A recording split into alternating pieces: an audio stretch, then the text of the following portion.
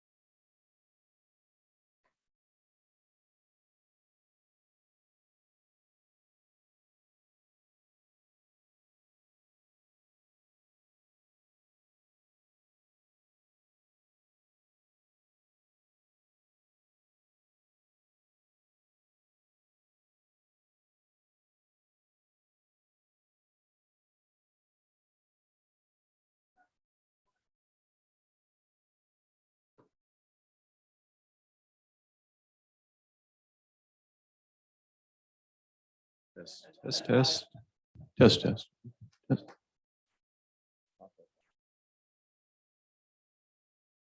Testing 1, 2, testing.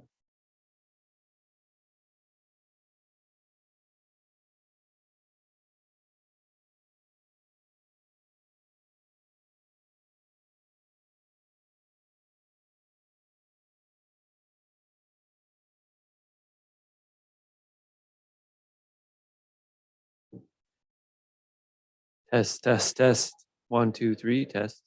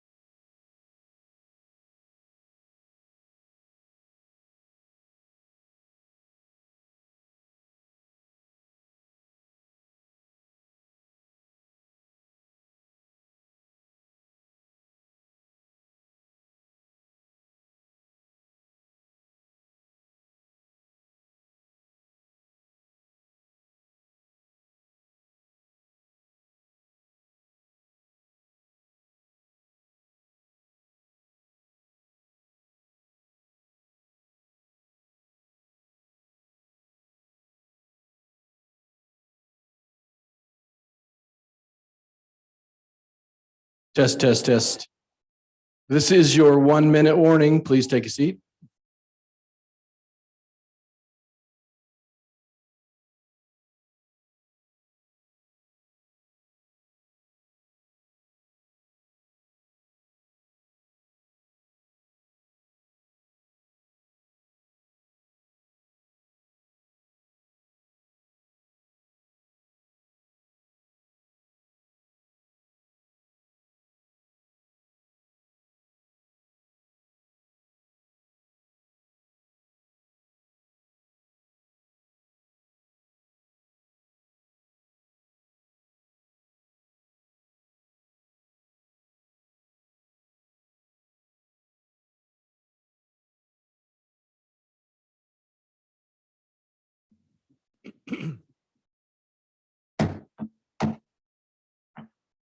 Good morning, everyone. Chief Wooten, I'd like to ask you to commence the posting of colors.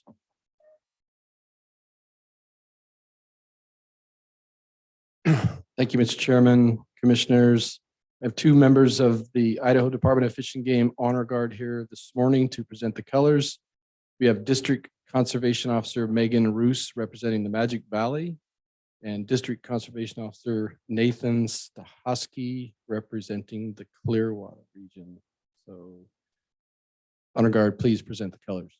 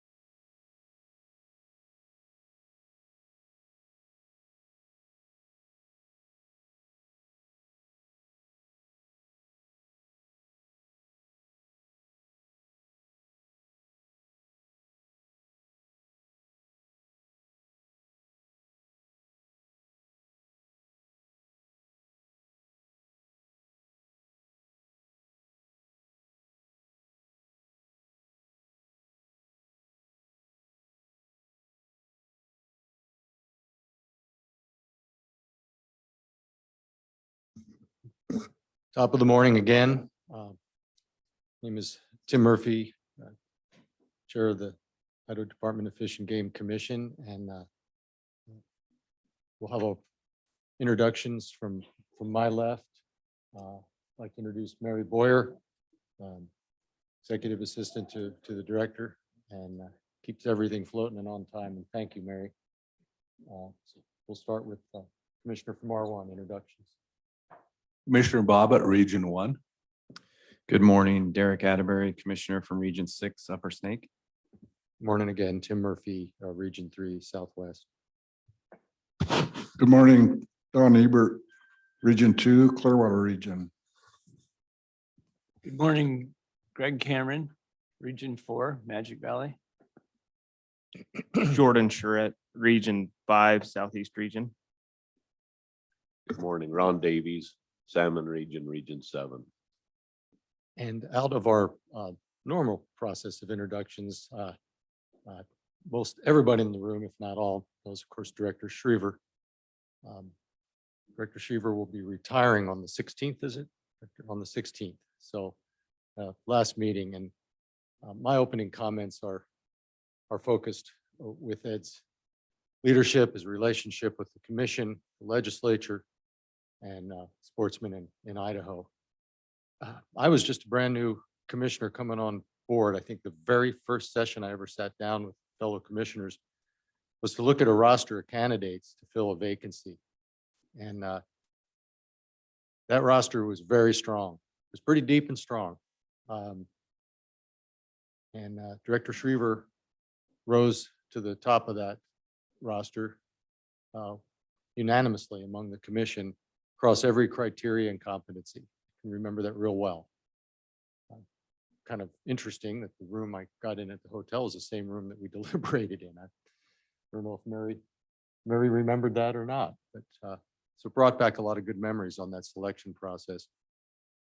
In Idaho, the director for Department of Fish and Game reports to the commission. Yet the commission's success rests very, very heavily on establishing sound policy for management of wildlife in this state, with decades of experience from educational days, operations in the field, regional level, across all the divisions, bureaus, and at headquarters. And it depends, thinking this morning, it depends on a director with sterling skills and experience in leading people, leading change, results driven, thorough business acumen, and the ability to build expansive networks amongst sportsmen, organizations, other state wildlife agencies, with legislators and so forth. Ed has brought each and every day that and more. And I'll add something that's really important to me. And that's I think the common term is the ability to lead up, tell truth to power. And that's a tricky deal, because you want to ensure your boss, commission succeeds, the state of Idaho succeeds, sportsmen opportunities are in place, and that the legislature receives that information, but in a way that it doesn't cause any friction. And Ed's really good at that, and he's enabled the success amongst me and my partners here, and I believe has informed the legislature time and time again for beneficial outcomes. So Ed, we're going to miss working with you each and every day, but you're an Idahoan, so it's kind of cool. We'll be seeing you on the river or in the field, maybe for a beverage now and then. And that's a good end, right? It's kind of the beginning of another phase. We're going to be meeting a bunch of us with Ed later tonight for a good send off. Again, just from his current role and entry into working with us and recreating with us in the future in different ways. So with that, as is customary, I'll turn to the director, Director Shriver, to summarize comments from last night.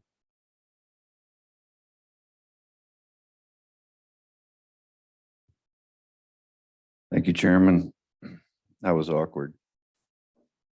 And just saying. I know, but the awkwardness isn't deserved, but the comments are from all of us and they're well deserved. Well, I appreciate that. There were times there where I really felt like I didn't know who you were talking about, but I'll take the compliments just the same. It has been a great pleasure to, in the role of director, to work as closely with the commission as possible. It's really been a rewarding relationship with the seven of you and the work we get done collectively, more than I really, honestly, more than I ever imagined that relationship before I wore the shoes. But it is a very special opportunity to interact with the commission in a way that has been very healthy and to the benefit of Idaho and our wildlife. I just want to start with the observation from yesterday in committee. where Chairman Murphy was up for reconfirmation for his second term, and Commissioner Charette was up for confirmation for his first term. It's often a time, so I've sat through a few of those commission confirmation hearings in my 15 years of executive service, from fish chief to deputy director to director. Yesterday was the first time in 15 years where senators on the committee didn't feel compelled to ask commissioners about dam breaching or wolves. It's an observation. I don't know. Maybe they just had an off day, or maybe they feel like we're starting to get some cohesion around both of those policy issues in the state, and that there's more alignment with the way the commission is implementing policy and the policy itself. Just a thought I had as we walked out of the Senate chambers yesterday. Interesting comments last night, a diversity of comments. 4 folks, 2 couples, the Cranes and the Millers, brought concerns that they have over safety and hunting issues on the Snake River near Buell.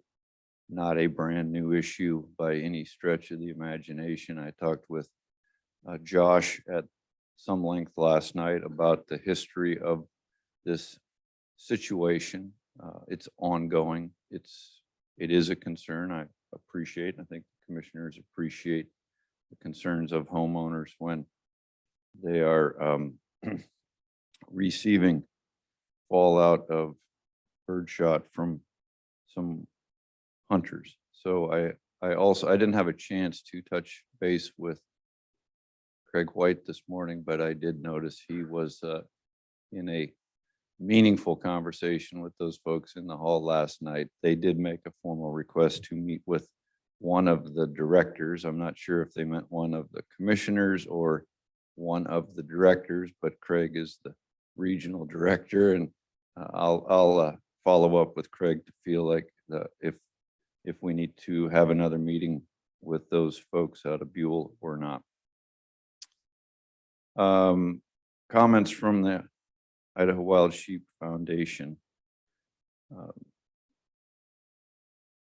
Really accolades to Idaho for the position we hold in the West with the management of sheep, and mostly with the progress that we implemented right out of the gate with the new sheep plan being the template, not just for the policy of management, but also a very aggressive action plan, and the partnership with National Wild Sheep and Idaho Wild Sheep and Holly and all of the biologists on the ground and all of the commissioners who have been engaged and involved in seeing those things happen. I did appreciate those comments, because I know that as outgoing director in the last 4 years and before that, but significant progress in this state with enhancing our sheep populations and understanding the limiting factors and really drilling down and addressing those limiting factors. Some proposals, again, thoughtful proposals from Mr. Don Sickles on wolf foothold trapping seasons. I know those deliberations will come in May and in season setting stuff, with a request for September 10 opener and 10A 14, 16, 19, 25.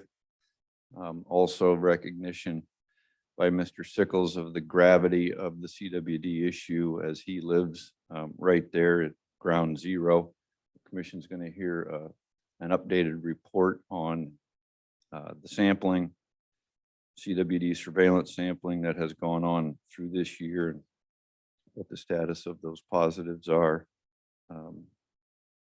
A very unique, I'll just leave it with it presents a very unique opportunity in the world of response to CWD. So the science that has been collected to inform the commission's next decision is formidable. So we'll get to that on the agenda today. Sure, I don't skip anything. We heard a report from F4WM on reimbursements for costs borne by people harvesting wolves. That program is progressing as planned through the winter. Multiple comments from folks on their concerns about wolf traps in proximity to trails, in proximity to more urban interfaced areas, and some desires for new rules and regulations on marking traps or increasing setbacks. One of those came in the form of a petition. We did not receive that petition timely enough ahead of this meeting to deal with it formally at this meeting, so it will come to the commission at your March meeting to deal with the formality of the petition and what it's asking for. Some relatively negative comments from one constituent on their impression of a complete, use their words, complete lack of enforcement in Unit 41. I will tell you, we, like everybody else, are having some challenges with workforce and vacancies. That patrol district hasn't been full, but it doesn't mean we haven't been doing enforcement in Unit 41 with other officers from the region, outside of the region. The comments were extreme in their nature and unfounded because of the extremity of those comments. So I appreciate some of that is true and accurate, but much of that is embellished. Commission heard what I thought was a very thoughtful comment from a hunter who is concerned, as many hunters are and have been, about advances in technology and what that means in the world of fair chase. The comments were specific to drones, thermal imaging on drones, thermal imaging that's handheld either in binoculars, and recognizing that the use of that on a scope is limited in its use, but there is no limitations on thermal binoculars or monoculars, and the advantage that those pieces of technology present to people is probably something that the commission needs to consider dealing with going forward. Thoughtful comments from our partners at the Idaho Trappers Association. First, want to recognize their thanks for Corey, the role he plays, the work he does, and his on-the-ground knowledge of trapping that he carries into his professional life here at Fish and Game, and the credibility that he has with the trapping community because he himself is a trapper. I'd like to think I have some credibility with the sturgeon fishermen of this state because I too am a sturgeon fisherman. Anyway, thanks for those comments, Rusty. Some specific comments to the plan on the agenda today related to incidental martin fisher harvest, fisher harvest in the martin trapping season. So I know that Rusty and the trappers have been communicating regularly with Corey on that issue. Some negative comments about crowding, poor behavior, the growing sense of the pop culture as it might be related to recruitment, retention, and reactivation, a national push to keep hunting part of the American culture. And in the opinions of this person, maybe that's gone too far. And it's related to a lot of folks that don't possess the correct set of ethics to be in the field and hunting. And it's all a pop culture money grab. So I heard frustrations in that, in those comments to the commission last night. I also understand that I see that going on in the world of hunting and fishing. And I'm troubled with a lot of things related to social media and what that does and how that pushes agendas and sales and marketing, and you got to have this and you got to have that. But it just exemplified, that testimony to me last night just exemplifies the challenges ahead of us as sportsmen and women in the actions that we take in this world, and maintaining what is not just traditional to me, but sacred into the future. It isn't getting easier. It's only getting more difficult and more complicated. Gentlemen talked about additional opportunities, the possibility of additional opportunities for youth, and then drilled specifically into an example about in some of our elk A-tag units where it's archery only, maybe you could let a kid hunt with a crossbow, or whether it's muzzle loader only, maybe you could let a kid hunt with a center fire rifle. While I appreciate the desire to make sure we have opportunities for youth to engage in the sport, I think that starts to pull on the threads of the sweater where that might be a lift, but it's encouraging that we have folks who continue to bring their concerns about youth and engaging youth in the outdoors and hunting and fishing. So appreciate those comments.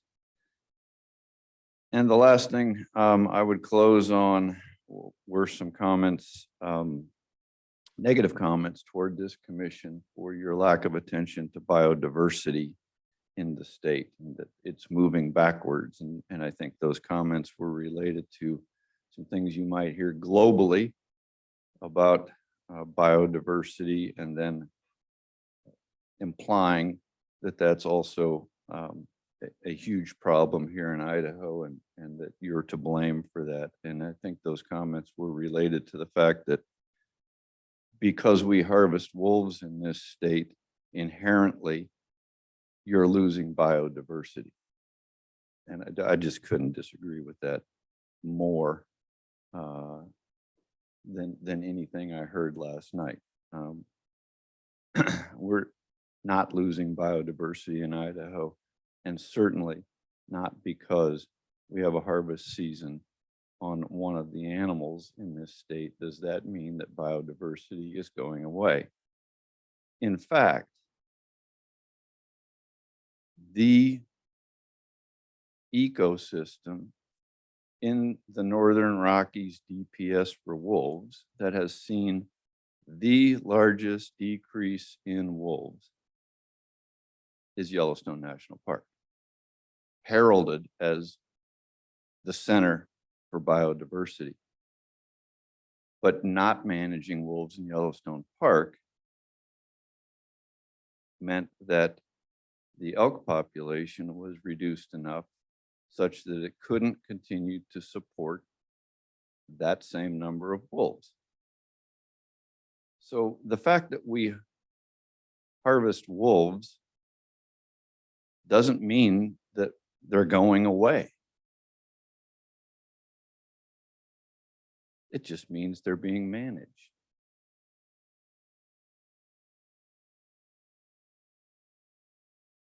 I'm going to stop, Mr. Chairman, before I go any further. Thank you. Covered some good ground and covered some good ground and needed ground. Thank you, Director Schriever. And before I push on to consent calendar, I want to ask if there, to the commissioners, if there's any proposed changes to the agenda. Hearing none. Our consent calendar items are before the commission, and they will be adopted unless there's any objection. Hearing no objection, we'll proceed with the agenda's action items and adopt the consent calendar. First item up, excuse me, Holly Misaki, wildlife staff biologist, will present moose, bighorn sheep, mountain goat season setting for 23. And I believe, commissioners, because of the multiple species, it would be helpful, beneficial to have motions on each one separately rather than bundling them at the end. So, Holly, please. Good morning. Thank you. So you all should have a summary of public input and a draft version of the 2023-2024 seasons and rules for bighorn sheep, mountain goat, and moose in your boxes. For the folks in the room that don't have a hard copy and those who are attending virtually, Summer Cray, thank you, Summer, created a PowerPoint just of the tables so people could follow along and keep up. Too much? Okay. So start with a summary of public input that we received for the moose, sheep, and goat season setting. So this year on the website, we posted our proposals and took comments for, let me make sure I get these right, for December 13th through December 29th. The summary of that comment, those comments online are as follows. We had 1,244 submissions. And what that means is that's the number of times people filled out a form and submitted it. So there were a total of 39 forms for all the proposals. So we had 1,244 of those submitted to us to provide input on the moose, sheep, and goat proposals for this year. There were 386 unique email addresses, and that basically equals the number of people who participated online. And then the unique users pages, 3,647. Those are the folks who viewed the pages, but they all didn't submit forms. So in-person events, we had 9 open houses and public meetings in the regions. We had 9 people attend, didn't provide any comments specific to proposals. We also had an additional meeting in Salmon with 5 attendees where we did get some feedback on our proposed moose, sheep, and goats seasons. And the Magic Valley region received some phone calls and emails specific to proposals in that region. So for our outreach, we had 20 social media posts. That includes Facebook, Instagram, Twitter.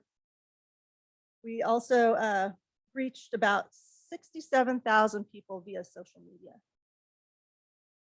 We had 3 press releases and 1 email sent to 42,964 recipients.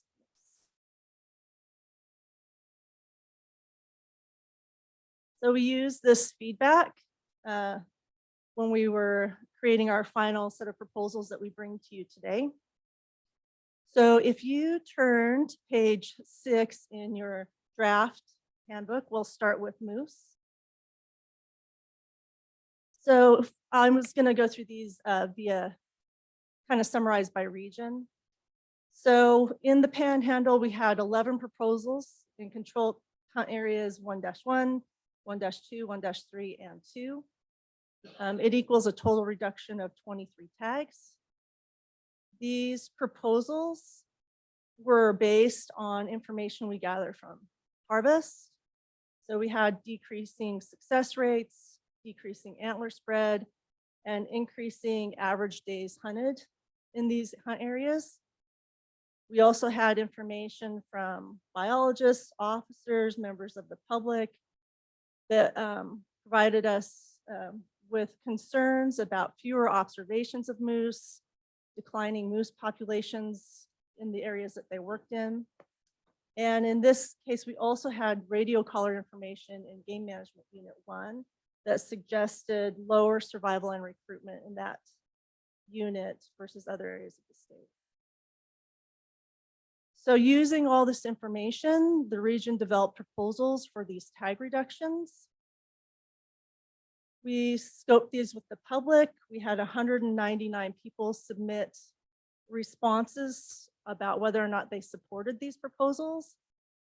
And from those 199 people, the support for the various proposals ranged from 72 to 78% in support of our recommendations. In the Clearwater, that would be,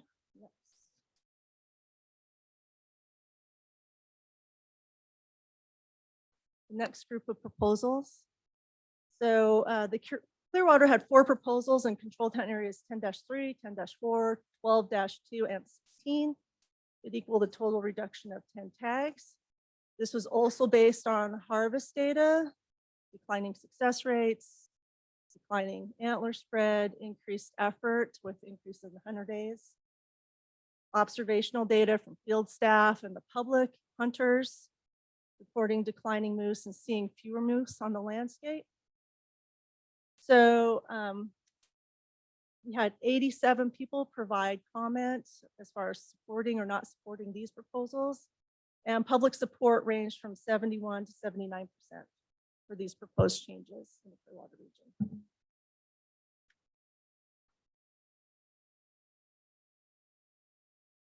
So we'll go a little bit out of order as far as going around the horn of the state of the regions, because next on your list, you'll see proposals from the salmon region for hunt areas 29 and 36A. Also a proposed reduction in tags totaling 4 based on the harvest data that we've mentioned before, and decreasing success and antler spread, increasing effort.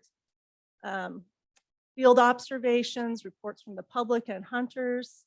And also in this area, something that was concerning us is we started picking up more reports of sick animals, sick moose to be specific. And because of that and the other information we had from harvest, the region proposed these reductions. We had 57 people provide input on supporting or not supporting these proposals. And we had about 81% support for these changes for moose in the salmon region. Now we switch gears a little bit. Next up, we have proposals for the Magic Valley. We're in a little different situation in the Magic Valley as far as moose go. Our data there indicates growing or stable populations with good success rates, high success, good antler spread, above the 35 inches, and actually a lot of good reports from hunters. We also receive information from the public and our field staff about seeing more moose, big moose. And then another thing that I thought I'd bring up is a good indicator for us is conflict moose, actually. When our moose populations seem to be doing well, they come to town. We start having to deal with town moose, moose caught in fences, moose mortalities on the road. And we were seeing more and more of that in the Magic Valley. So another indicator that populations are growing, and we did have some good information from aerial surveys and camera data. So these proposals are basically 3 proposals in 44, 48, and 54-1, which is the antlerless hunt, 54-1. So this total increase of 2 tags.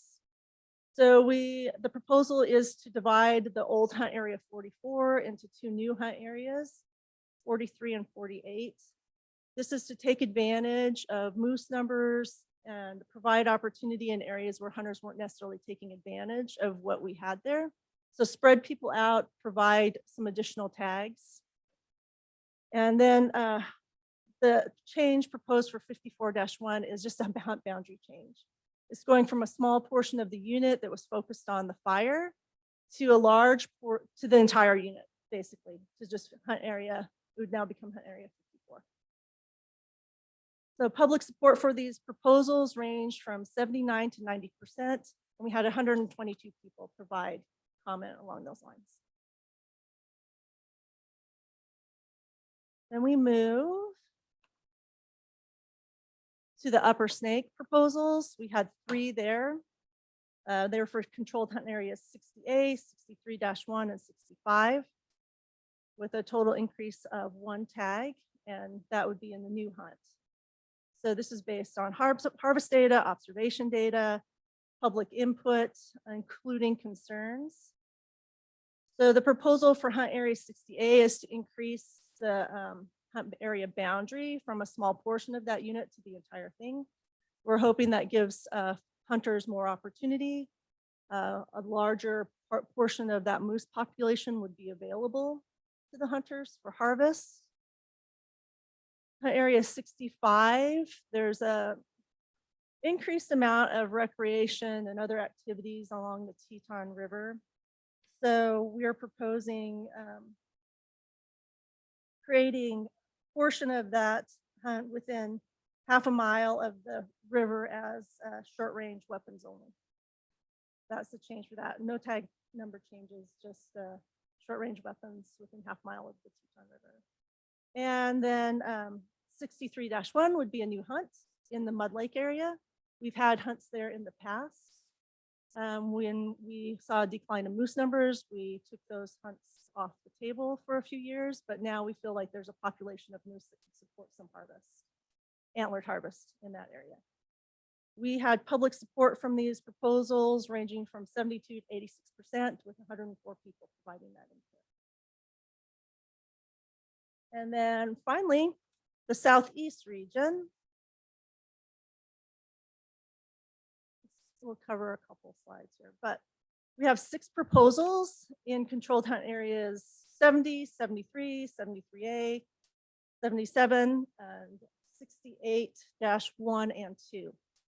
So it's a total increase of 6 tags. We were able to get some aerial survey information in 2022, which was really instrumental in us being able to provide more opportunity in part of this region. So we're proposing tag increases, as you can see, in 70, 73, 73A, where we got some data that suggested there were bull moose available for harvest that we weren't taking advantage of. We also had good harvest success in those units previously, good bull antler spread, good reports from hunters in general. So using that, that field information and really relying on that survey data, we propose adding this increase of tags. We do propose an increase in hunt area 77 based on harvest metrics and field observations of declining numbers there. And then we have one last proposal. This is for the antlered moose archery only hunts in the region. The hunt area 68A has been very popular. There have been good success rates there. There is a portion of that hunt area that wasn't being used by hunters. It's a little more difficult to access. It requires a boat, but we felt like there were moose in that portion of the hunt area that could support harvest. So the proposal is to split the hunt area, creating a new hunt, 68A-2, and then the other hunt area would be called 68-1 and adding an additional tag. So those proposals all create a net decrease of 28 tags for moose statewide. That would be going from 542 to 514 antlered tags. And no change in the 3 tags that we have left for antlerless moose hunting opportunity. So that's all I have for the moose proposals. I'd be happy to answer any questions that you might. Okay, Holly, thank you. And commissioners, we have a requested action before us for the 2023-24 moose season and tag levels. Is there a motion? Mr. Chairman, I'd make that motion. Second. I'd second that. Okay. We have a motion and a second for the commission to adopt staff recommendations for moose. Season and tag levels for the 23-24 season. All in favor, say aye. Aye. Aye. Opposed? Chair votes aye. Motion passes. Thank you, Holly. Great, And, thank you. We'll move on then to the next species. Bighorn mountain goat? sheep. Bighorn. Yep, Bighorn sheep. So that is on page 18 of the draft rule book that you have.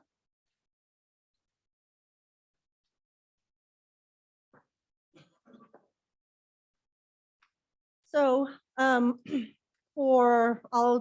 go through this by section, I think. For Rocky Mountain Bighorn sheep, we have one proposal in the regular season. I'll address the late tags separately. And that proposal is to increase tags by 1 in controlled hunt area 11. I think you're pretty familiar with this area. We've discussed it before. We've been doing a lot of work there managing sheep. That population has about doubled since 2017 now to around 200 sheep. We feel this is a great opportunity to add a tag and maintain the quality of rams available in that unit for hunters.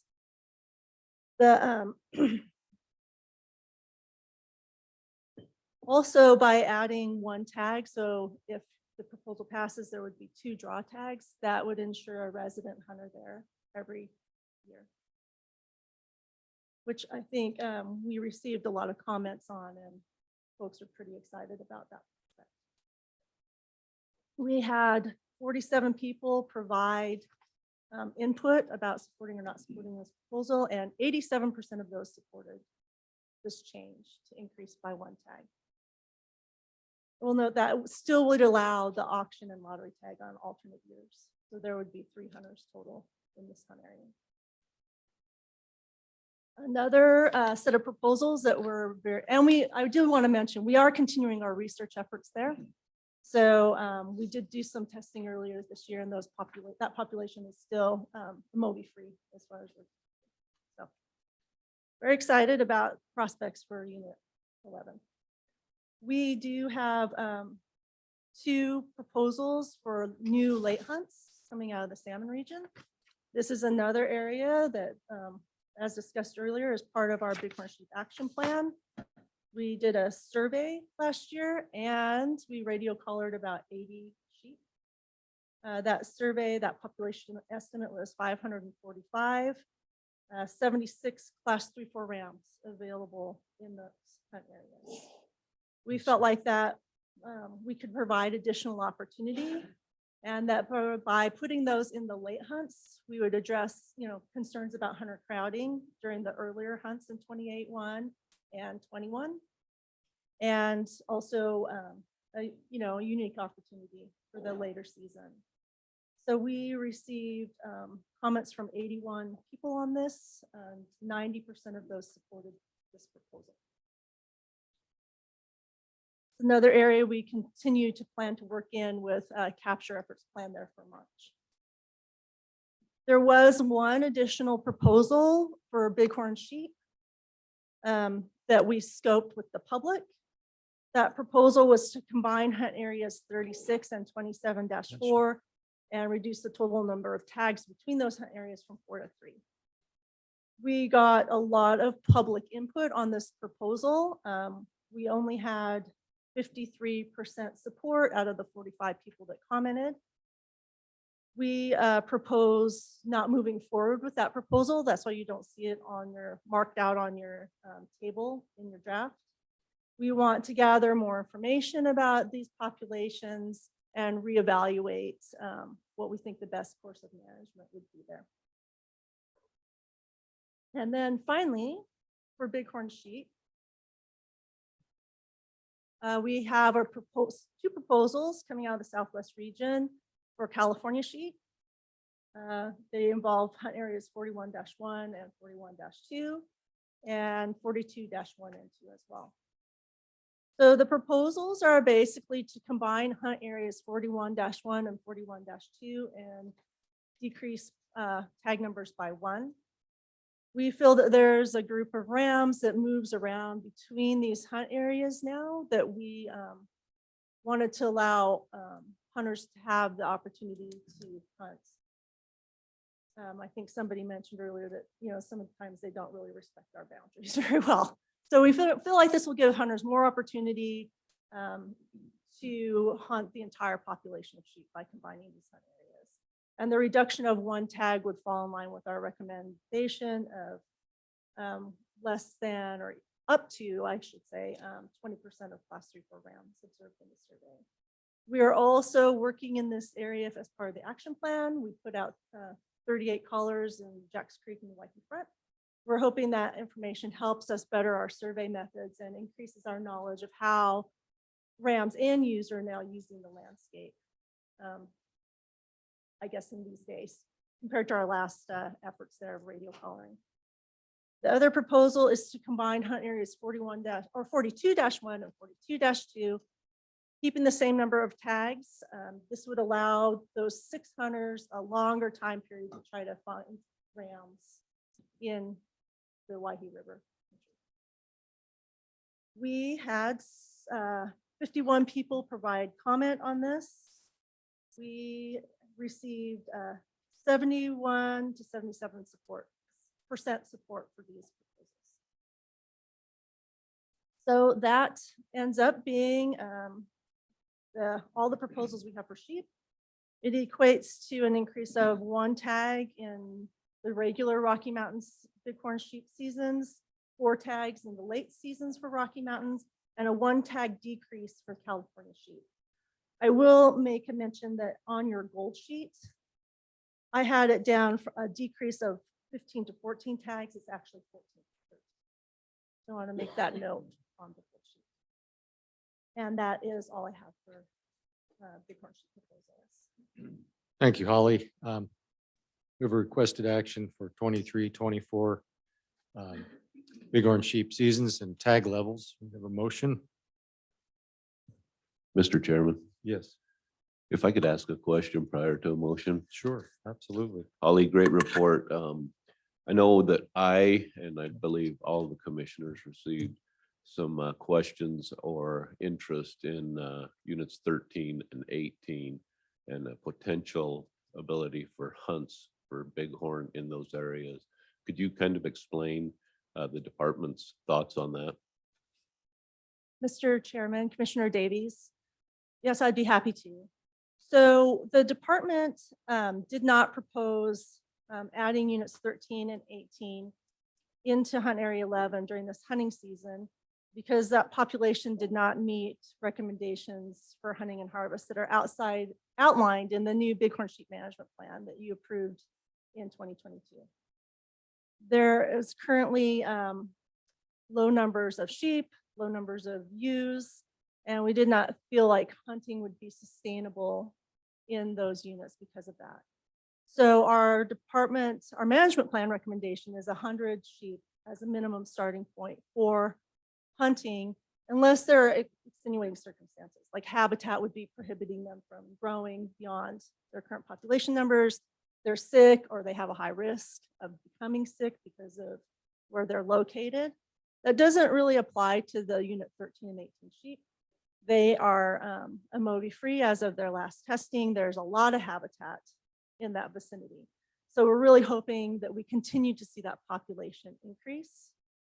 Their current numbers are, there are about 11 ewes in 13 and 18 around the Pittsburgh landing area.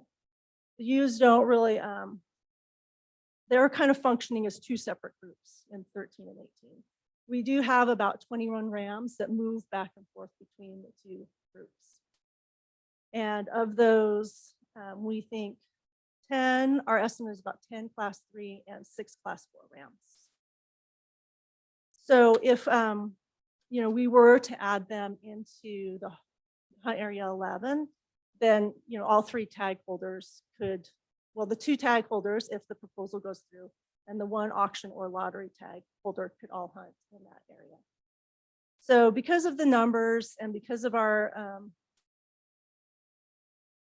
Because we don't believe this harvest was sustainable, following our management guidelines, we didn't propose adding those 2 units to the hunt area.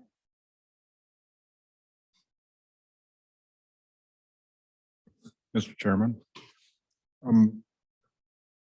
I appreciate the work that you do, and I got the opportunity to go count sheep and then to go capture sheep with the people who do this. And I got to tell you, it's, you know, it's quite impressive, and you guys are really into it, and I think you do the best possible job, and I appreciate it. And sounds like been successful. I know you get a lot of help from you know, the Bighorn sheep people, and good job. Mr. Chairman, Commissioner Ebert, thank you. And I should also mention, we do intend on capturing additional sheep in 13. And we're also planning additional survey work for population estimates in 13 and 18 this coming year.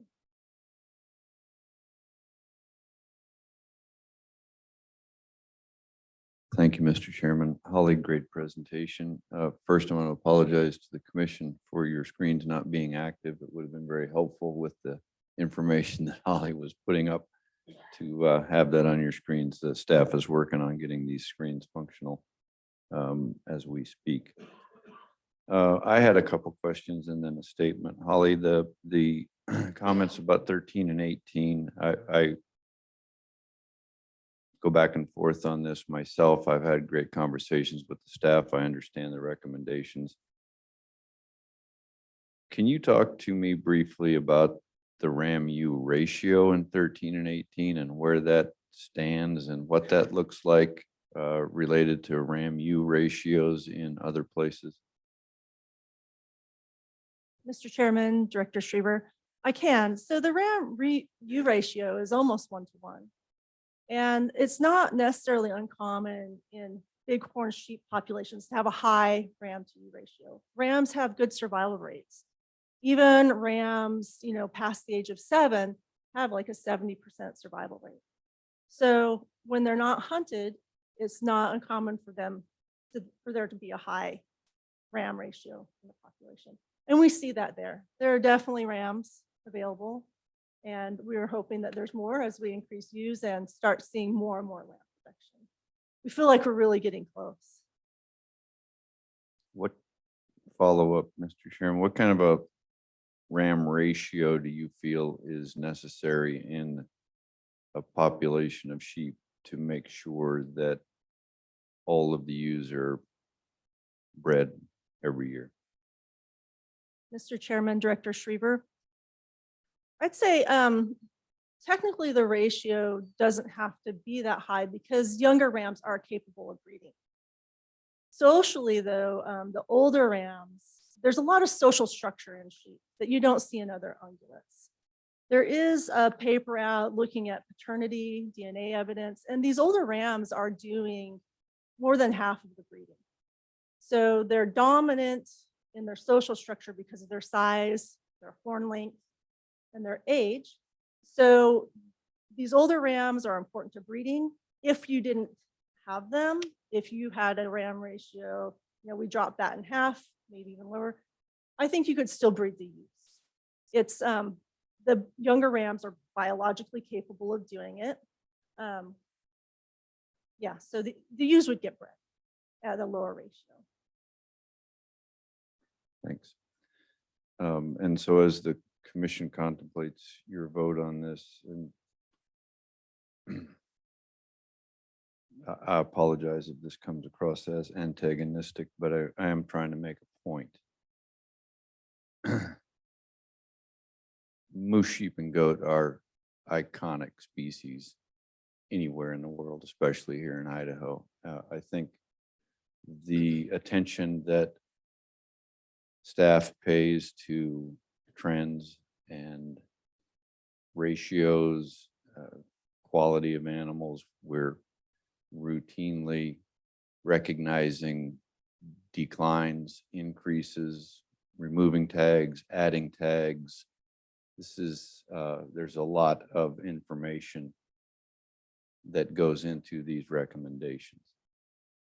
Would you agree? Mr. Chairman, Director Shriver, I do agree. Yes. And of great interest to people in this state. I think this hallmark program, this is science-based wildlife management. So I just ask you the question, do you think in any way, shape, or form that these proposals and the harvesting of these animals are reducing the biodiversity in Idaho? Mr. Chairman, Director Shriver, I do not think harvest of bighorn sheep is reducing Thank you. biodiversity.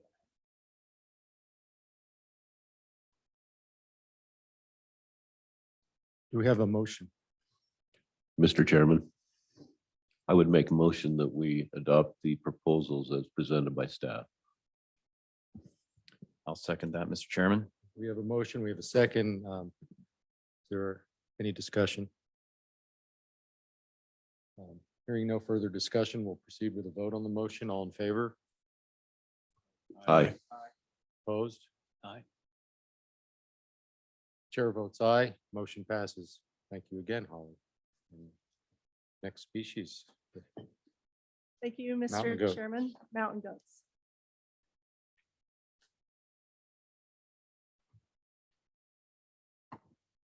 So this would be on page 24 of your draft rule book.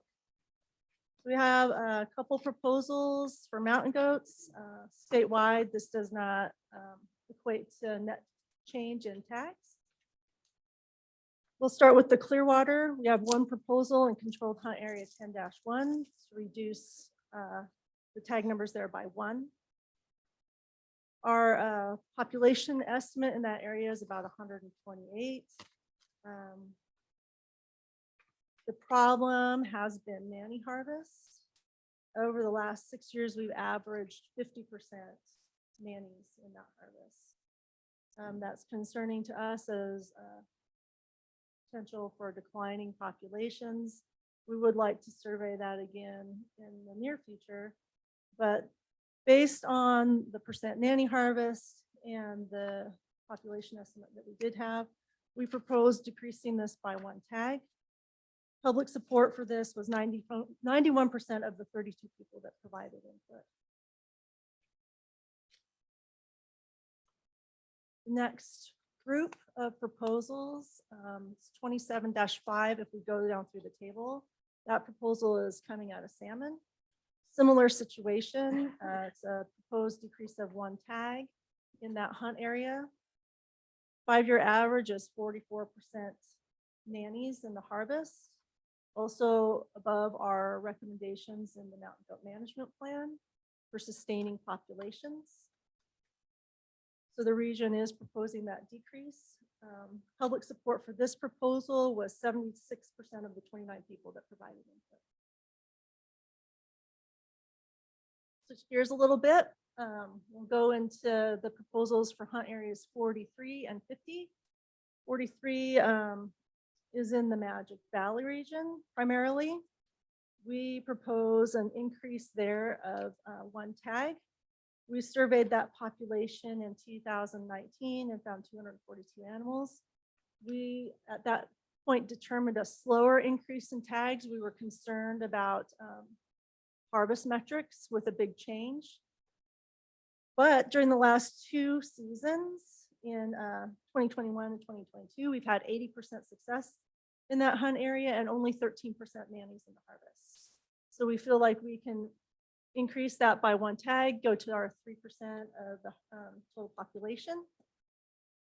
That proposal had 77% support from the public. The proposal for hunt area 50, that's in the Pioneers, that's a proposal that involves both regions 4 and 6. We did a survey in 2022 and counted 209 animals, which was an increase over previous surveys. That hunt area has about 83% success over the last 5 years with only 7% of nannies in the harvest. We've also gotten good reports from hunters about the numbers of billies they're seeing and real satisfaction with the number of goats they're seeing in that hunt area. So our proposal is to increase tag numbers in hunt area 50 by 2, going from 4 to 6. And that proposal received 92% support from the public. About 73 people participated in providing comment on those two proposals. We have a couple additional proposals from the Upper Snake. The first one I'll talk about is for new hunt in Hunt Area 61. This is a population just north of Henry's Lake that we share with Montana. That population of mountain goats has been growing recently. I'd say in the last 5 years, we've been seeing increased numbers of goats. We're excited about this shared management, with our partners across the state line in Montana. About 25% of those goats are on the Idaho side. So we propose having one tag there. It's about 25% of the proposed number of tags. The growing population, good kid ratios. And yeah, it would be a new hunt. We received 93% support out of 103 people that in the goat proposals in that area. And then not to end my whole presentation here on a down note, but we have concerns in Hunt Area 67, that's the Palisades, next to the Wyoming border. That population has been declining over the last 6 years, really.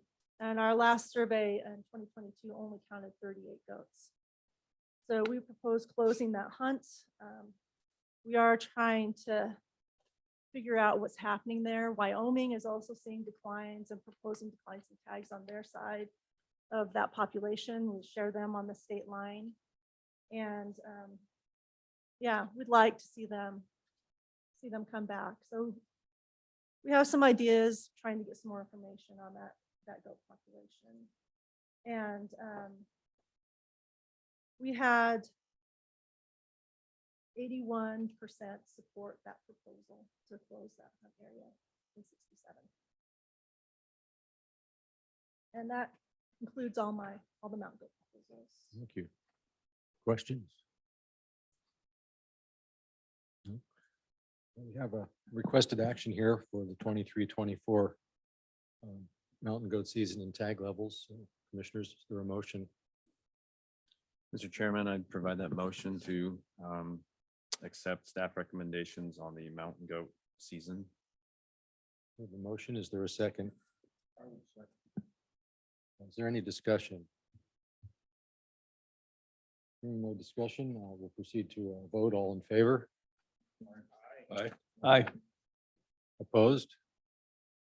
Chair votes aye. Motion passes, and thank you again, Holly. Thank you, Mr. Chairman. Next, I'll introduce Corey Mosby, staff biologist, adoption of management plan for Fisher, Lynx, and Wolverine.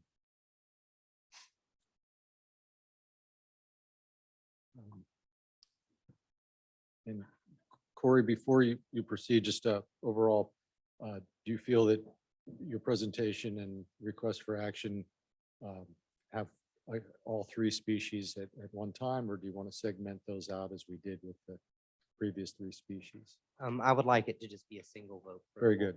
Thank you. Thank you, Mr. Chairman. Right. Good morning, Mr. Chairman, Director Shriver, Commissioners. Today, I'm here to present our revised draft management plan for the conservation of Fisher, Wolverine, and Lynx, and walk you all through the public involvement process that contributed to this revised draft. So after the head nod from you all in November, we sent out this draft plan for public comment, including presenting it on the web, as well as emailing draft copies to any interest group or individual that asked for them. The comment period was open for 3 weeks. During that time, we received 21 unique submissions and 16 written comments. 81% of those respondents were Idaho citizens. And when we asked them to indicate their satisfaction with this plan, we saw strong support. Between generally supporting this plan or supporting the plan with some concerns, we saw 91% support for the plan, and only 2 people, or 9% of folks, had serious concerns and did not support the plan. So, 16 written comments is a small number, but they're high quality. These comments came from a diverse suite of constituents, including 4 U.S. forests here in Idaho, U.S. Fish and Wildlife Service, the Governor's Office of Species Conservation, the Idaho Trappers Association, and Friends of the Clearwater. So high quality of comments received. Reviewing those comments, we didn't really identify any big issues with the priorities that were identified in the original draft. And so therefore the revised draft that was shared with you all, we did not make any changes to what our proposed priorities are over the management plan period. From those comments, we did make a few small changes, including, a few technical edits, as well as adding a little bit of clarification to the forest composition that contributed to suitable denning habitat for fisher. We corrected a figure referencing Wolverine distribution in Idaho versus other states, and added a little bit of clarification in the Lynx section from a referenced publication tying reproductive success of Canada lynx to forest structure. But again, our goals and priorities in this plan did not change. So with that in mind, I'd be happy to answer any questions about the plan. Mr. Chairman, could you help school me up again on the federal protections involving any or all of these 3 species? Mr. Chairman, Commissioner Ebert, I'd be happy to. So with these 3 species right now, we'll start with Canada lynx. It is federally listed as threatened in the lower 48, including Idaho. Wolverine are currently a candidate species for listing. The service is, so that means they're reviewing the status, and they have yet to make a determination on whether Wolverine in the lower 48, which would include Idaho, would warrant listing under ESA. And there's no current situation like that with fisher residing in Idaho right now. It's been petitioned 3 times in the past. And, there's always that potential that species could be petitioned again in the future.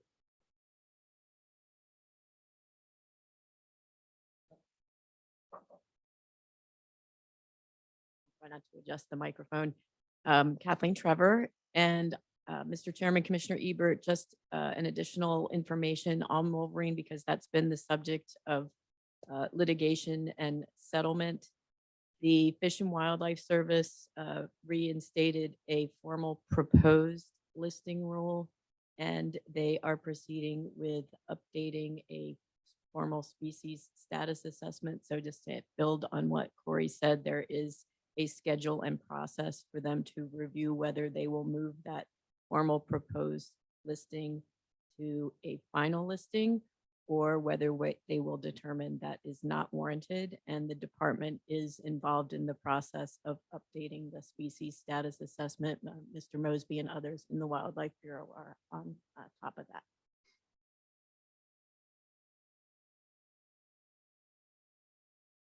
Mr. Chairman. Just a couple questions after reading through the stuff on the fishers. I noticed a pretty significant spike between 2009 and 2013 on non-targeted fisher capture. Any ideas on why the spike there, and was something done that changed that? Mr. Chairman, Commissioner Davies, looking through the harvest data, a unique thing happened in the fur trade during that time. We saw a pronounced spike in prices, particularly for 2 species, marten and bobcat. Those are the 2 target species that are most commonly associated with non-target capture of fisher. And that spike in interest in the market for those species was relatively short-lived. And we think we saw a large increase in participation for trapping for marten and bobcat, and that's what we think contributed to that spike in non-target take. That makes sense. And Mr. Chairman, if I could have a follow-up. Under your strategies and actions on this, the strategy listed is minimize non-target capture of fishers during bobcat and marten trapping season. The action is, one of the actions included there is include techniques for selectivity and trapper education programs. Can you comment on what kind of education would be provided that would assist with that? Mr. Chairman, Commissioner Davies, I'd be happy to. So, trappers, there's a suite of tools that we can employ to make sets even more selective. Specifically to Fisher, two of the biggest things is that start with pan tension. There's enough of a discrepancy between the weight of a target species like a bobcat for a foothold trap and a Fisher that through education, discussing how to provide appropriate pan tension on traps that would help reduce or minimize the non-target capture of Fisher in bobcat traps. And then the other piece, like we discussed with Martin, there's a couple things one can do is further education on the zones of where you tend to find Martin versus Fisher. There's some overlap, but Martin are associated with higher elevation, more alpine forests. Fisher are more associated with that mesic mid-elevation forest that's so common in the Clearwater region. So everything from where we set those traps to if a person wanted to go above and beyond, considering exclusion boxes, again, completely as a voluntary option, which would reduce the entrance to essentially an enclosure that would hold a trap and where a martin could enter, but the hole would be too small for a Fisher. These actions, we do not see trapping as causing any population level impact on Fisher. We have, with that, the exception of that small spike, non-target take has been low and consistent through time. This population from the initial reintroduction in the 60s of 15, 18 animals has been pretty successful. And so we do not see trapping as impacting the population. This is just more of that education, voluntary process to, just help to be more selective while you're out there pursuing other programs. You're welcome. Mr. Chairman.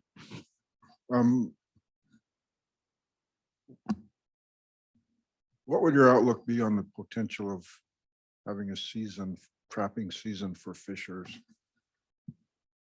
I don't mean to put you on the spot, but briefly, can you just talk about that? Mr. Chairman, Commissioner Ebert, I'd be happy to. That's why I'm here. Where we are at right now, since the introduction of Fisher into the Clearwater region in the early 60s or the Cabinet Mountains on the Montana side of the border in the 90s, we have seen that population increase. Relatively recently, we've started collecting the data I think that is needed to really be informed on this.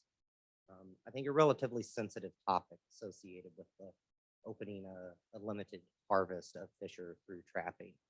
I think the items outlined in this plan will give us that information needed to make an informed decision on the biological side of that conversation.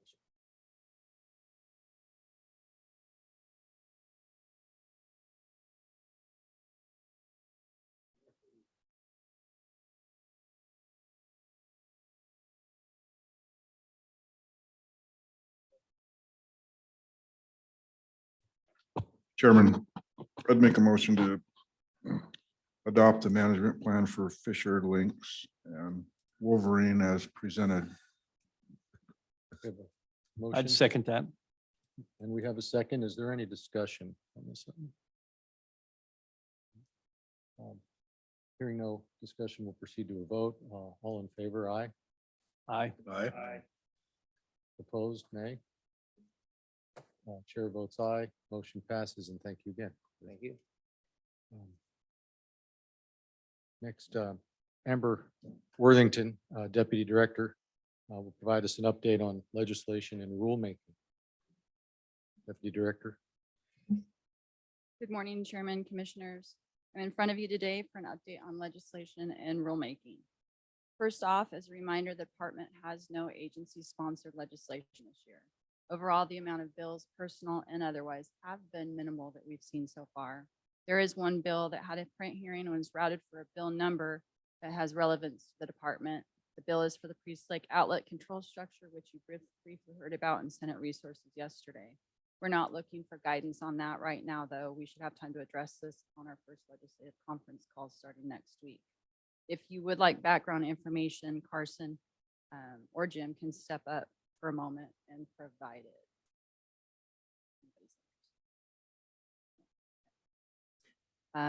As a reminder, also, we will begin our conference calls on February 2nd at 9 a.m. Mountain Time. The department's items in front of the legislature currently are the pending rules adopted by the commission for this session. These include Chapter 10, 2, 10, 14, and 18, plus the 2 petitions around Chapter 4 for accommodations for the blind and visually impaired hunters and deer and elk tag outfitter allocations. To date, the rules have been in front of the Senate Resources and Environment Committee and have been recommended for adoption. They will be in front of the House Resources and Conservation Committee next week. Finally, I'm bringing to you the next scheduled rule chapters for zero-based regulation. At this time, I'm looking for just an okay or a head nod to move forward. As you recall, the ZBR process is a directive by the governor to continue on the efforts around the repeal or simplification of rules in order to reduce or remove a regulatory burden. For calendar year 23, the department would like to get your approval to move forward on Chapter 6, which is rules governing classification and protection of wildlife. These rules establish the classification and protection of wildlife, including big game animals, upland game animals, game birds, game fish, fur-bearing animals, protected non-game species, and unprotected wildlife. Chapter 11, which is rules governing fish. These rules regulate the take of fish from the Idaho waters and other fish-related activities. The rules also manage social aspects of fishing to provide a range of opportunities and balance of different angler interests and preferences. Chapter 12 is rules governing commercial fishing. These rules establish the criteria for commercial fishing, including required licenses, tags, and permits. The rules also establish commercial fishing areas, gear requirements, method of take, commercial fish and crustacean species, and seasons.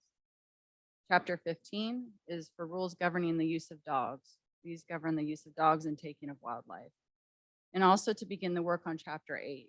These are rules governing the taking of big animals. These rules govern the taking of big animals so that Idaho continues to have big game populations to support public use and enjoyment in the future. The rules promote public safety and proper techniques, manage social aspects of taking big game to provide a range of opportunities, balance different public interests and preferences, and manage resident or non-resident and outfitted or non-outfitted participation. These rules also address areas closed to hunting, game management unit, zone boundary, descriptions, and depredation hunt tags. When DFM evaluated chapters for an agency to review each year, the main criteria is the number of pages associated with each chapter. The intent is to make close to equal work each year across the 5 years of the ZBR process. Chapter 8 was actually scheduled for 2025. However, Chapter 8 is a big chapter, around 18 pages. So staff would like to spread the work across a couple years, starting this year with muzzleloader bullets.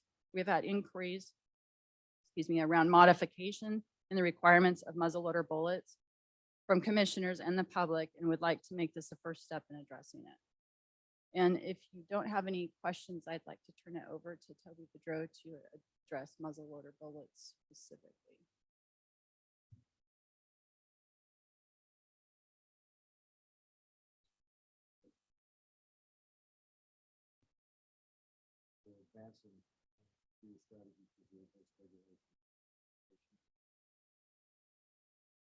So I think you've got the head nod then. Thank you very much. And Mr. Chairman, Director, I'm going to suggest we take the break right now before Toby comes up and give staff a chance to try to hit reset on these screens. Toby has a presentation. Would be helpful for you to have it in front of you. So we're gonna take a break and try to get these things working. thank you. That'd be very helpful.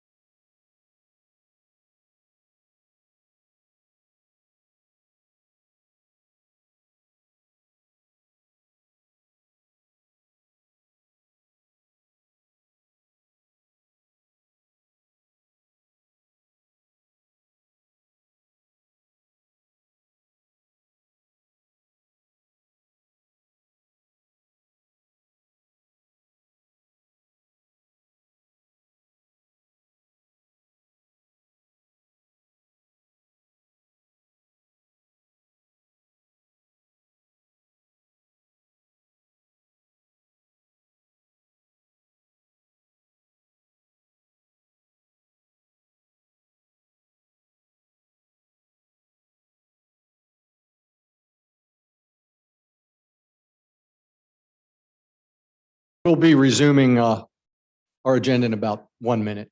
Just give you a heads up. Thanks.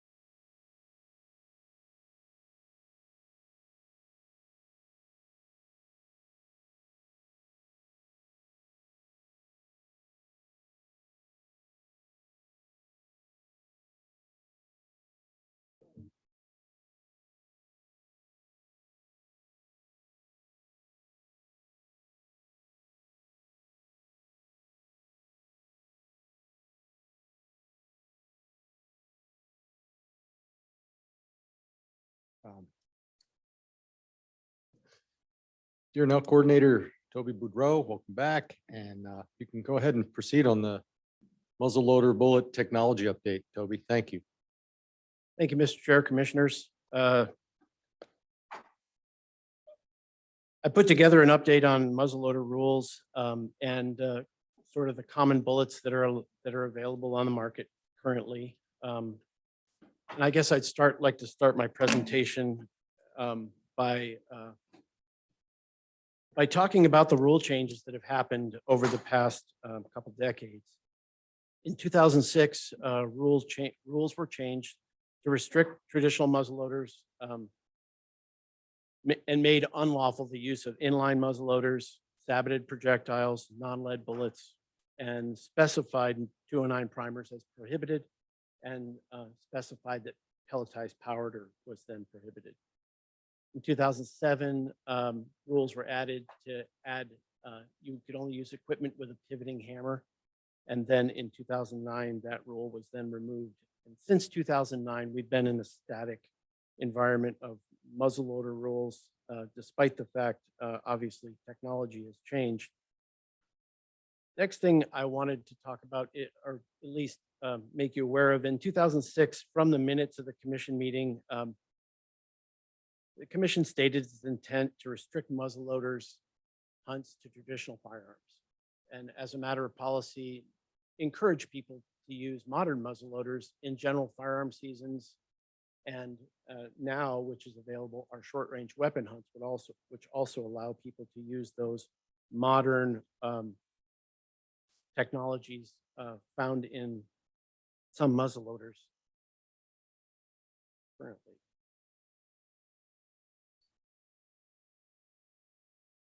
Let me go backwards a little.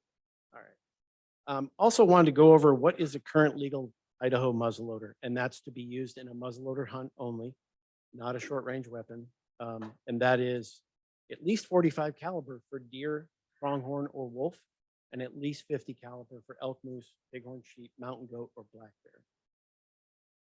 Capable only of being loaded from the muzzle, more than 2 barrels, a wholly lead or lead alloy patch round ball or conical bullet, and the rule of projectile diameter being within 1/100th of an inch of the bore diameter is basically eliminates the opportunity for sabots. And then an exposed ignition of either flint, musket cap, or percussion cap. Flowable black powder. They make black powder that comes in pellets, 50 grain pellets that you can chunk down a barrel on in short range weapon hunts, and opener peep sights.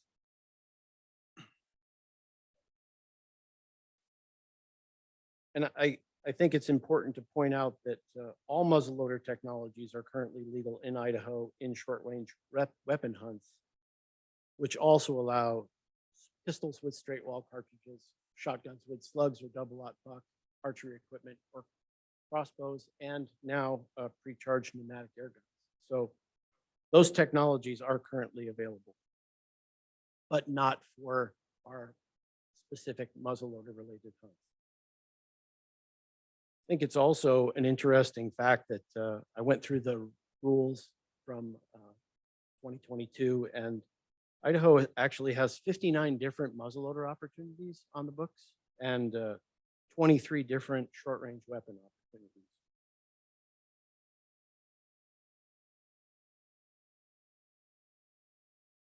To look at the legality of popular muzzle loading components, and I did, along with the handout I gave you, I also gave you an in-depth list by state of each Western state and what is allowed for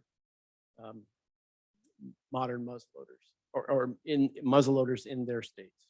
And obviously there is a myriad of differences.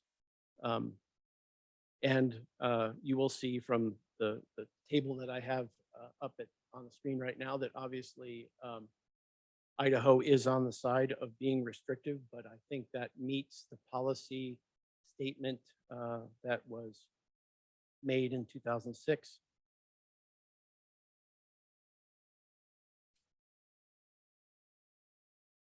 And I guess the most important one, well, you can look through this table, talks about pelletized powders, scopes, primers, and whether 209 primers are legal or not, enclosed ignitions. And then the last column is jacketed bullets or non-lead bullets. And Idaho, Montana, and Oregon are the 3 states that only allow non-jacketed solid lead bullets.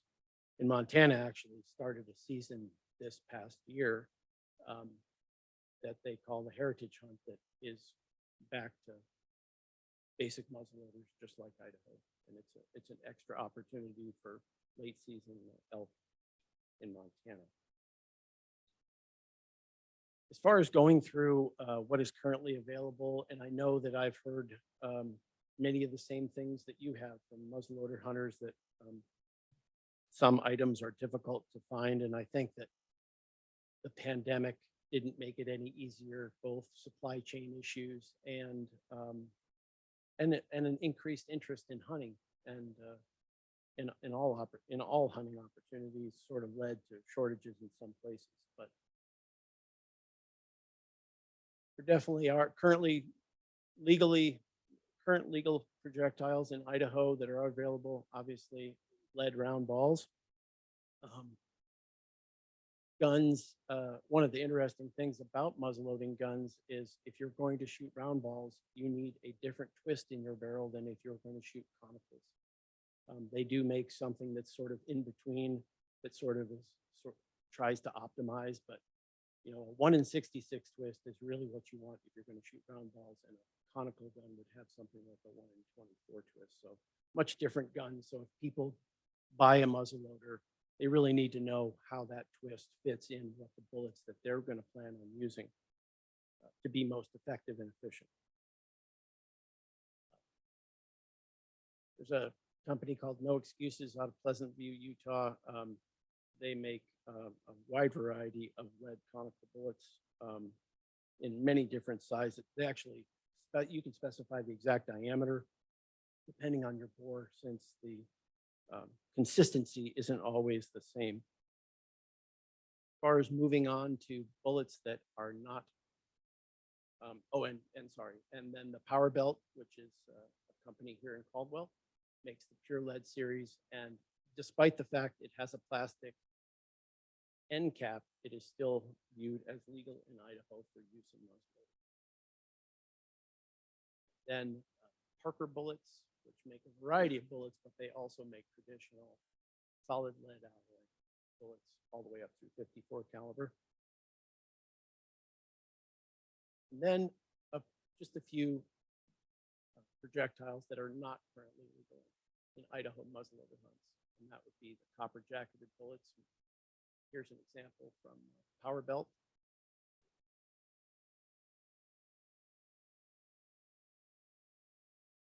Another Power Belt product that is coated in some other coating than, I think it's well, they say it's platinum, but I'm guessing it's probably not exactly platinum.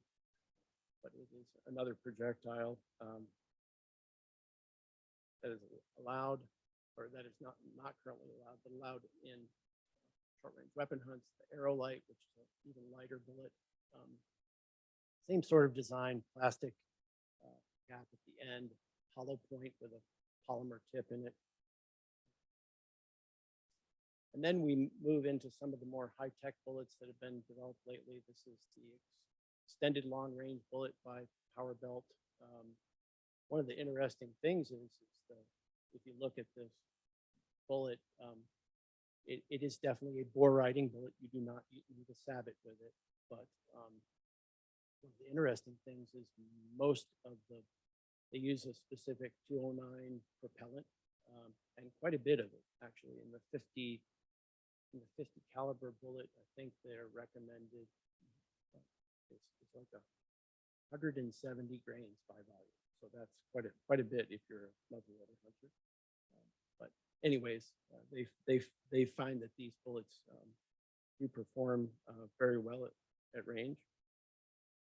And then lastly, the Paramount, which is a 45 caliber bullet. So in Idaho, all of these other selections that I showed you that aren't currently allowed in muzzleloader hunts, they do come in 50 caliber, so they could be used for elk or bighorn sheep or moose. This bullet, they do not make it in 50 caliber, so that bullet in its current state would only be allowed to be used for deer, pronghorn, or wolf. So there's been a lot of advances in bullet technology. Obviously, more companies are coming online making different kinds of bullets, and I think that those are available to folks if they want to use them in short-range weapon hunts. But I did want to make the point that there are bullets available. They might not be available at the local your local sporting goods store, but they can be had online, at least from my experience and my research. And with that, I'd like to stand for any questions.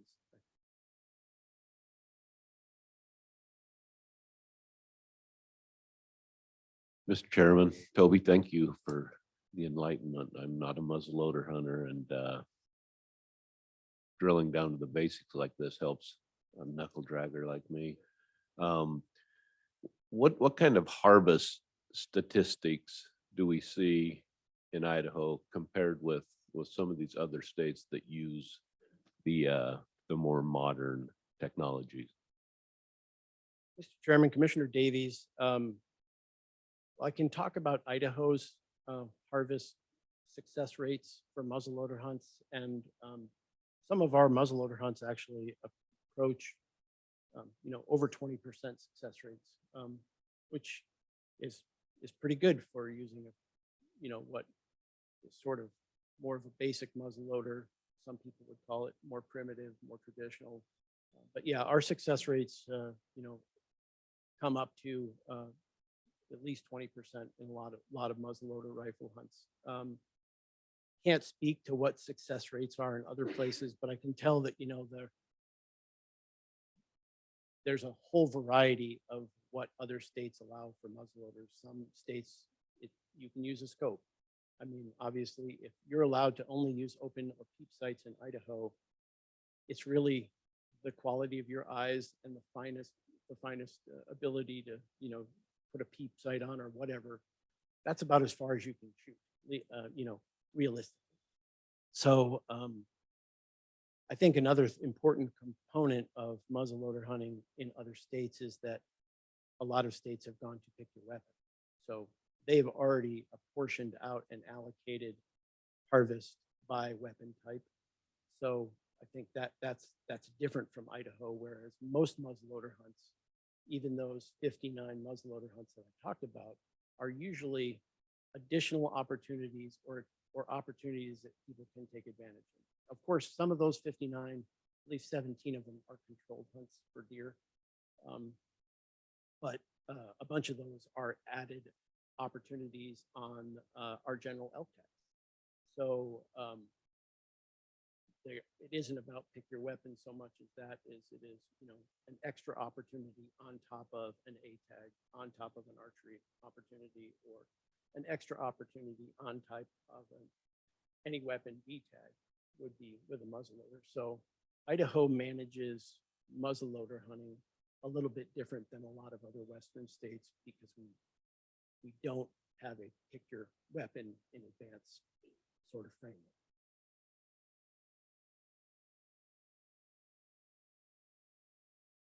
Mr. Chairman. Could someone talk to me about if we were to change muzzleloader, what we allow, particularly for bullets, what would that process look like? What would we have to do? Is it rule? Is it? Mr. Chairman, I believe Deputy Director Worthington would like to have a few words.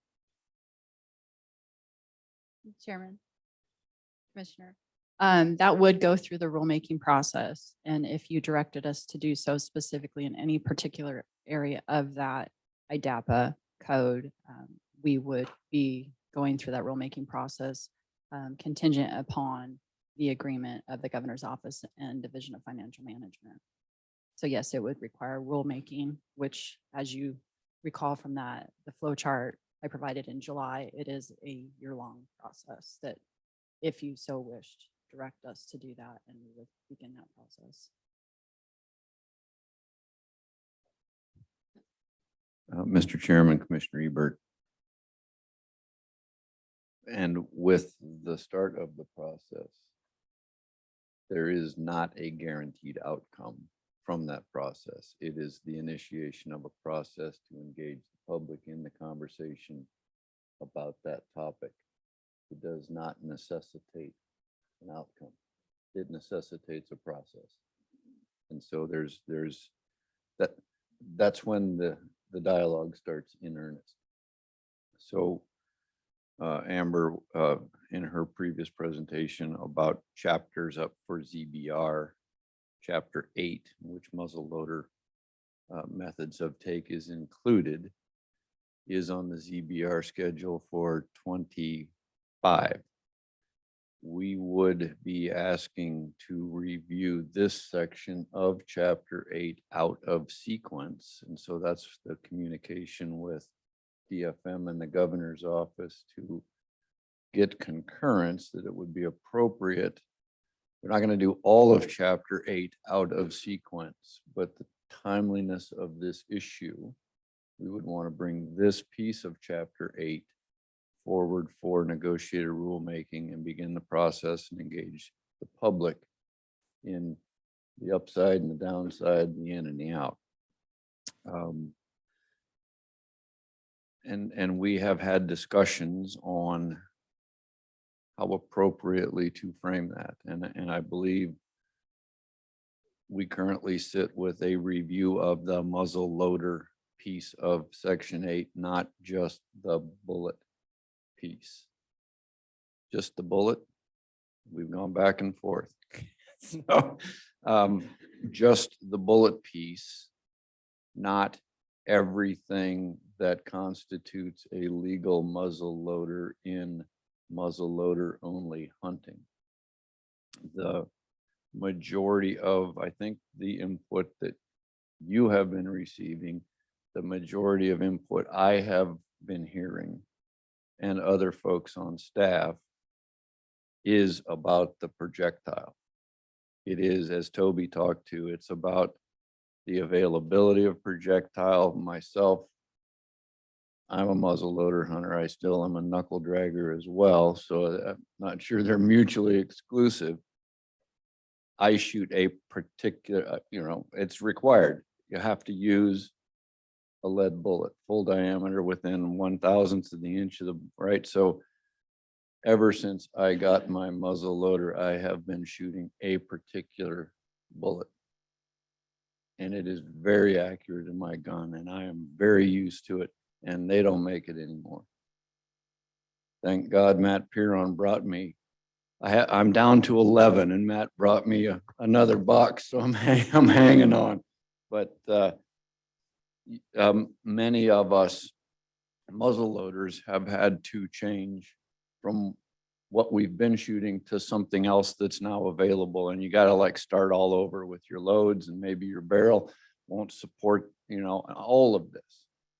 And there have been other alternatives in full bore diameter, not sabots, not the super techie. I think Toby did show you some of these long range muzzle loader bullets that are a little techie, right? But they're really shooting those out of muzzle loaders that have optics on them, and they're made for longer range muzzle loader shooting. I don't think you're gonna, I don't know. To me, it gets back to a little bit of the freedom of choice on what you want to shoot. We don't tell people shooting rifles, you have to shoot this bullet or that bullet. We don't tell people that load their own bullets, you have to load them to this much powder, that much bullet. We leave a lot of that flexibility to the muzzleloader shooter.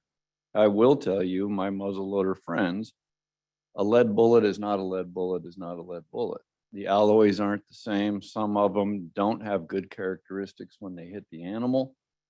And so this is just an opportunity to say, is this piece?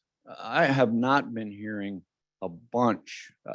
I know we have some people who would like to be able to use their more modern muzzle loader in a muzzle loader only season. They're using them in any weapon seasons. They're using them in short range weapon seasons. But I think that's kind of settled. My feeling is that's kind of settled down. And the folks who are hunting in muzzleloader only hunting seasons are fairly comfortable with the suite of regulations. I could be wrong. But the particular issue of the bullet is what we want to talk to people about. Sticking with what we've got, or maybe providing a little bit of flexibility in choice. And so that's where, Amber, your process is going to focus on that aspect of the muzzle loader rule in Chapter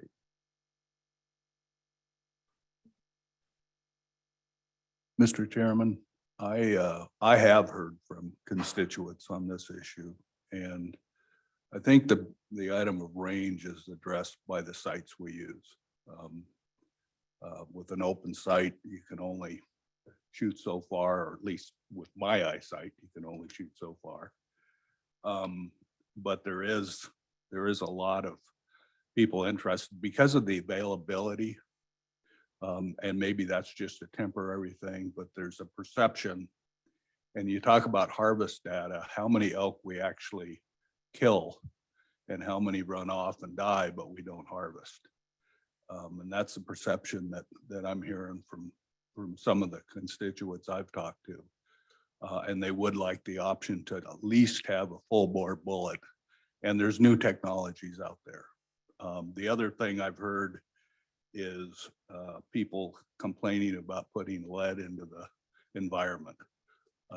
We have regulations on bird hunting, and it's a small amount, but people talk about that. So I think at least exploring the opportunity would be a good thing.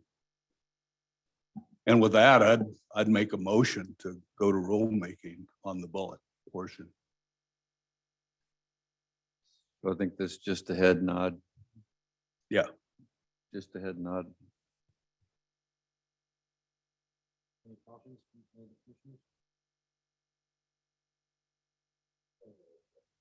No, Mr. Chairman, I was just going to make a comment that I would support moving that forward. I think it would be our due diligence to act in response to our constituents that have asked for the opportunity to at least have the discussion, see how that's hashed out from the various aspects of bullets and whatnot, and to give them another option. So I think as a commission, we should move that forward and see where this lands and the timeline as well. Thank you, Toby. Thank you Toby, as well. Next item, Jacob Gray, Natural Resource Program Coordinator, Habitat and Migration, is going to present Big Game Movements Migration Action Plan for release.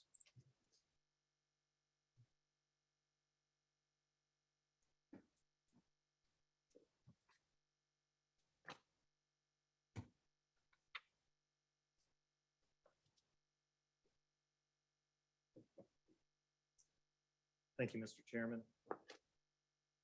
Members of the commission. I've got a PowerPoint here that I used to support this. So we'll wait a minute and see if that can be displayed. There we go. So I'm here this morning to provide you an update on an informational item on agenda item number 7. Idaho's action plan for implementing the Department of Interior Secretarial Order 3362. I believe you've heard about this one time previously. So for those that haven't, I'll do just a brief overview of the secretarial order and what that entails and what that's enabled us to work on. So since 2018, the department's management and studies of big game migration routes and seasonal habitats have been augmented through the Department of Interior Secretarial Order 3362. Secretarial order assistance has included grant funding opportunities for voluntary habitat conservation, as well as data collection and analysis based on state-specified conservation priorities as documented in the action plan. The department coordinates with a diversity of partners, including private landowners, state and federal agencies, and non-governmental organizations to implement voluntary management practices to conserve big game habitats across the state, including migration routes and seasonal ranges. So just a little history on the action plan itself. To access secretarial order funding, the department prepared version 1 of the Idaho Action Plan in 2018.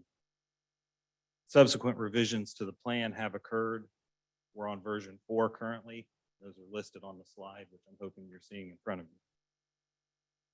Action plan revisions occur as needed based on IDFG annual reviews to address new priorities, provide information, and probably just as importantly, document completed projects.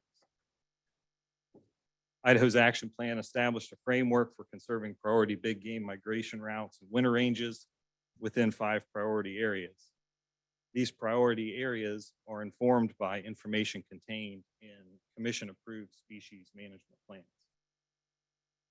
Priority areas consider opportunities for voluntary conservation efforts, the presence of key big game populations, corresponding migration routes, winter ranges, habitat composition, and population risks.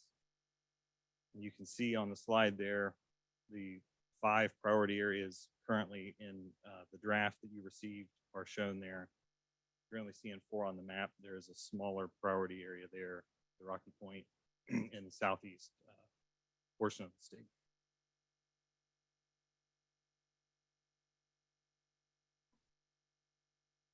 So the department established the Big Game Movement and Migration Program to implement the action plan. The current program is a joint endeavor between the Wildlife Bureau and the newly established Technical Services Bureau. I want to talk about the implementation of that plan and some of its accomplishments. So as I said earlier, the department relies on not only itself, but partners to achieve outcomes as related by the action plan. To date, Idaho has received approximately $2.6 million in secretarial order related funding to address big game conservation priorities within the priority areas as guided by the action plan. Conservation priorities include habitat management, population monitoring, and technical assistance. And I want to talk a little bit about some of those accomplishments more specifically. So thus far, 155 miles of fence modification or replacement to wildlife friendly specifications has occurred within the priority areas. 66,000 acres of habitat improvement or restoration. Idaho's action plan has also facilitated the analysis of 20 years of high resolution telemetry data, which has resulted in the mapping of 22 mule deer, 23 elk, and 6 pronghorn migration routes. These maps are used by the department and partners to inform big game management and conservation efforts, and I can provide some examples of how those are put into practice. These maps are used for identification and implementation of habitat improvement projects, identification of opportunities for retrofitting fences along migration routes to wildlife-friendly specifications. This is all just ensuring that we're being effective in the work that we're delivering and we're working in the right places in the right ways. And the enhancement of technical assistance products, which are used to inform planning processes related to habitat management, species management, land use planning, and transportation projects. And you can see I've listed there on the slide a couple of projects which I believe you are familiar with: the Mule Deer crossings at Rocky Point on US 30, and then the soon-to-be constructed, hopefully, big game overpass at Lucky Peak on State Highway 21. So although originally focused on leveraging Secretarial Order 3362 related funding, the action plan has enhanced the department's focus on documenting and managing big game movement and migration routes. The action plan informs the department's movement, migration, and habitat conservation efforts. And a draft of version 5 of the Idaho action plan was included in the commission's meeting packet, and with commission concurrence, the draft will be posted on the department website for a 3-week period to provide the public an opportunity to review and comment. Later, the revised action plan will be presented for formal adoption at a future commission meeting. So with that, we're here presenting this informational item, but seeking a head nod or the commission's support to make draft version 5 of the Idaho State Action Plan available for public review. So with that, I'm happy to stand for any questions you may have.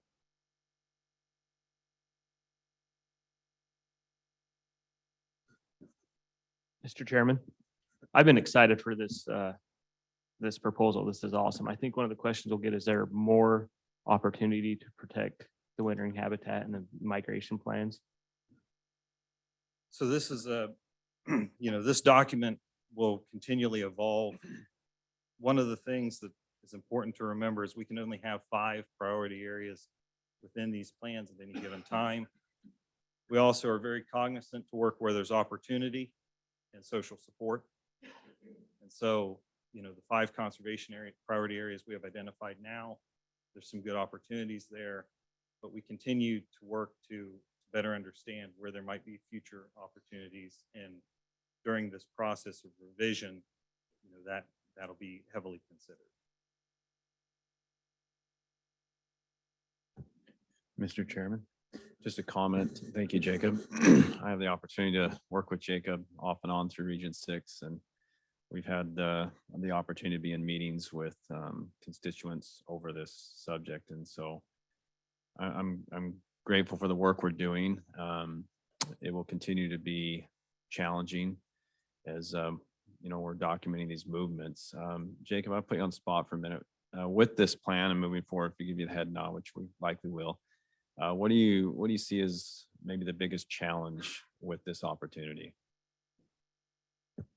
That is putting me on the spot, Commissioner.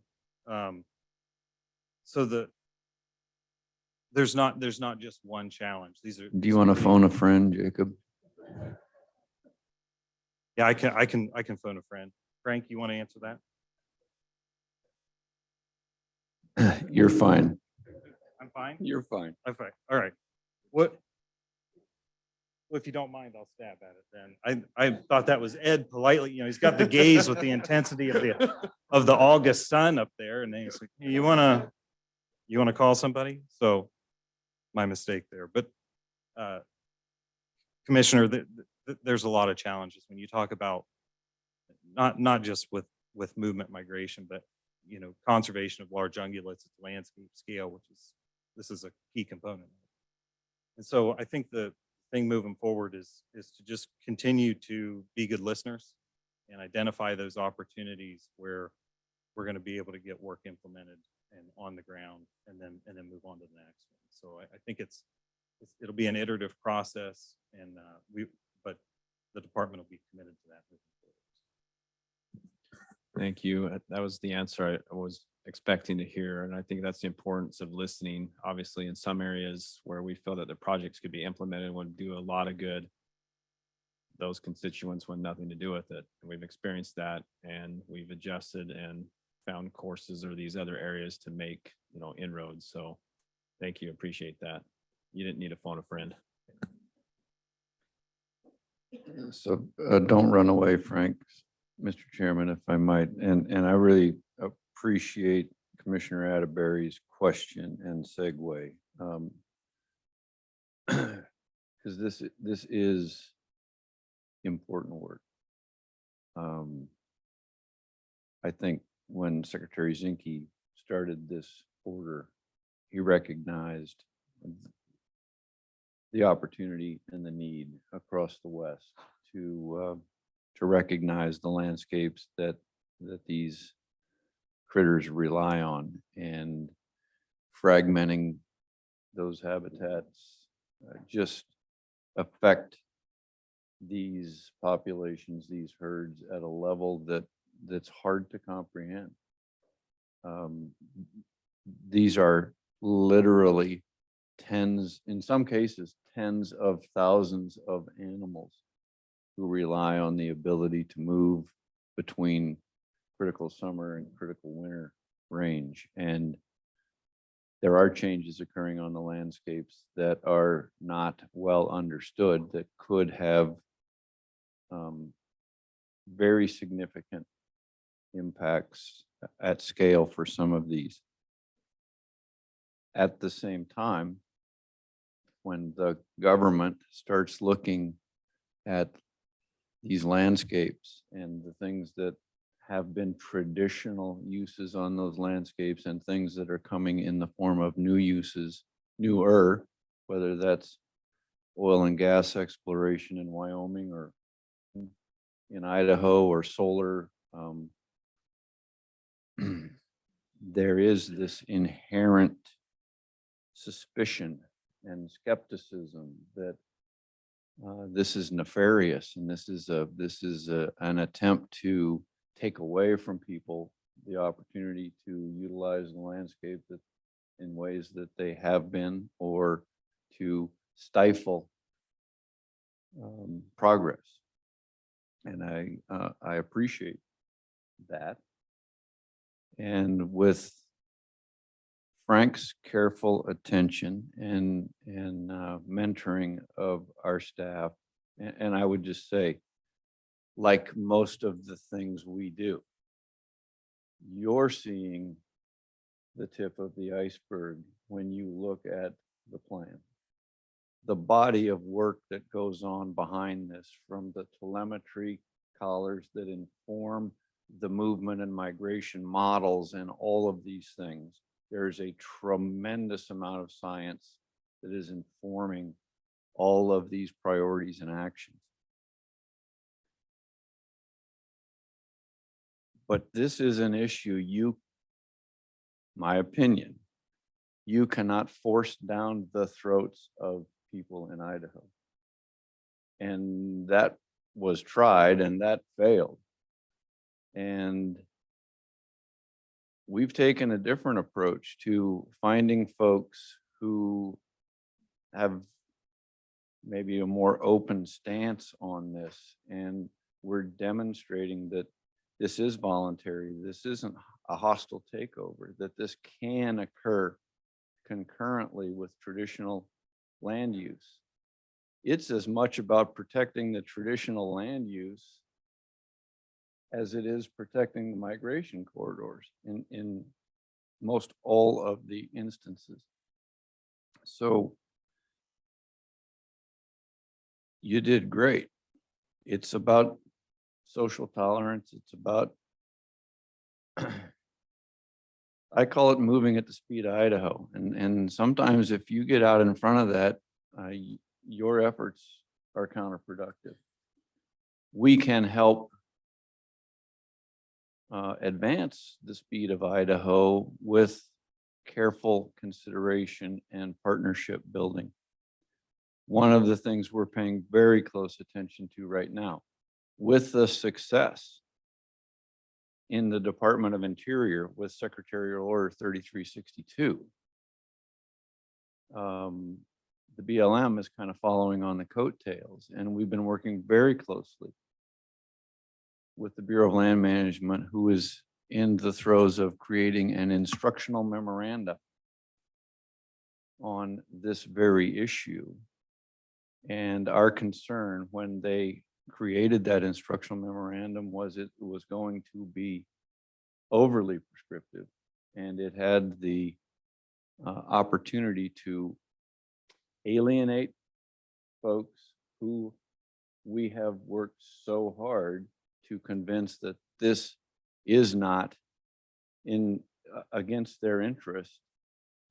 But when the federal government comes out and says, we're going to create this and we're going to create that, and, that can be counterproductive. And Frank has just done an incredible job in communicating with the Bureau of Land Management why that approach in Idaho would be counterproductive, and why what we're doing is politically astute in actually getting more done faster than trying to shove this issue down the throats of people who live and work on the landscape.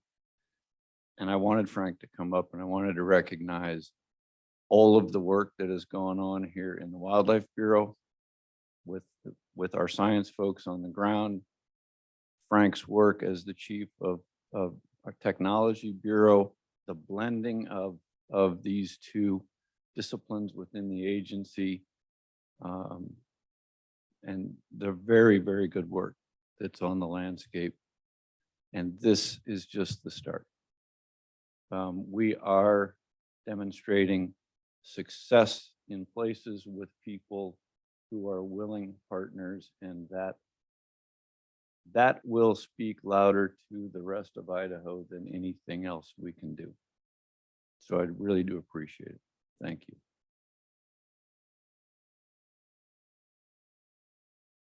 Thank you, Director. Towards a head nod. Got unanimous. Thank you, gentlemen, both of you.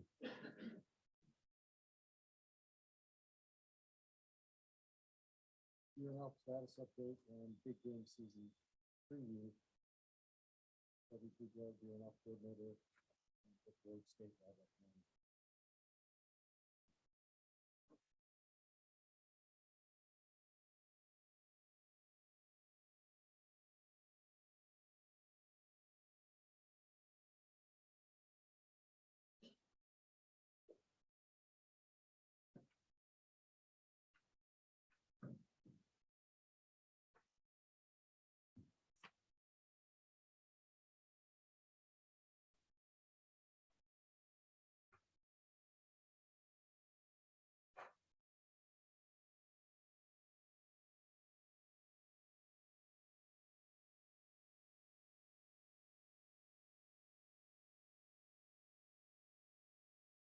Once again, good morning, Mr. Chair, Commissioners, Director. I'm going to give the deer and elk status overview, and I guess I would like to preface this by saying that, you know, we often give this in January when there is in a season setting year to give you the most up-to-date information that we have, but not all the information that we usually present in March is in here yet because, for example, harvest information has not actually, the estimates are not done yet, and they will be done.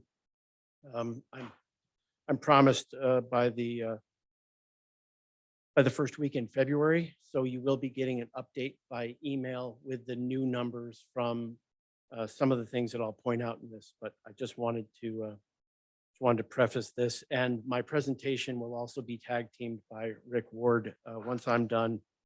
And if there's any questions, he will come up and give a big game season setting preview. So as far as whitetails, I wanted to start off with this beautiful picture from Region 6 of this young lady that got this buck. It was her first buck, and quite a nice deer. Anyways, so the table 1 is not updated yet because of the harvest data information, but all indications are that things are, from other sources, are that things are going well. As far as whitetail harvest and whitetail success are going. But we'll have that other information here in probably about 3 weeks to you. I wanted to talk about, for those commissioners, to remind them that whitetail data analysis units don't follow regional boundaries. They actually are more aligned with habitat, and they cross regional boundaries. So, and of course, some of them are like wilderness units, which are backcountry. But anyways, just to give you an idea, this is the map, and these areas in different colors on page 4 are, or no, on page 2 are how we analyze data from whitetail harvest throughout the state when we're looking at how they meet criteria. And I think it's important for you to understand that it's not necessarily a regional thing. This is the table that I talked about that will be updated in a few weeks. But that's last year's through 2021 information. I did want to point out, I know that Mark Hurley gave you a presentation in May of the camera-based estimate work that he and his crew are doing up north. And I did want to re-highlight that fact that using camera-based modeling, we've actually been able to get population estimates as part of the research project in Game Management 1, 6, and 10A. And if you look at that graph, it looks like, my goodness, there's over 55,000 deer in Game Management Unit 1. And that sounds like a lot when you hear different people talk about deer numbers in certain areas. But if you back calculate that from what we actually harvest in Unit 1, it completely makes sense. So I think that is a positive thing for the camera-based estimates that we're doing in places that we can't fly, or for whitetails that we really have never done aerial surveys for. And we are waiting on the 2022 data. And I will remind you that these are summer estimates. These are not winter estimates. These are from cameras from the summer. And we are going to be getting the 22 results from the 22 cameras and the photos here in the next month or so. And I will pass that on and update the graph for you. So pretty exciting work. As far as mule deer goes, I just wanted to preface some of my data here that we had capture ship malfunction, mechanical issues that we basically, some of the numbers look a little low for the number of fawns and does we've caught so far. That is low because we actually are still catching up with the capture. But the good thing is that we surveyed composition in 9 of the 15 DAUs for mule deer. And all of the DAUs surveyed exceeded 15 bucks per 100 does, which is in the management plan. Fawn doe ratios were exceptionally good, ranging from 44 to 74. I think that is indicative of the last couple of years of positive winners for mule deer growth, and I think it is showing that in the populations. Statewide fawn survival for as of May of 2022, when we end that, was 61%, which is 4% over the long-term average. We're monitoring 307 adult does as of the time of this information going into the packet, but those numbers will change. We will be monitoring a few more deer. Adult doe survival was 94%, with individual ranges from 86 to 100. Once a doe gets recruited into the population, they have fairly high survival rates for quite a while. So that's exciting. As far as, one of the things that affects mule deer the most is winter weather. And across southern Idaho, Overall, I would say it's been, winter weather's been moderate with snowpack of average or above, and I have a snowpack slide later in the presentation to sort of talk about it in the context of elk and deer with average temperatures. But in some areas, we are seeing quite a bit of snow currently, and we don't know how that'll affect survival of the fawns and the adults that we collared this year and have currently collared. So we'll get an update of that, of course, in May. But I will give you a more up-to-date where we are at is for the at least the next month's survival when I send this out again in a couple weeks. As far as aerial sitability surveys for deer, we actually conducted 2 this year, one in the South Hills and one in the Beaverhead. The Beaverhead survey is actually still ongoing. The South Hill survey was finished. I don't have all the data, but I can tell you that preliminary numbers show that there has been a decline in the South Hills deer population since 2007, actually 2015. So anyways, just a primer to that. Once again, the mule deer data analysis units are different than the whitetail ones. Mule deer obviously are different. The habitat they live in is different. And we have mule deer in a lot more places in Idaho than we do have whitetails, especially southern Idaho. As far as our winter composition surveys that we do in December, things are looking really good. Like I said, between 47 and 77% fawn survival as of 22. Our composition rates are looking really good. Buck-doe ratios in most areas are exceptional. I will point out that the Oahes was not flown this year, nor was the Mountain Valley, or the Island Park, but most of the areas, and the Weiser McCall was not flown either, but most of the areas in the state did get flown, which is great. And the only data in that table that is not up to date is the 4-point bucks in the harvest, which will be updated in just a couple weeks. So for your review. But overall, mule deer are doing very good, and survival, at least through last year, was amazing. That is shown on this mule deer fawn survival graph, which shows really the last 3 years. We had above average survival, and when we have above average survival, mule deer numbers increase. We'll see how the winter of 22-23 treats mule deer statewide, but I feel like in most parts of the state, they will do very well.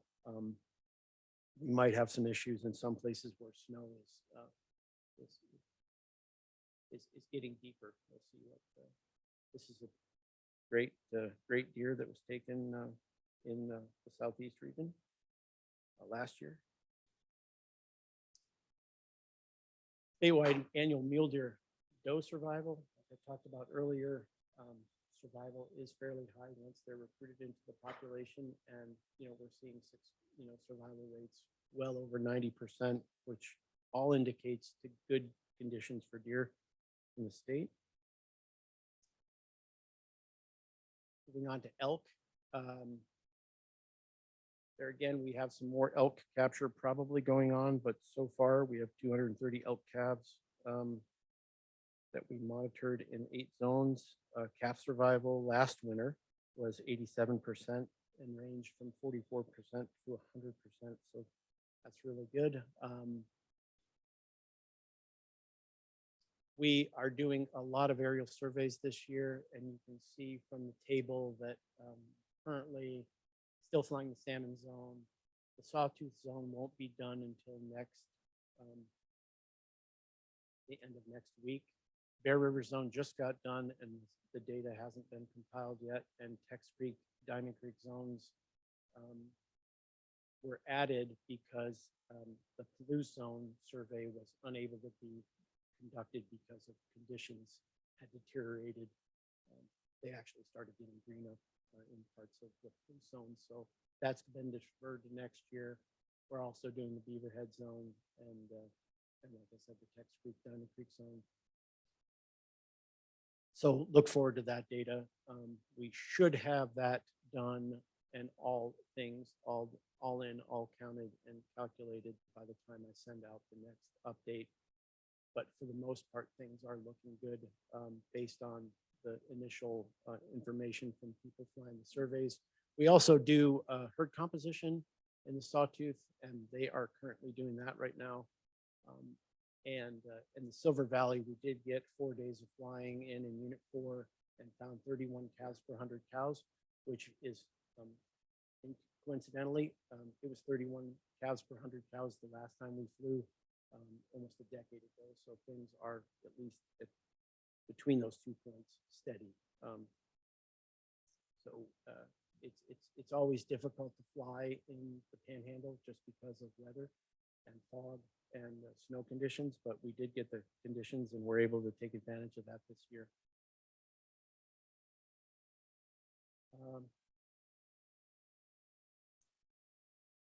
Elk calf survival been going up the last couple of years since really since 2016. We've been on a steady increase of our radio collared elk calf survival through 2022, and that's always a good metric to talk about. As far as cow elk survival, like I had said with does, once a cow is recruited into the population, they have very high survival. You know, right now we're running about 95% cow survival throughout the state, and that's all elk that are radio collared. The next table just shows you all the highlighted green zones are ones that we are flying this year. So I'm really looking forward to getting that data and having that available to you as soon as possible. But like I said, initial indications, at least from the Sawtooth, the Bear River, and the Beaver Heads and salmon seem to be all positive. So that's a good thing. In coordination with the project that was started in North Idaho, we also did camera-based estimates of elk, and for those same units, Game Management Unit 1, 6, and 10A, and pretty amazing work. We don't fly in 1 or 6. We have flown in 10A, and it is, I think, a very encouraging technique that we have to assess elk populations in heavy timber, temperate, rainforest country, and we will have the 2022 estimates here coming up soon. So I think that I'm very optimistic about this technique. It is labor intensive. It does take a lot of work to put out anywhere between 150 and 250 cameras. And obviously the work that research folks do with processing those pictures, running them through all the processes to get them down to pictures of elk or deer is a lot of work, but I think it's really moving the needle on how we assess and understand elk populations throughout the state. Here is the Snowtail data as of January 20th. As you can see, some years we put this graphic up and it looks a lot yellow and orange and red, and this year it's definitely in the blues and greens, which is good. And those numbers in bold are actually the percentage of based on the 1991 to 2020 median. So we are at or near 100% or over 100% in all of the areas that are actually monitored throughout the state. So that's exciting, as long as it doesn't get too much. As far as the last thing I had was to talk about hunter congestion surveys and the fact that I just wanted to give you an update for those folks that wanted to remind folks that we actually have a human dimensions professor that we help fund this position at the University of Idaho. He is actually helping us do human dimensions work on congestion and other issues. I do know that he is planning on, in some future commission meeting, to come and give you all a presentation on his work and progress. But we are in the next phase of assessing hunter congestion. We have done 2 years of baseline before the changes to non-resident tags. We have now done 2 years of the post non-resident changes, and we will be moving into developing surveys for looking at the next phase in hunter congestion, which will be delivered to you at a future meeting with the analysis, of course. With that, I'm available for any questions, and if there are no questions, or Rick Ward will come up and give you some information about the upcoming season setting process, which we've already started. Mr. Chairman, I don't know if this is the time or the place, and it maybe would involve a lot, but I would like help from the department to better understand the effect of harvest on recruitment. And, you know, what role do we play, or how heavy do we have our thumb on population increases or decreases? And I know that's a pretty in-depth topic, but at some point I need to understand it more, because on the one hand, you know, we need to provide opportunity where we can. And I understand when you have a population at capacity, then, you know, you can either harvest them or let nature take care of them. But I'm actually getting a lot of criticism from the public, you know, things like, if you would just quit killing so many does, your population would rebound quickly, things like that. And I mean, I get it on a 30,000 foot level, but at some point I would like to learn more about it. Mr. Chairman, Commissioner Ebert, thank you. That definitely is within the realm to have some sort of more in-depth discussion. I can tell you that, you know, based on our plans, we only have antlerless harvest in, especially on mule deer, in places where those populations can withstand or are showing signs of sort of stress toward getting toward that magical carrying capacity, which that's another just, I can nerd out for a long time on that if you want to, but probably not now. It is, we try to manage deer and elk back somewhere in the maximum sustained yield part of the curve, not at the very top, because that's sort of a dangerous place. I do know that, you know, there are a lot of discussions about antlerless harvest, and I think the department is pretty reactive on antlerless harvest. When we have bad winters, we cut antlerless harvest back. And when we see populations starting to go up, and, you know, conditions that cause, obviously, there's a lot of things that affect deer. It's not just harvest, it's habitat, it's winter. But I think our elk and deer management program in the state is fairly responsive to those changes. And obviously, the commission does have the ability to change seasons and tag limits every single year, even though we have biennial regs. And we have done that, or you have done that in the past with antlerless harvest, because it is important to be reactive when you have a bad winter and cause, you know, and the population is declining. You do not want to add in antlerless harvest, but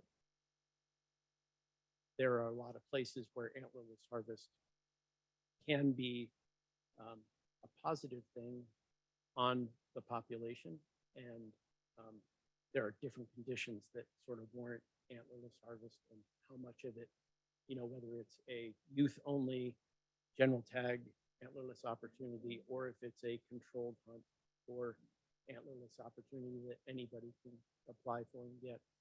That's sort of the range of options. to either sex hunting. Even. And I think that we try to use the best science and information we have to sort of shape those and give you the recommendations to look forward to. And we will be, obviously, don't want to steal any of Rick's thunder, but we will be talking about that obviously in the next commission meeting in March. But follow up, this really isn't a question as much as a comment, but and I realize it's a complex thing, but what we know and what we see versus what the public believes, I hope we can get that closer together. Does that make sense? I mean, it's a hard message to carry, but what I'm getting is maybe we need to, I don't know, maybe we can do better telling the public just what it is we do and how we do it. And that's not a criticism, it's just a kind of a reality as I see it. And you guys already know that, but it's hard. I understand it's a complex message. Mr. Chairman, Commissioner, I totally agree. And I think that's one of the cool things about the camera-based estimate technique, that we're getting information. And not only can we get total number, our total population is, but also get composition information. So we can look at that and monitor that better. And I think we will be doing a better job in the future. Thank you, Toby. Mr. Chairman, Commissioner Ebert, I appreciate your request, right? First, let me just recognize that just a short year ago, you could not have put recruitment in a sentence that made any sense, and now you do. And so the evolution of Don Ebert as Fish and Game Commissioner is right here in front of our eyes, and just I joke, but the ability to understand is something that takes kind of immersion in this. And so I appreciate, if y'all haven't been watching the mini series that has been hosted by Dr. Roberts on YouTube about these different aspects of management and how it works. It's a very simplified version. And I understand, right? We offer general season, either sex whitetail hunting. Communicate to me why that isn't limiting our deer population when you give people the opportunity, unregulated, other than you have to buy a tag and the date starts here and stops here. Tell me why that isn't limiting our deer population. And for Aaron Roche in the crowd, I say some of this is this cognitive dissonance that people have, that you can tell them all you want. They've got it made up in their mind that can't be true. It can't be true because you're killing females, therefore it has to be limiting the growth and the stability of the population. So you can present folks with evidence, but if they don't want to listen to it, it's even harder. In fact, you can confirm their own suspicions that it's completely the opposite. So it's a challenge, but I think we're up to the challenge. I think Shane and his team in the Wildlife Bureau can show you population models of how mortality does or doesn't influence, and at what level. Just because you're harvesting females doesn't mean you're harvesting them at a rate that affects production. So could we do that? Absolutely. And if the commission would like to have a workshop on population dynamics, kind of focusing on female components of the population, we can do that. Right, John? Thank you. Mr. Chairman, Ed, you're going away anyway, so.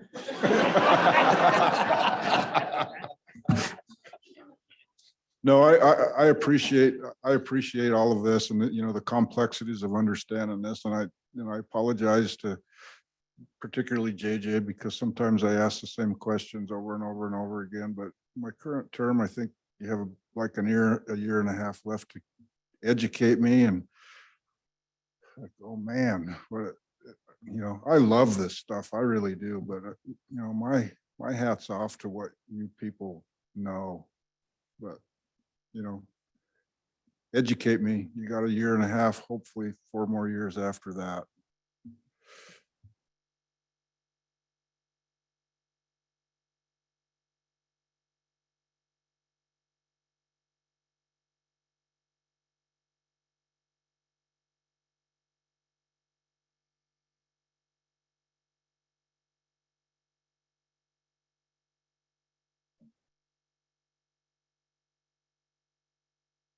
Mr. Chairman, Commissioners, Director Shriver, good morning. That was a good segue into the season setting process. So it's an odd number year.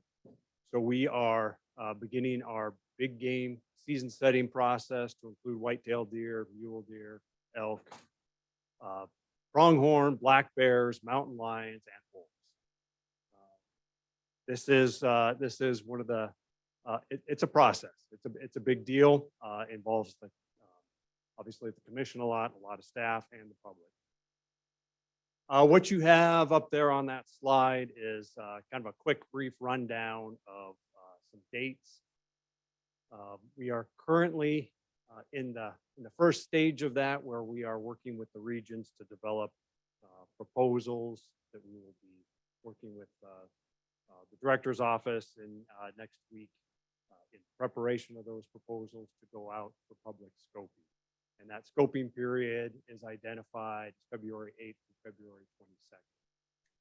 And one thing we learned a couple of years ago, when we were all stuck inside because of COVID, we didn't have our usual public hearings and open houses. So we kind of stepped up a bit and put videos online to try and help the public understand proposals.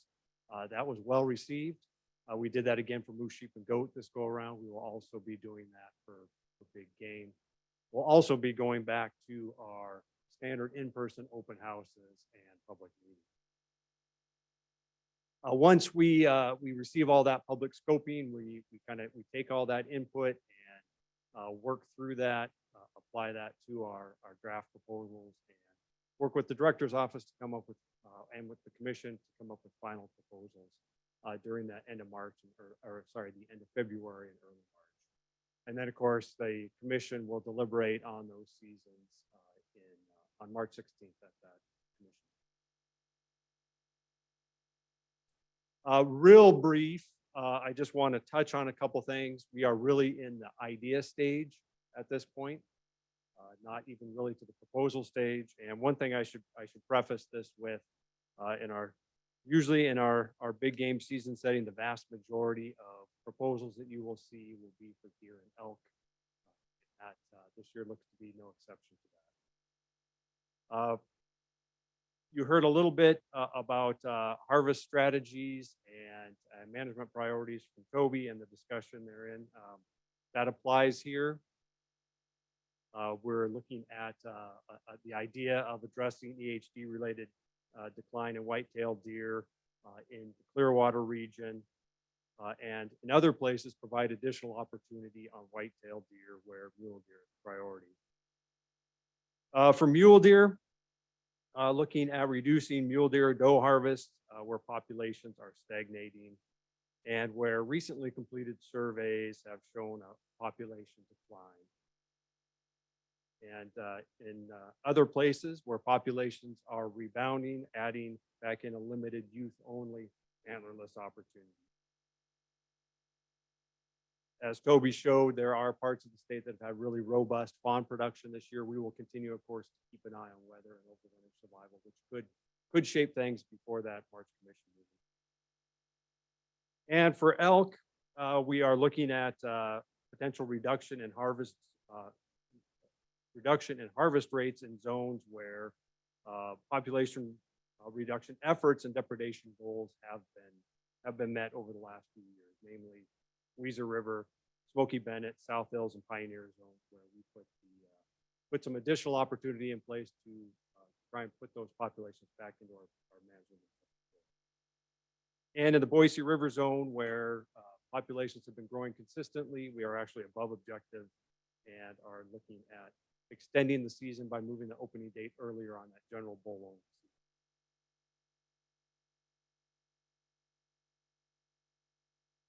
season. For pronghorn, a couple of smaller changes are floating around right now. Hunt area expansion for an existing pronghorn hunt in the Southwest region, and exploring the idea of converting the unlimited archery pronghorn hunt in the Owyhees to a limited controlled hunt to address crowding issues. For black bears, again, small changes, potential change to the Weiser General black bear hunt area to aid compliance and enforcement.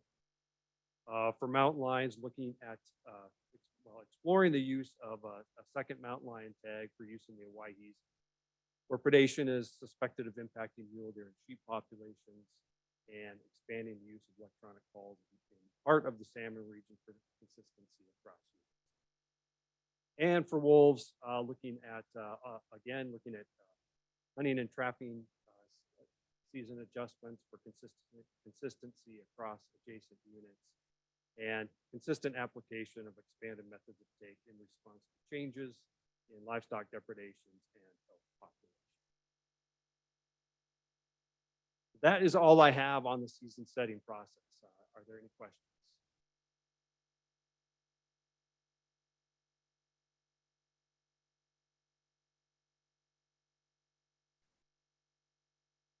Good job. Thank you.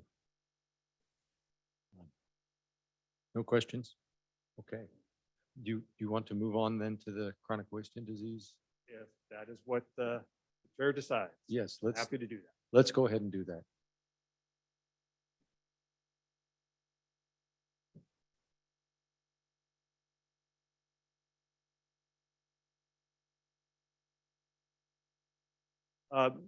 Mr. Chairman, Commissioners, Director Schriever, in November, in Lewiston, I gave a CWD update. That was only two or 2.5 months ago, and a lot has transpired in that time period. So I'm not going to rehash some of the background going back to the first discovery of CWD in Unit 14 in 2021. But I will give a lot of information on what has happened in the last few months, really what occurred during the last hunting season and what that means for management.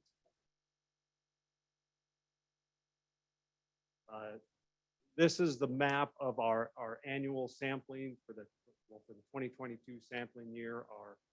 Our 2021 strategy for CWD directs the department to reduce impacts of CWD through surveillance, prevention, and management. This is our surveillance goal. It's a weighted surveillance strategy. It is designed to be able to detect CWD with a 95% confidence level at a 1% prevalence. Really, the emphasis here is that this is designed to protect CWD. The areas in gray, the GMUs in gray, are sampled every year. Those are based on the proximity to Wyoming and Montana that both have CWD, as well as some of those units surrounding the CWD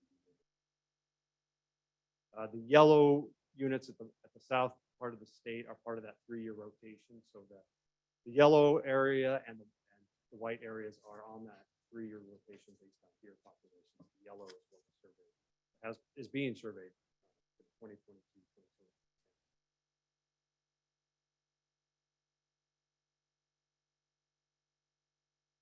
So looking at our sample status outside the CWD management zone of units 14 and 15, we collected 1,880 samples statewide in mule deer, whitetail deer, elk, and moose. Of those, 1,810 have come back negative, and 70 are still pending. And the good news there is that we have not detected CWD outside of the CWD management. And we will continue to collect samples from winter kill and roadkill throughout the state. That sample period runs from July 1 to June 30th. But the numbers I'll be running across here are the vast majority of what we see. So looking now just at units 14 and 15, the CWD management zone. In those two units, we collected 1,291 samples. The bulk of those from whitetail deer at 780, 253 mule deer, 256 elk, 2 moose from both from unit 14. Of those, 1,268 came back negative, 8 are pending, 15 positives. Last year, I'll remind you, we had a total of 6 positives, only 4 of which were hunter harvested. So I'll get into the numbers a little bit more now, but this is nothing we didn't expect. And the good news on that front is that all of the positives were in deer. 12 of those in whitetail deer, 3 of those in mule deer, and all within the Slate Creek drainage of Unit 14. So this is near where we found the first cases of CWD in 2021 in 2 hunter harvested mule deer. And so the good news there is we've not found CWD this year. We have not detected it outside of Slate Creek. We do have more positives, but we also have a much bigger sample size than we had in 2021. Of those 15 positive, 10 were hunter harvested mule deer, hunter harvested whitetail deer, 8 bucks and 2 does. 2 whitetail deer that were found dead and reported to the department by landowners, 1 each, 1 buck and doe. And then 3 hunter harvested mule deer, 2 males.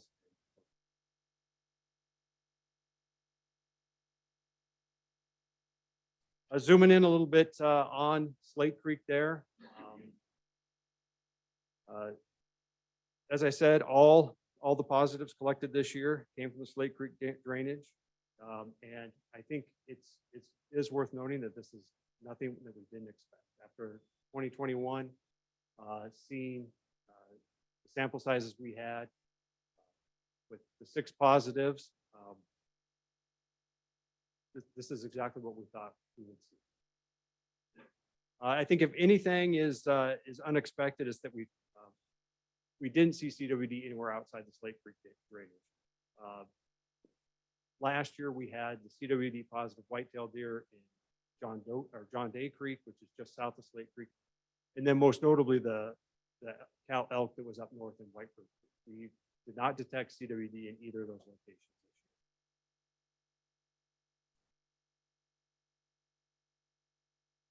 This table shows our estimates of CWD prevalence in the 2 different deer species and compares 2021 with 2022. It's noteworthy that the sample sizes in 2022 are quite a bit bigger than they were in 2021. And again, these samples and the numbers used to estimate prevalence are based only on hunter harvested animals. We do not use animals that are either found dead or suspect animals because that biases the estimate. So what we see in mule deer, in Unit 14 specifically, prevalence estimate in 2021 was 1.8%, and that was based on 2 hunter harvested mule deer. So and 113 total samples, so pretty small sample size. What we calculated for 2022 is a 1.2% prevalence rate. 244 samples and 3 positive animals. I think given and this is in general for 2022, given the larger sample sizes for 2022, in my estimation, those are likely the more accurate estimates. I don't think we probably actually saw CWD prevalence in mule deer go down. I think it's more a function of the sample size. For whitetail deer, sample size is almost 3 times as much in 2022 as it was in 2021. But we did see that prevalence estimate higher in 2022 at 3.3%. And then in 2021, to boost our sample size and the calculations behind that, we combined deer species. 200, a sample size of 200 is considered the minimum to come up with a reasonable estimate of prevalence. So that's why we combined those in 2021. Came up with that overall prevalence rate in deer of 1.9%.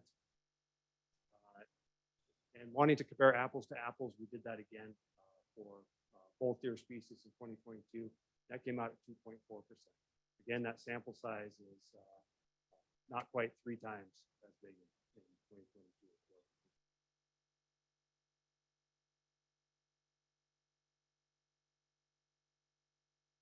2022. Excuse me, an additional analysis we did this year was to pool all the samples from the last 2 years that were taken in and around the CWD management zone, center a circle on the positive samples in Slate Creek, then determine the minimum area needed to reach that 200 sample threshold used to estimate prevalence. That's represented by the inner circle on this map. That inner circle is about 12.5 miles across with a CWD prevalence rate of 10%. And that circle captures all but one of the CWD positive samples. That red dot to the north on the within the outer circle is that cow elk that was reported to us by a landowner in fall of 2021 that was sickly and ended up testing positive for CWD. That donut, excuse me, let me step back for just a moment. That inner circle contains 200 total samples. That was the idea, was to draw a smaller circle around those 200 samples as we could to estimate prevalence, which comes out at 10%. The outer circle also contains 200 samples. And that prevalence estimate, because of the one elk, comes out at 0.5%. And looking closer at that inner circle, one point I want to make is that I think the real value in this analysis is less about the prevalence rate and more about demonstrating that CWD detections are concentrated in a relatively small area centered on Slate.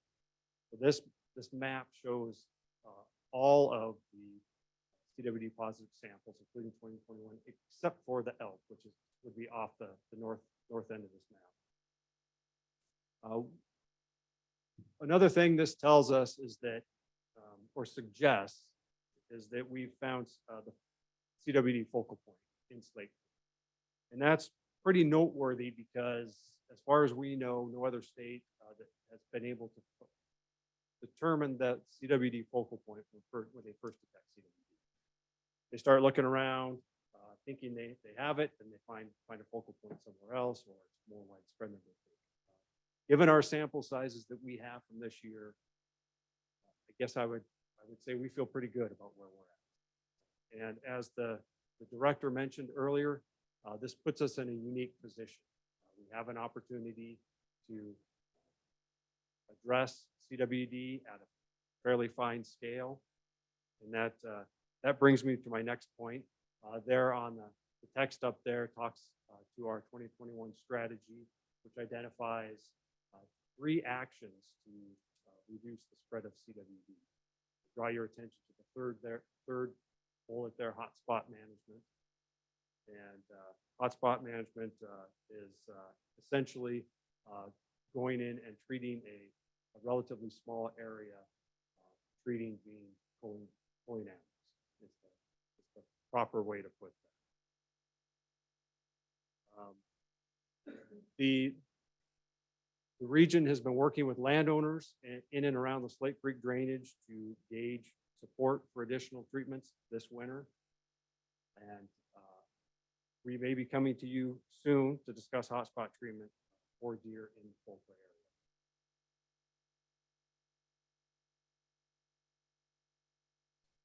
area. In Unit 15, we have not detected CWD. We do have a lot of samples. It's part of the CWD management zone. And in 2021, we did a what's called a freedom from disease estimate in 15 and a little bit of 11A that was based on those surveillance that took place in December. Of the 152 samples, we were able to say with 97% confidence that if CWD were present in 15, it would be less than 1% prevalence rate.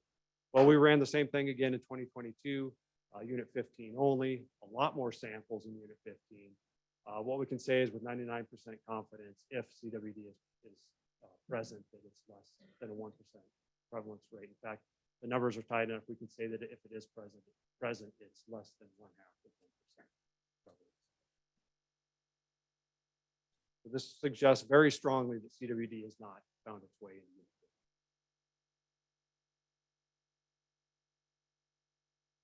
I do want to touch on mandatory sample submission, some numbers behind that.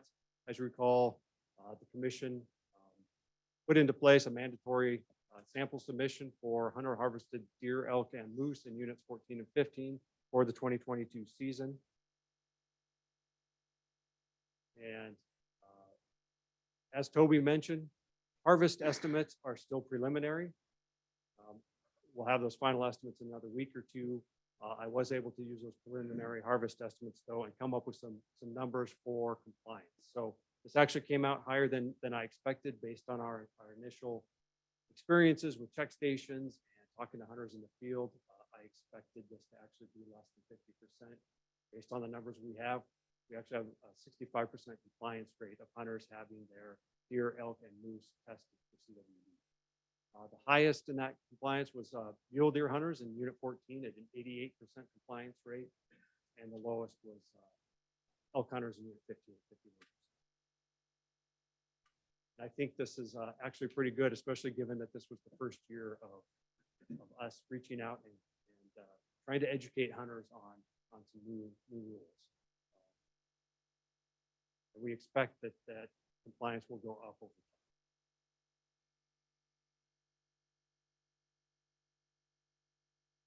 time. I'd also like to update you on the CWD Public Advisory Group. We are currently soliciting nominations for that CWD Advisory Group. And the makeup of that group is 3 at-large deer and elk hunters, 3 representatives of non-governmental organizations or non-governmental conservation groups, 2 landowners, with one of those being from Unit 14 or having property in Unit 14, and 2 outfitters, including one that outfits in Unit 14. 1 representative of the agricultural industry, 1 taxidermist. And we've identified that the first task or first responsibility we'd like to engage the advisory council with is updating our 2021 strategy for chronic wasting disease to bring it up to date now that we have CWD in the state, fleshing out some of those management actions, putting more detail in there. Using public advisory group as a sounding board. And one last item, the Congress passed last month, or maybe it was November, as part of the omnibus package, the Chronic Wasting Disease Research and Management Act, which would annually would split $70 million through federal fiscal year 2028 on management and research priorities. So half that money would go to research, half that would go to management. What exactly that is going to look like for the states and what that would look like specifically for Idaho, we don't know, but it looks promising. So managing CWD does not come through. With that, I would be happy to answer any questions. Please. Mr. Chairman, Rick, thanks for that report. I've got a couple of different questions. The first is you spoke that a 65% submission rate was better than expected. And I guess I would have thought that that would have been lower than expected where it's a mandatory reporting. I'm assuming that that's coming off of the hunter reports on harvest that we do after a kill. You know, you get online, you do your hunter submission there. So you're saying that of the amount that were recorded as hunting, only 65% did the mandatory sampling. Is that correct? Mr. Chairman, Commissioner Davies, yes, the harvest is based on the mandatory hunter reporting. And I think initially we thought it would be a high percentage. And then after our experience earlier in the hunting season, I think we revised, at least I did, revised my expectations on that. Just for comparison, Colorado has mandatory sample submission in certain parts of the state for deer and elk. and they average about 50% compliance. That, they've been doing that for a while, so I think it at one point it went pretty high and then dropped down and has plateaued at about 50%. Yeah, there's a lot involved with, I mentioned in November, we did a lot of outreach. We tried to facilitate sample collection for hunters as best we could with head barrels and check stations.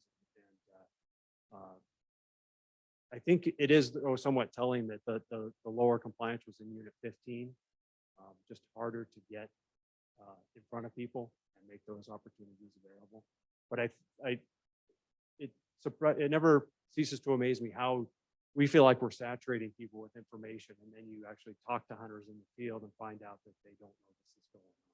So I think it's going to be a continuing education campaign. It's going to have to go on. It's not something we do once and then stop. It's something that's going to happen as long as there's sample requirements.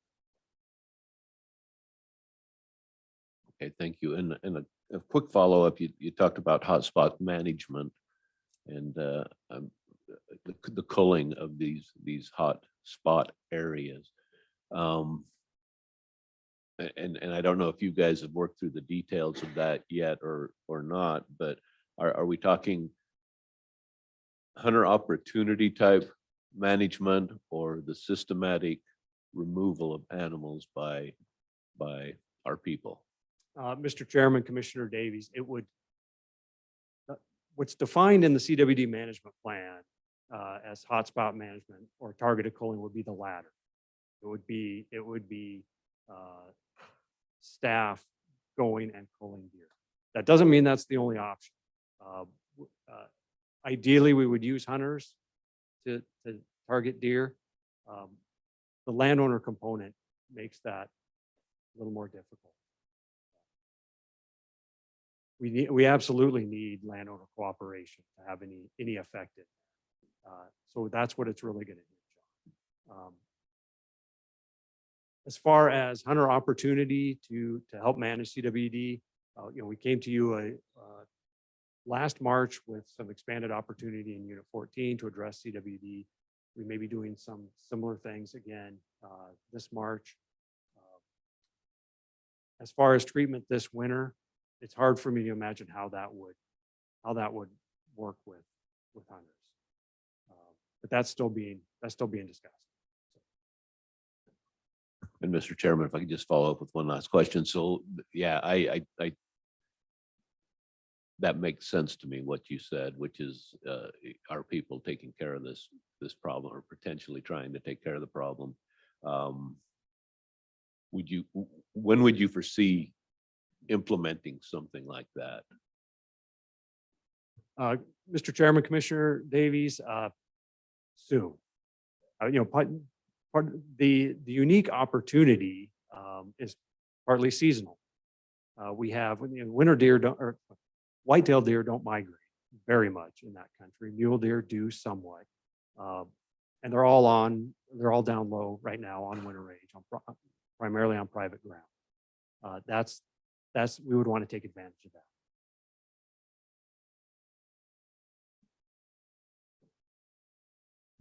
Mr. Chairman, I got the opportunity, actually, JJ took me and we went and actually looked at this place, and I would concur that the private landowner help, we're useless without their help. I would like to add a comment, and I know I'm preaching to the choir, but we need to figure out what we're gonna do, and we need to do it. And I know you all know that, but my point of view is figure out what we're gonna do, get it done. I appreciate you.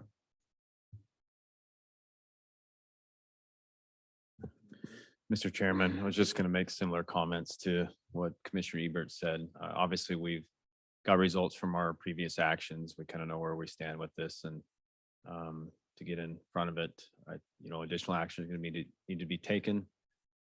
And I think time is of the essence. And so we can get our heads wrapped around this. I don't think we have to, I think we want obviously the buy-in of an advisory group, but waiting for some of these decisions may take time. I just be cautious with that, but involve the necessary stakeholders as needed, but let's get in front of it as best we can. Mr. Chairman, Commissioner Atterbury, I appreciate that. Just so on, everybody's on the same page. The Public Advisory Group, there's no intent that they would be assembled before we start talking about treatment this winter. That's not, we're not on that kind of time. Mr. Chairman, I'd like to echo the other commissioners' comments on your plan for the CWD. And I want you to feel like you have our complete support, for sure. Mr. Chairman, Commissioner Cameron, thank you. I appreciate the acknowledgement of that. Mr. Chairman. Thank you, Rick. Yeah, it goes without saying that none of us wanted to be here in this situation. Being here in this situation with the positive outbreak of CWD and having it appear that there's a chance, right? There's at least a chance that through management, we can contain it from spreading. I'm not gonna stand here and say we're gonna make CWD go away in this part of the world. That'd be great, but I'm not in a position to make that kind of a promise. But I think the opportunity that's in front of us is something.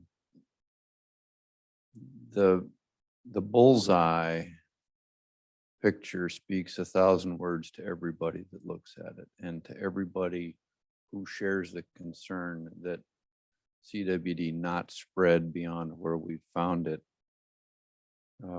has the ability, I think, to comprehend that that probably means we're going to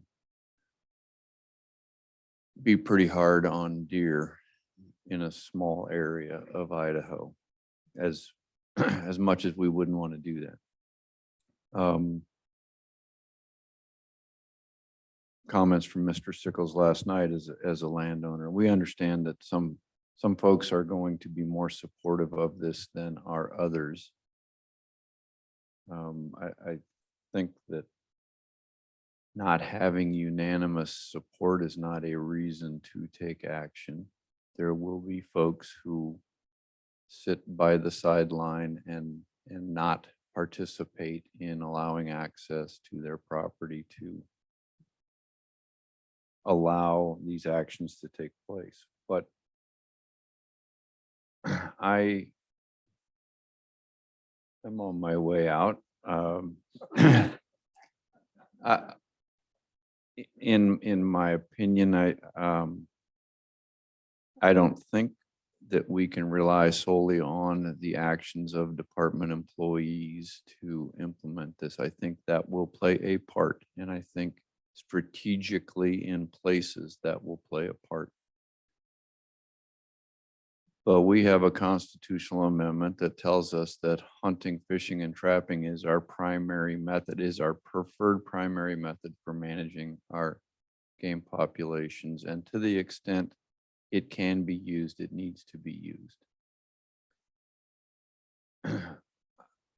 My suggestion, my off-the-cuff suggestions are we figure out a boundary. We figure out a meaningful boundary around this hotspot.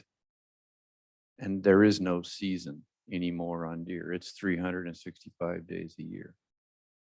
And there isn't a bag limit on deer. You can go get an extra tag, as many as you want. I know this sounds draconian.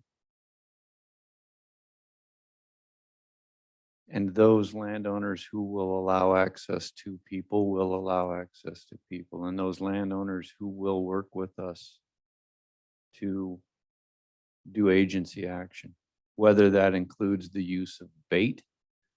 We're not talking ethical hunting anymore. We're talking about management actions that are proactive and reduce the risk of this ailment spreading on the landscape. So this, we need to be able to wrap our minds around, this isn't hunting per se. And the establishment of attractants to bring animals to range in places that are safe is probably something that needs to be in the mix.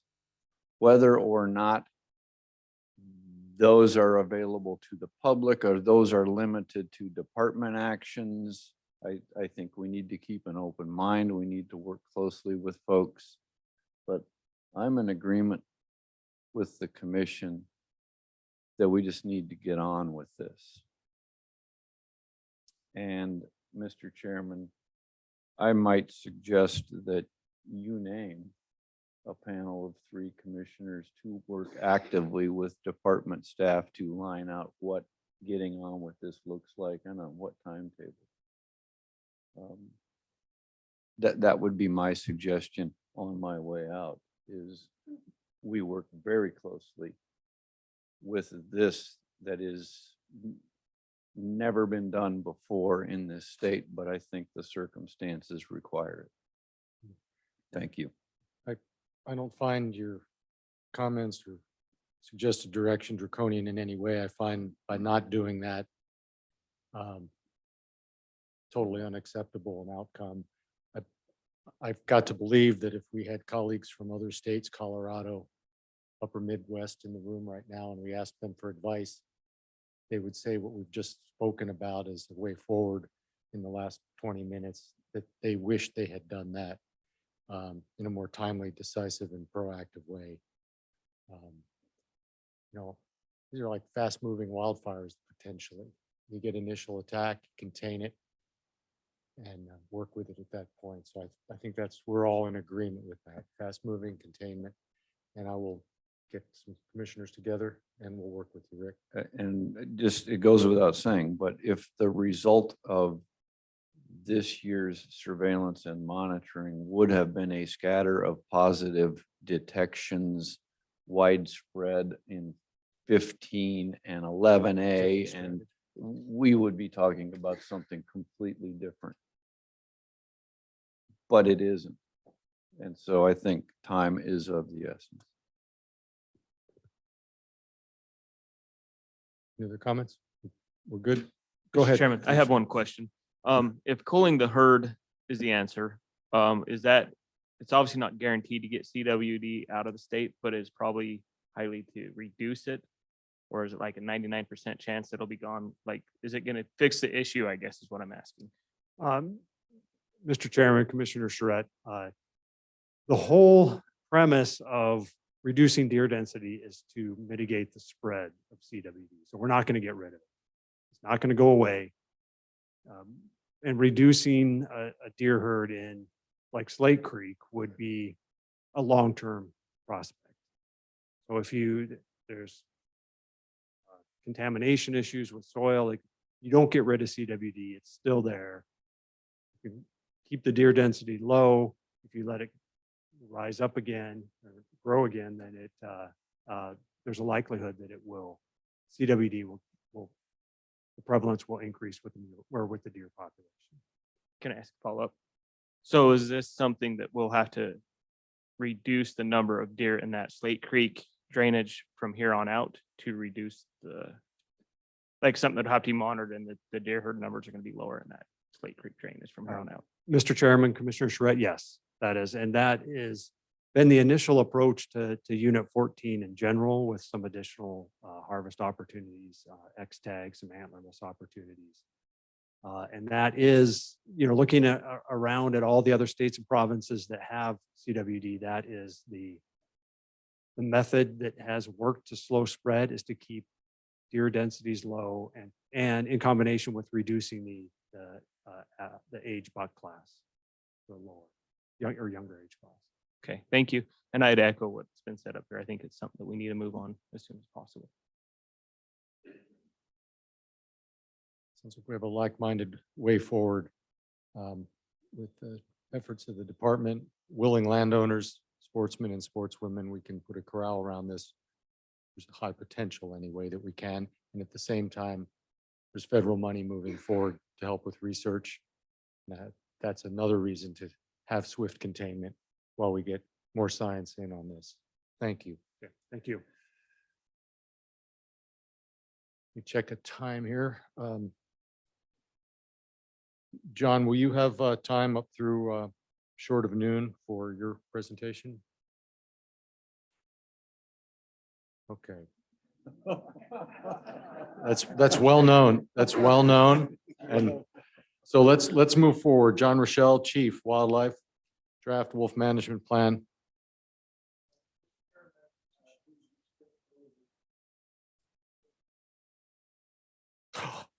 I did. I've got my phone sitting up right on that line. Apologize. Now Shane is a slow talker. Apologize, Shane. Why they get that pulled up, Chairman, Commissioners, Director, thanks for having me here today. I am here to give you the 2022 update on our ongoing efforts to estimate statewide wolf abundance with some new camera-based techniques.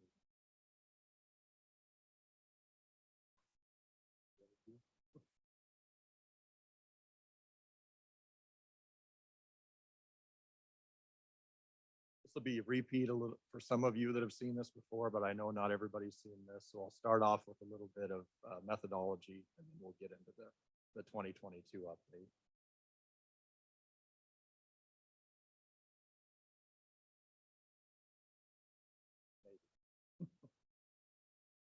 There we go. All right. Starting in 2019, our wildlife research program has started experimenting with new techniques to estimate abundance of large mammals. That doesn't require the marking of animals and doesn't require aerial surveys. And that new technique has a lot to do with trail cameras or camera traps, as they're often referred to in the literature. An upside of trail camera usage is they basically allow us sets of eyes across the landscape and for a long amount of time. You know, some of the drawbacks of the other survey methods we use is it's a snapshot in time. For instance, an aerial survey is contingent upon the conditions that you passed over that hillside on that day as to what animal behavior is like, snow conditions, all these other things. It's very much a snapshot in time. Whereas a camera-based estimate allows us to basically have eyes on the landscape over a long period of time. In the case of the wolf estimate, we leave them out there for 2 months. So it's like us watching pieces of the landscape for 2 months at a time. Now, there are a variety of models that have been developed by researchers to use pictures from cameras to estimate different aspects of wildlife populations. The one that we've focused on the most in Idaho to date is called a space to event model. And I'll walk you through what that means here in these next couple slides. Some of you have seen the old spotting scope example before, but we'll use it again here. So if you were glassing a hillside for mule deer with your spotting scope, and there weren't very many mule deer on that hillside, you might suspect that it might take you a while to find one. And that's basically the premise that the space to event model works on, is how much space do you have to look at until you detect the event, and here the event being the detection of the species you're interested in. So in this example, if you were glassing this hillside, it might take you a while to find that one deer that is there. In this case, it takes 6 view sheds of that spotting scope. Now, if we understood the area that you were looking at in each view shed, we could actually calculate a density of mule deer on that hillside. How many deer per spotting scope view shed? And that's essentially how the space to event model works. Is it's not actually modeling the number of animals, it's modeling the space between the animals on the landscape. So if there were a lot of deer on this hillside, conversely, it stands to reason that you wouldn't have to look very far before you found one. So in this instance, only 2 view sheds of your spotting scope, which would mean a higher density of deer on that hillside. So applying this to actual cameras on the landscape, we deploy our cameras across whatever area of interest we have for that survey. For the statewide wolf estimate, I'll show you in a few slides what that area of interest is. So we randomly deploy these cameras across the landscape and we program them all to take a picture at the same time. you see on the bottom right here, this set of pictures taken at 8 a.m. in the morning. So we take the pictures from those cameras, all taken at 8 a.m. We randomize our starting point and how we progress through them. And then we count space. So just like the spotting scope, how many camera view sheds do we have to count through until we detect the event or the elk in this case? In this case, 5 view sheds. And because we measured the view sheds, when we deployed these cameras, we have an estimate of the area we actually measured prior to that event. So then it just becomes as simple as adding the area of those view sheds up until that event occurred. And then we can do some math, which I'll talk about in a minute, and get a density estimate for that. Shane, So Mr. Chairman. So I didn't touch on this early this morning, but I want to stop right here because for those of you that were here last night, heard a criticism from a young mathematician in the room that your space to event model didn't work because your cameras were triggered by motion and they weren't taking pictures of the view shed all at the same time. And for that reason, he claimed your model doesn't work. You answer that question right now? Sure, I can, Chairman, Director, and Commissioners. I think some of the misunderstanding there is a little bit between the paper he cited and how we actually do the statewide abundance estimate. I can assure you for this statewide abundance estimate, we use both time trigger and motion trigger pictures. So as in the example I'm showing you here, where there's a time triggered picture every 10 minutes, that's actually what happens across the landscape. And we use those pictures. We also use small incremental time steps, and we look for motion trigger pictures that happen to fall within a 2-second increment. So we use both types of pictures is the answer to the story. So moving on to the next step here, you see now in the bottom right, we've progressed 10 minutes into the future. All of those cameras taken another set of coordinated pictures. We re-randomize where we start, so we don't bias all this by starting with the same camera every time. And we progress through again until we detect that event of interest. So this time, 3 camera view sheds, which gives us a different estimate of density. So then we repeat this process across 500 for the instance of the wolf estimate. These numbers are correct. We repeat this across 530 cameras and thousands of these time steps between both motion trigger and the increments we look for, or sorry, the increments we look for motion trigger and the time triggered photos. And what this gives us is thousands of independent estimates of the amount of space between animals, or thousands of estimates of density. And you might think of the saying, measure twice before you cut once. You can kind of view this as us measuring thousands of times before we eventually cut by estimating the average density across all cameras. So then we use all of these independent estimates of density and the math described in this paper that we worked on with our collaborators at University of Montana for the past 8 years to then estimate average density within 3 levels of wolf occupancy in the state, and then use wolf habitat and those density estimates to extrapolate an estimate of abundance. So the real important part, how does this work? And does it seem to work? We put out this paper last year, and this isn't specifically about our statewide abundance estimate. That's an important nuance here. It's more about using the technique to estimate wolves. So this paper was on these 3 study areas circled here in Idaho. And what it did is it compared a camera-based estimate to some more traditional methods that you've probably heard of, which is genetic-based, where crews go out in the field, they find rendezvous sites, or these locations used by wolf packs in the summer, and they collect scat, all the scat they can find. They run DNA analysis on it, and they basically get a minimum count of the number of animals in that area. And it's been used for quite a while in Idaho and other states. So what we did in this study is we compared cameras to that type of an estimate, and it did worked very well. In 1 year, there was some discrepancy between the 2, but in the paper, there's some explanations as to why that may have been. So one quick definition of terms before I move any further. I'm going to talk about occupancy and abundance in the next couple slides, and I just wanted to define what I meant by that. So we have a grid of cameras, a separate grid of cameras across Idaho that is for wolf occupancy. And that's totally the purpose there is to understand wolf distribution. Is distribution changing? Are wolves present or not present? And then we have a separate grid that's a more high density grid that helps us estimate abundance. So how many are there?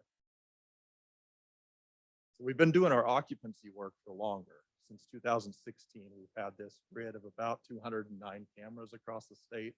And it helps us understand, like I said, where wolves are and is the distribution of wolves in the state changing over time. Moral of the story is here's the results from that. And this is actually about to be, it's in the final step of peer review publication, will be out soon. Moral of the story is the distribution of wolves has not changed appreciably in Idaho since 2016. So they're still well distributed.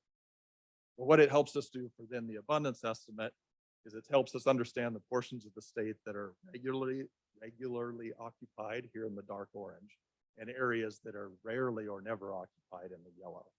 And then we can focus in our abundance estimation in the areas that are regularly occupied by wolves. So that's what we do here with these clusters of cameras.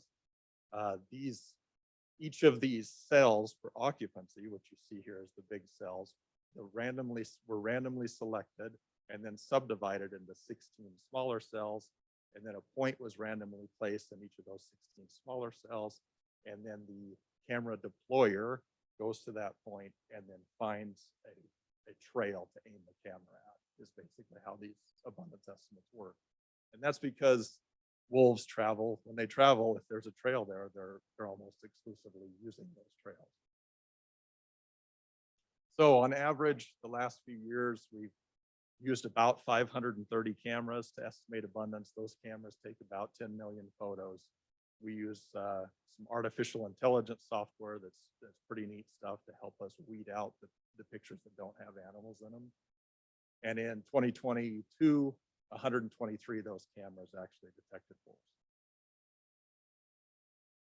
So getting into the part that you've been waiting for. Last 3 years, 2019 through 2021, you probably remember that abundance was very stable at about 1,550 wolves for each estimate. This year's 2022 estimate comes in slightly lower than that at about 1,340. Having a look at that graphically so you can kind of see that magnitude difference. Here's what those estimates look like. Now, the last couple of years I've given this presentation, we've shown you a projection of a blue line basically showing the annual cycle of what the statewide abundance may do throughout the reproductive cycle of wolves in the state. So I'll show you that again here. The way we produce this projection is we have some data that's measured, and that is mainly monthly harvest through our big game mortality reporting. So we document any human reported harvest to us, and that includes harvest and conflict removal wolves. So we have that piece of information that's measured. And then we combine that with some estimates of average pack size, average litter size, natural mortality of adults and juveniles, and the proportion of wolves in the state that are associated with a pack or not. And so those are all estimates that come from either prior research in Idaho or our neighboring states. So we use the estimates and our measured data to then build this projection throughout time. And it looks like this. And this projection basically shows us that the state's wolf population likely cycles between a low of about 850 wolves right prior to reproduction, with these peaks of reproduction then pushing it back up over about 1,600 wolves at the peak in the spring.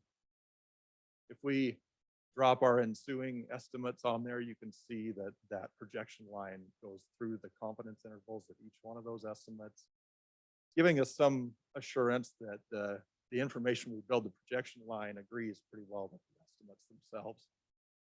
You might notice, you might think that the 2022 estimate is a little bit further away from that projection line than the others have been. there is some research out there that suggests that as wolf packs get smaller, their reproductive success actually decreases a little bit. So that could be one possibility for why we're seeing a decrease this year. And if just an example of that, if I reduce the average reproductive success by one young per litter, the line would then look like this. So that shows you just the projections and the sensitivity of this to that. So that could be, there's other things that could be explaining it. That could be one possibility. As a whole, the Wildlife Research Program and the Bureau of Wildlife, we're continuing, this is an ever evolving process, and we've got ongoing research not only to improve camera-based estimation, but to continue to understand how harvest and changes in wolf abundance actually impact wolf vital rates to help us better with these projections in the future. So that's all I have for you. I'd be happy to answer questions.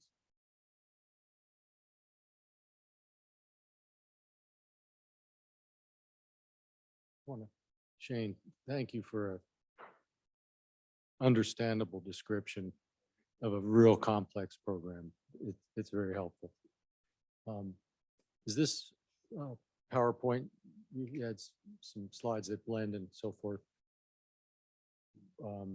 I'd like to have a standalone one just to refer to. Is that possible? Absolutely, Mr. Chairman. Okay. Get you all that, if you all like it right after this today. Oh, okay. Very good. Thank you. I'm quite sure you're not the only one that will be requesting that presentation.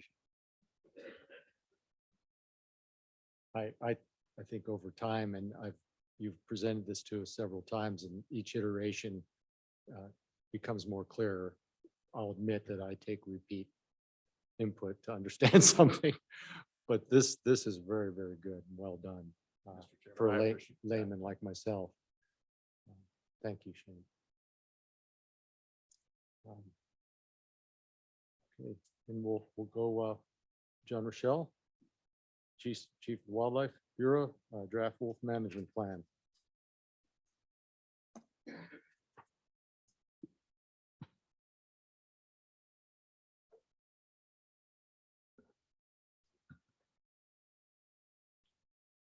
Mr. Chairman, we have previously reported to the commission that the Fish and Wildlife Service initiated a 12-month status review, species status assessment for wolves in the Western United States in September 2021 in response to 2 petitions received requesting the relisting of wolves in the Northern Rockies and reinstating Endangered Species Act protections following the legislative action in Montana and Idaho that year.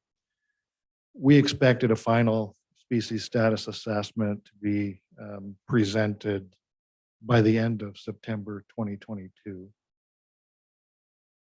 I stated in our November meeting that we still had not seen that species status assessment and decision. We still have not.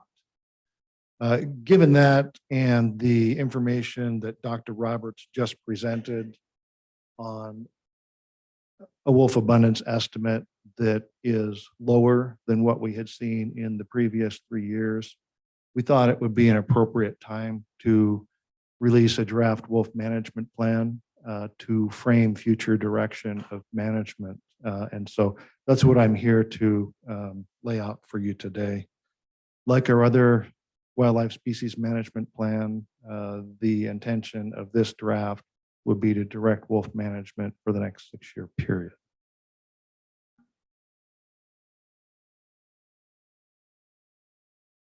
At your November meeting, I provided a lot of in-depth information on our harvest and monitoring program, wolf conflicts with livestock, population monitoring efforts.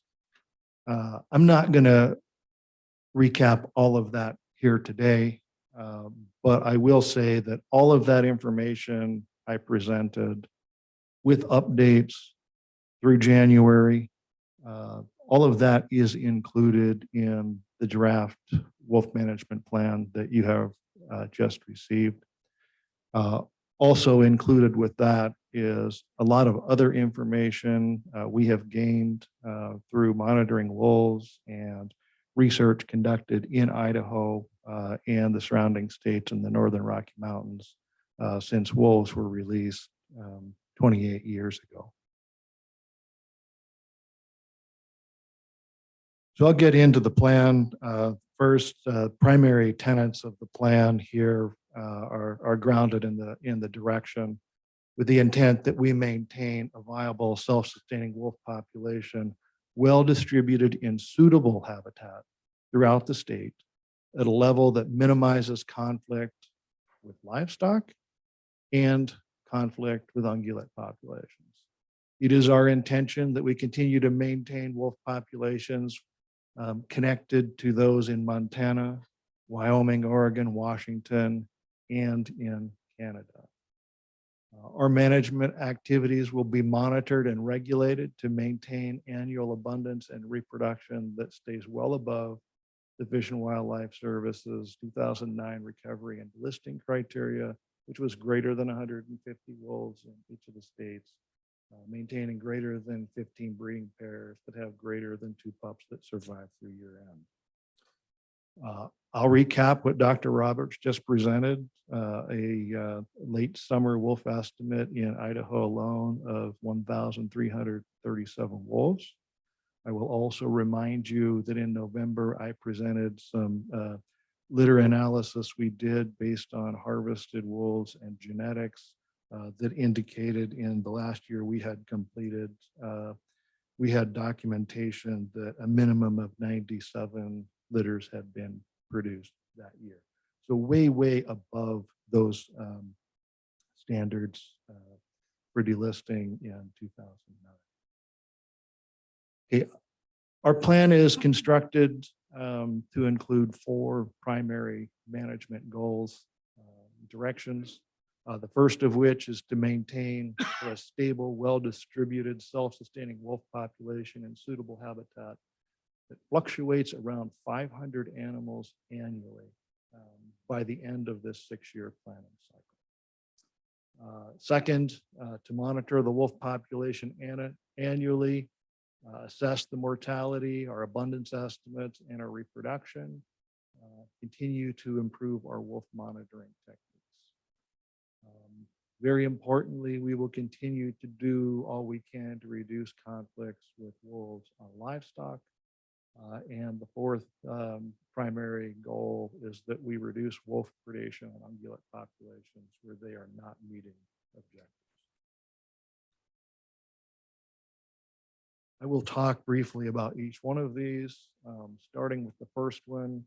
And because addressing this first goal has implications and a lot of overlap with the other objectives, I'll spend a little bit more time on this one. But first, I will make the point. This plan is not a reduce the wolf population by 90% plan. That was thrown around a whole lot in the media following legislative action a couple of years ago. And the accusation was that the department was going to reduce wolf numbers by 90%. That's not this. It is also not a plan that is intended to drive wolves down to a bare minimum of 150 wolves. In fact, this proposed plan in the draft before you is very much in line with the U.S. Fish and Wildlife Service's 2009 delisting rule. In 2008, in the first delisting, the Fish and Wildlife Service stated that it was their expectation that each of the 3 states, Montana, Idaho, and Wyoming, would maintain wolf populations with at least 15 breeding pairs, 150 wolves remaining in each of those areas at the end of December. In that delisting rule, the Fish and Wildlife Service also went a little bit further. And I'll enlarge this for you here. That in the Northern Rocky Mountain distinct population segment, they stated that after delisting, that population will be managed by the states, the National Park Service, Fish and Wildlife Service, to average over 1,100 wolves, fluctuating around 400 wolves in Montana, 500 in Idaho, and between 200 to 300 in Wyoming.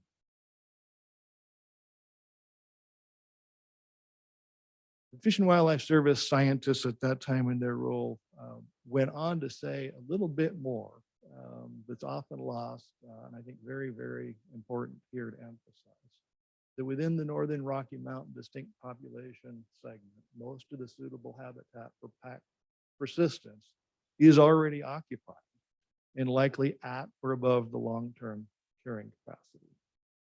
Fish and Wildlife Service further stated they believe that maintaining the Northern Rocky Mountain gray wolf population at or above 1,500 wolves in currently occupied areas would slowly reduce wild prey abundance in suitable habitat. This would result in the gradual decline in the number of wolves that could be supported in that habitat, and that higher rates of livestock depredation in these and surrounding areas would follow. This too would reduce the wolf population because problem wolves are typically controlled. Now, I will emphasize this was written 14 years ago by the U.S. Fish and Wildlife Service. And that is for the entire distinct population segment, which includes all of Idaho, Montana, Wyoming, and the eastern third of Washington and Oregon. We are just talking about the last several years having a summer estimate of 1,550 wolves.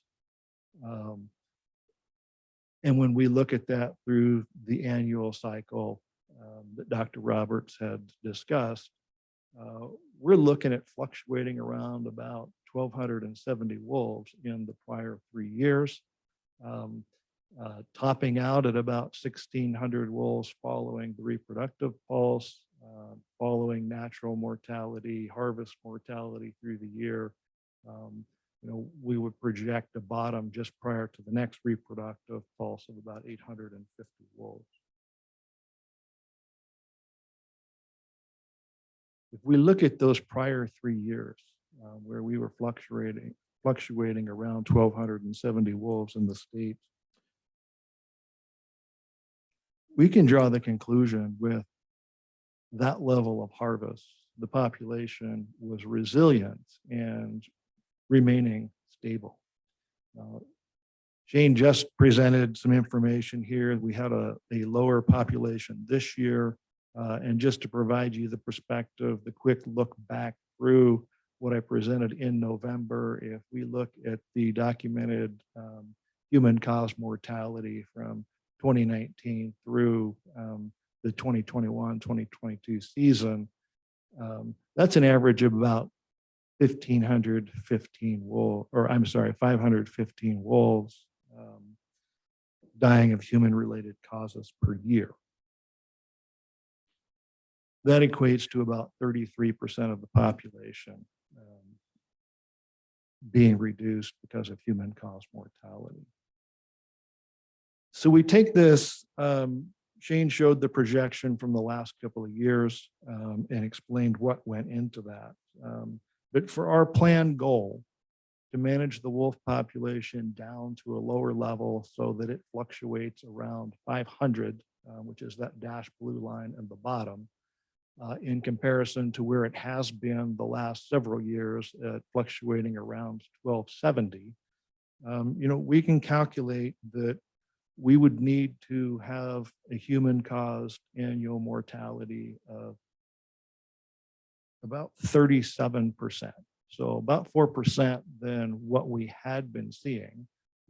But when we look at the lower population estimate Shane just presented, we're talking about a mortality level that is the same as our last 3-year average, that would potentially continually decrease that population towards the goal. So with this projection, we look at that, and if we were to remove 37% of the wolves annually for the next 6 years, that would put us down to that level that we're targeting, managing around 500 wolves. Now, we very much understand, there's a lot of variables that go into predicting wolf population dynamics, and we will put an emphasis on monitoring the other factors that we'll talk about here in a couple of minutes with the second goal annually. And we understand we will need to make adjustments to the metrics in our management actions, but we will continue to check in with the intent of reducing the population to fluctuate around 500. So with this, going back to the top of that goal, the management plan does lay out a number of strategies for each of the goals. I'm not going to go over every one of them in the plan, but just some highlights here. As we had just previously discussed, it's our intent that we would continue to focus on public hunting and trapping as the primary tool for managing wolves. We would continue to incentivize public harvest through third-party agreements for reimbursement to focus harvest on specified conflict units. We would look at authorizing broad control actions to be very responsive and reduce conflicts on livestock. We will consider agency-directed control actions where the combination of public harvest and depredation control is insufficient. But again, based on current projections, we're looking at inducing a human cause mortality of about 37% of the peak annual population for the next several years. Goal 2, again, focus on monitoring the wolf population annually to assess mortality, abundance, reproduction. We will continue working to improve our techniques, but the focus would be to continue our camera-based occupancy and abundance estimate. We will maintain mandatory reporting requirements for all wolf mortalities. From that, we can collect age data. We can also collect DNA, and we will use that in the litter analysis that can help us document minimum number of litters produced. Staff is also working on developing and refining an integrated population model like we have talked with using to guide our deer and elk management decisions. And as part of this, of course, we will report back to the commission on progress and status annually. I think at this point, I guess the other comments I would make about that, no matter what we do with monitoring, there will always be criticism. There is likely no perfect tool. We are simultaneously looking at multiple different approaches, and they seem to be tracking each other, which provides us some support that we're on target here. This isn't about cutting corners or saving money. That was a criticism last night. There is just an enormous amount of cost and manpower that goes into not only the distribution of the camera array for abundance, on top of that, the other 200 cameras out for occupancy, and all of the behind scenes work that has to take place to take those 10 million images a year and turn it into the population estimate that Dr. Roberts described. So it's not perfect, but we do think it's the best thing out there right now. As far as we know, nobody has anything close, anything better on this scale. And if they did, we'd probably be doing that too. But we are committed to continue to work to refine and improve the approach. We already talked about several things, so I'm going to pass very quickly. We talked a lot about the camera arrays. We will use case-specific, area-specific radio collaring and tracking to facilitate our monitoring of population dynamics. So we talked about the mortality data and the value we get out of that. And so that we will continue, but ultimately the goal is to have a robust, repeatable, cost-effective estimate of abundance, distribution, and reproduction to guide us long-term. Goal number 3, Very, very important, the reduction of wolf depredations on livestock. That's an expectation. It has been something that the Fish and Wildlife Service, the department had emphasized right from the very beginning when wolves first hit the ground, and we're enjoying endangered species protections.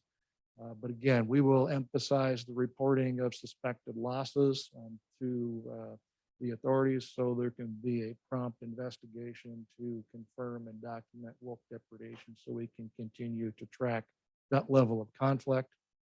We will continue to use public harvest as a primary tool for managing wolves.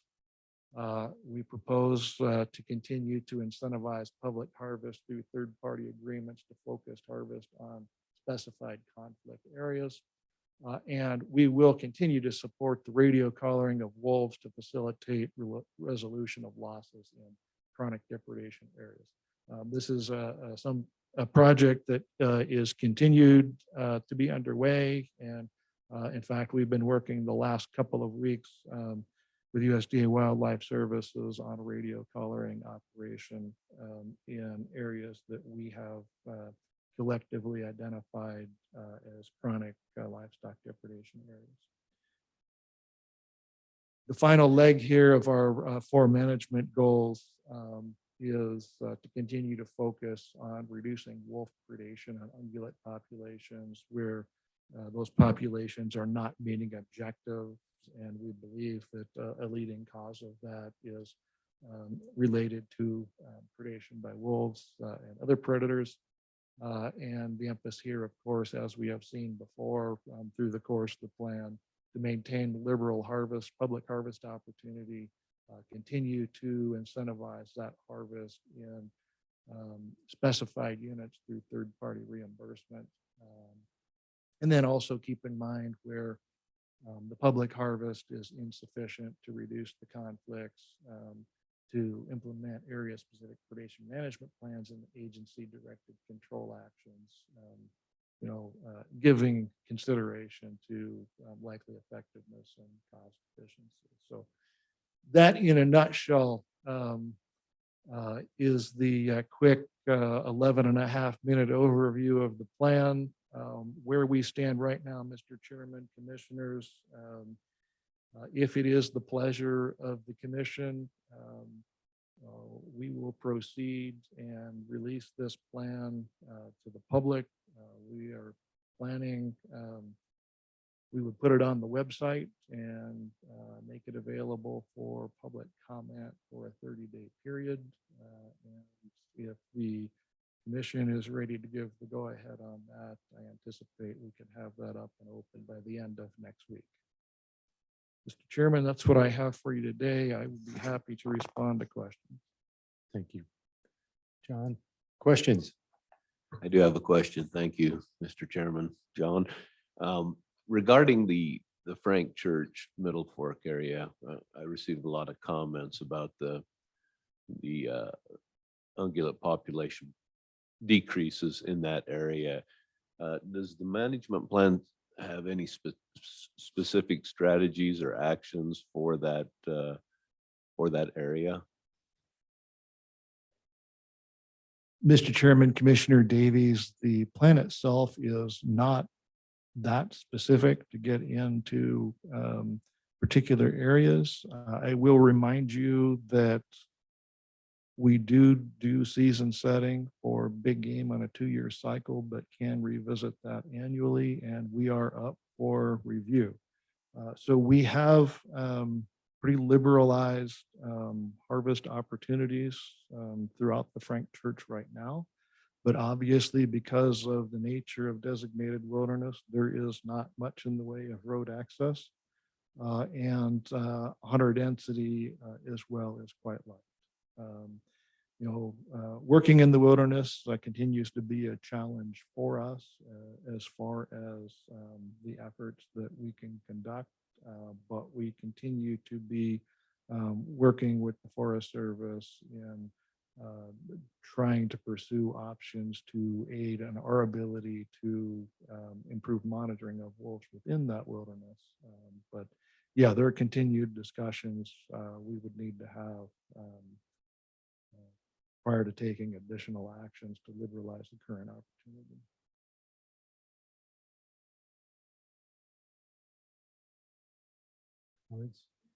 Mr. Chairman, I have a question.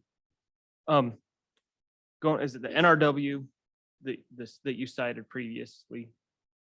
Or I didn't. The Northern Rocky Mountain gray wolf Were distinct they population segment. Yeah, where they cited that they wanted Idaho to maintain 500 wolves. And in there you said Idaho had 1,300, and it said something about the habitat not being able to house that many wolves. Is that accurate, or did I misunderstand that? Or is my question not clear? Mr. Chairman, Commissioner Charette, no, I think you understood that very well. The Fish and Wildlife Service at that time, 14 years ago, was projecting, a future condition where they were looking at the likely physical, biological carrying capacity of available ungulates and balancing that also with some of the social factors such as conflicts with ungulate populations, conflicts with livestock. In the case of wolves, often how you define habitat is by food source. And so unmanaged and maintained at a high level, through time, wolves can be expected to result in reductions to some of those ungulate populations. And again, outside of a national park system, there are also competing desires for those ungulate populations. So the collective pressure and the public desires for harvest opportunity are an important part of that equation. Also, in that specific discussion of suitable habitat, it goes into define the unsuitable habitat. And that's when wolves start moving out into new areas where there are increased conflicts with livestock. And so it was, a hard look at what the long-term likely scenario was going to be. At what level can wolves be sustained and be tolerated, and where? And I think that's what defined that decision. The Fish and Wildlife Service further went on to say that there's no doubt that wolves, at least for a period of time, could be maintained at a much higher level. But they would slowly erode away with the ungulate population and branch out in areas that would have conflict, which would reduce their tolerance with people. So there's a whole lot to read in there, but again, I think it's important that the Fish and Wildlife Service was recognizing that in their original, in their 2009 delisting rule. Thank you. Thank you for that answer. Mr. Chairman, just a comment. John, appreciate the plan, the draft. I've read through it 3 or 4 times, and I think it provides us a vehicle for responsible management, but also as the commission has directed the department to manage for a lower population. And so I would approve moving it forward to public comment. Commissioner Atterbury. Agreement? Got full agreement. Thank you, John. Thank you, Mr. Chairman. Thank you, Commissioner. Yes, Director Schriever. I asked for a minute. In all honesty, I'll take more than a minute if you would allow me. So, John, thank you for, I think, an excellent presentation.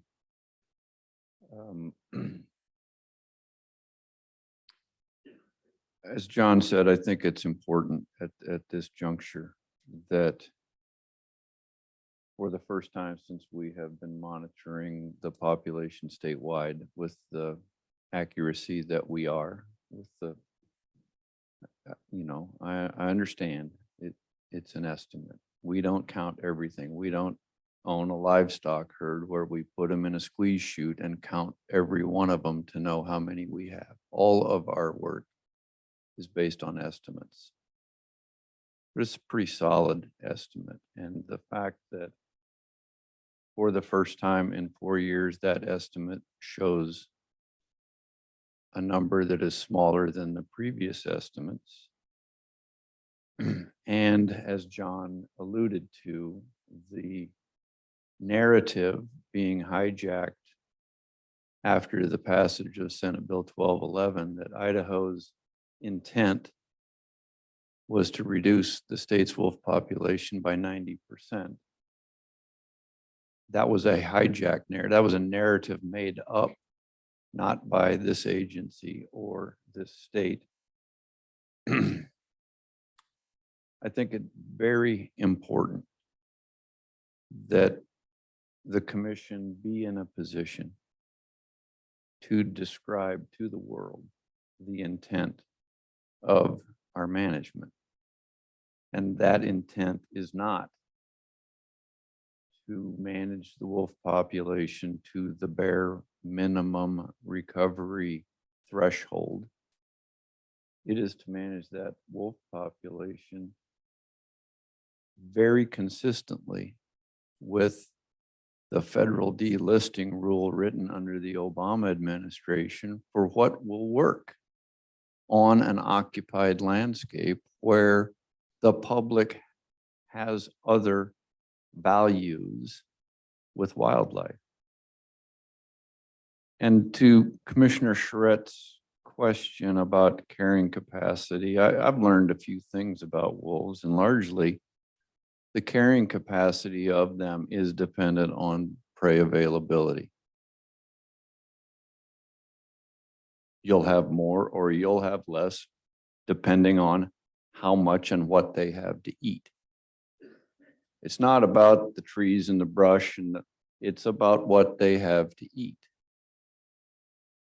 So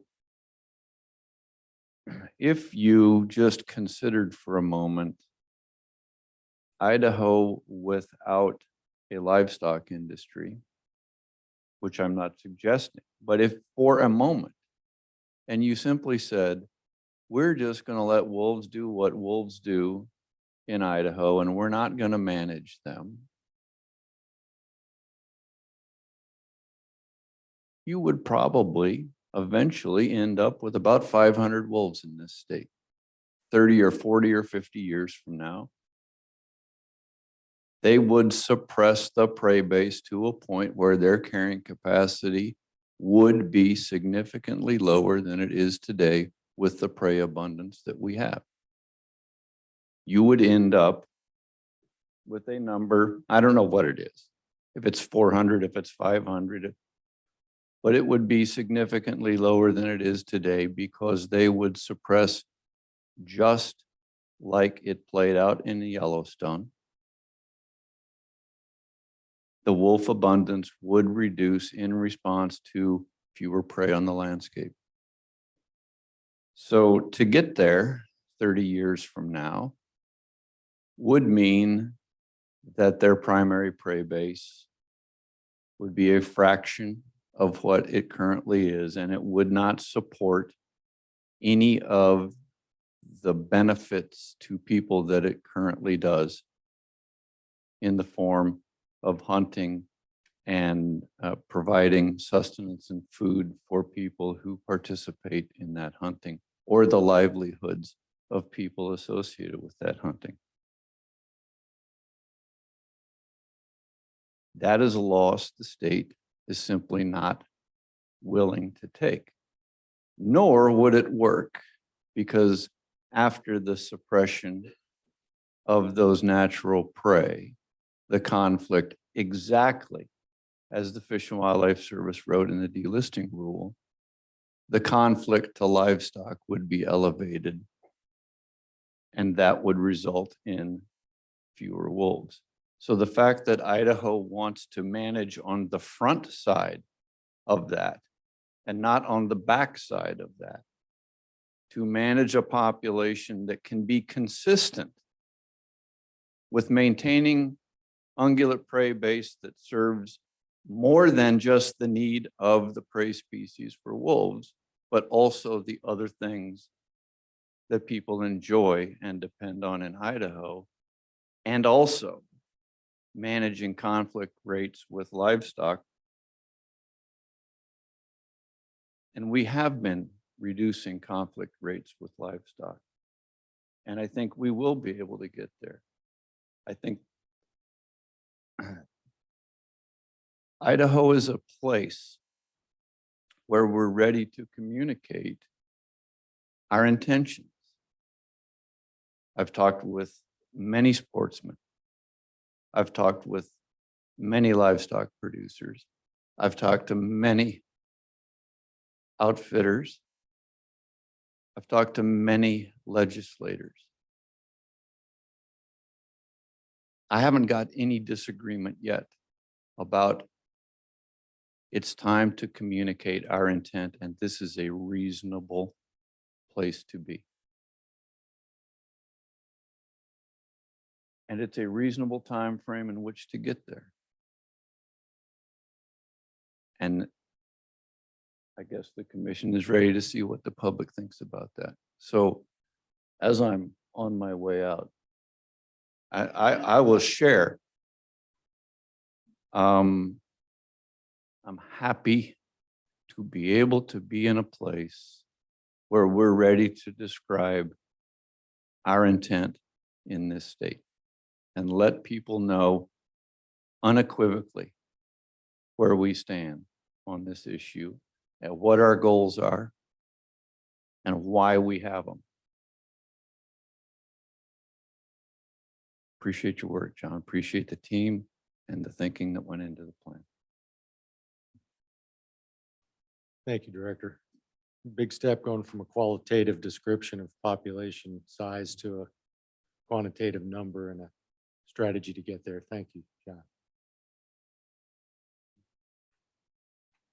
Leave. Lunch? Okay.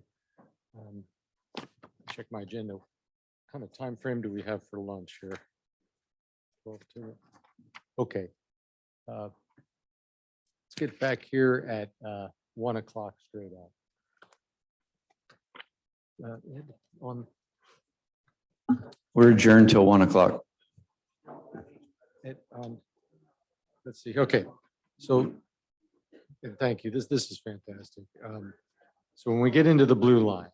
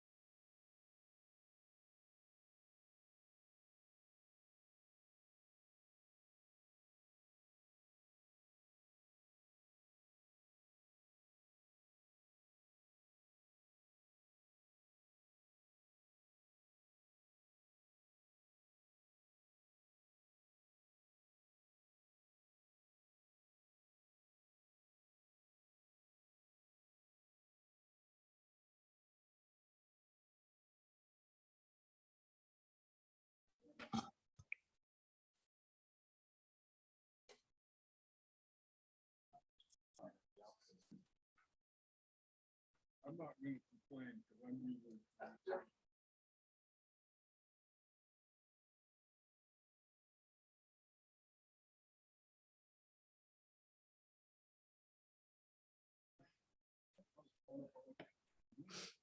One. Yeah, I was gonna say. But. Are you a muzzleloader hunter? No. So. You know, how you unload your gun, you have to shoot it. Okay. You shoot it. That makes. What are you using there, Ed? What are you using there? Great Plains bullets. So you can still find them in 50 caliber, but not 54. That's the 428 grain 54 caliber. At 50 yards, I put them over the top of each other.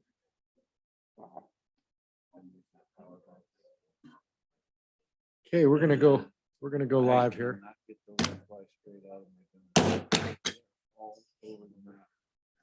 Oh, welcome back. So you got fed. Good productive morning. We're gonna go into agenda item number 11. It's informational. Tara Reichert, Automated Systems Manager, will cover the 2022 outfitter allocated tag use reports. Tara? Thank you.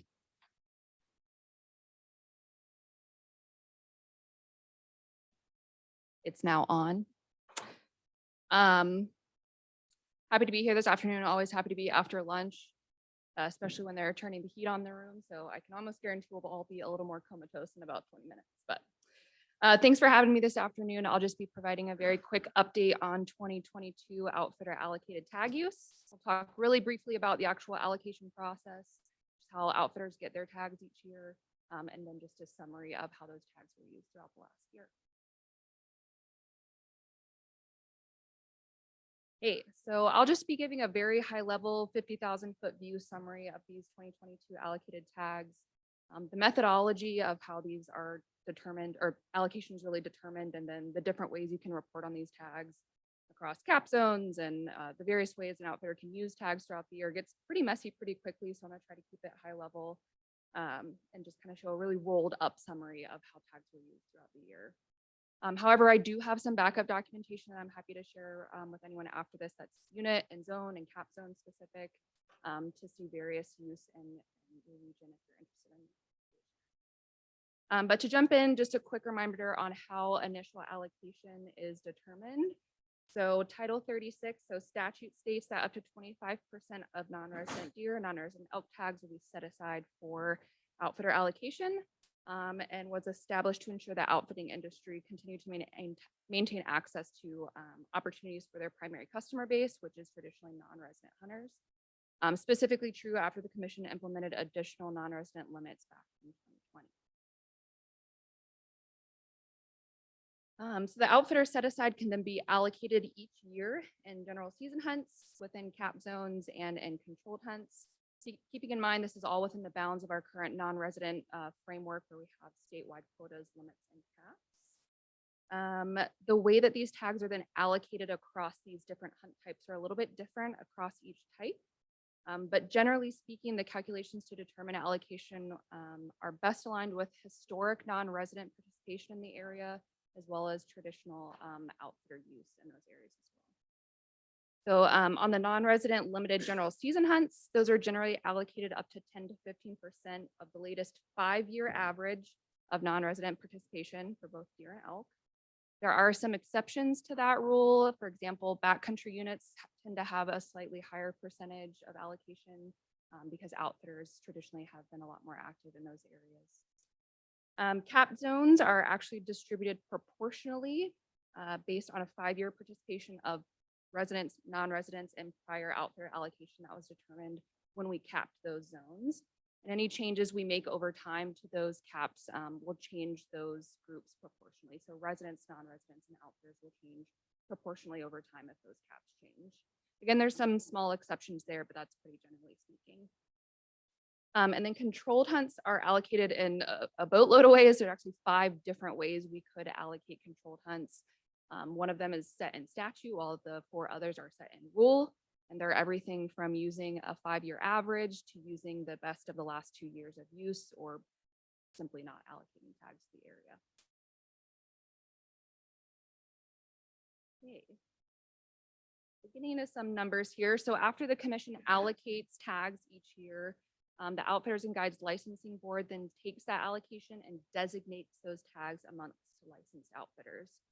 Then throughout the year, the outfitter can come pick up those allocated and designated tags and report use of those tags back to IDFG through our license sales system. Outfitters can report use of their allocated tags, obviously, but also non-allocated tags in the circumstance that they have a client that they've contracted that already comes kind of with their own personal tag. I'll talk a little more about that later. Reported use is then captured in the licensing system, and we share that with the Outfitters and Licensing Board a couple times throughout the year, some pretty important key dates throughout the year for this group. The first and likely most important date every year is in July. So mid-July of each year is when outfitters are required to pick up and report use on all of their general season allocated tags. So if that deadline passes and an outfitter hasn't picked up and reported use on that allocated tag, it is forfeited for that year. It's first offered to a pool of other outfitters. It's called the waiting list pool, and the board determines who's on this waiting list and then who is then offered these forfeited tags first. And between that mid-July deadline and August 1st is when the board kind of handles those waiting list tags. After the waiting list pool has concluded, those additional unissued tags are offered back to the general public for sale. So looking at this graphic here, we're looking at 2022. On the far right-hand side are the number of allocated tags that were not picked up and reported use by that mid-July deadline this past year. So a handful of those unused tags were then redistributed back to other outfitters via that waiting pool list. But then the majority of them, about 1,700 of them, ended back in the non-resident pool to issue back to the public. About 550 regular deer tags, about 160 whitetail tags, and 990-ish elk tags. Okay, moving into the controlled hunt side of things, we were just looking at general season tags, but similar to general season allocated outfitted controlled hunt tags must be picked up by a deadline in mid-September. And if not picked up by that deadline, the tag would be forfeited. Again, these are first made available to other outfitters to pick up. But unlike general season, there's no kind of secondary pickup for the general public if those aren't picked up by outfitters throughout the year. And as you can see, these are much smaller numbers than general season, just in terms of the number allocated originally and the number not picked up. These are traditionally used almost to their capacity with outfitters. Not a lot of turn back there. Okay, so as I mentioned previously, outfitters can report use on their outfitted tags, but also their non-outfitted tags.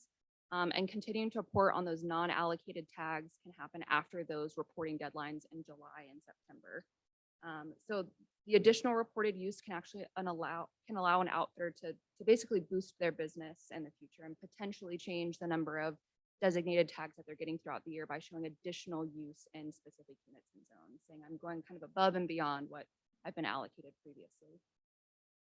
So by December 20th of each year, so we have a July deadline, a September deadline, and then our final deadline of the year is December 20th. Outfitters have to report all of their final use, including any use of these non-allocated tags. The summaries that you see here on the graphic in front of you kind of show the big summaries of those throughout the 2022 year. These summaries, starting on the left-hand side, are the number of allocated tags that we started with at the beginning of the year. And the number of those tags used is that next column there. The third column is any non-allocated tags used, meaning a client brought their own tag to the table and they were able to report use for it. And then the final number there at the end is the total use reported in those categories.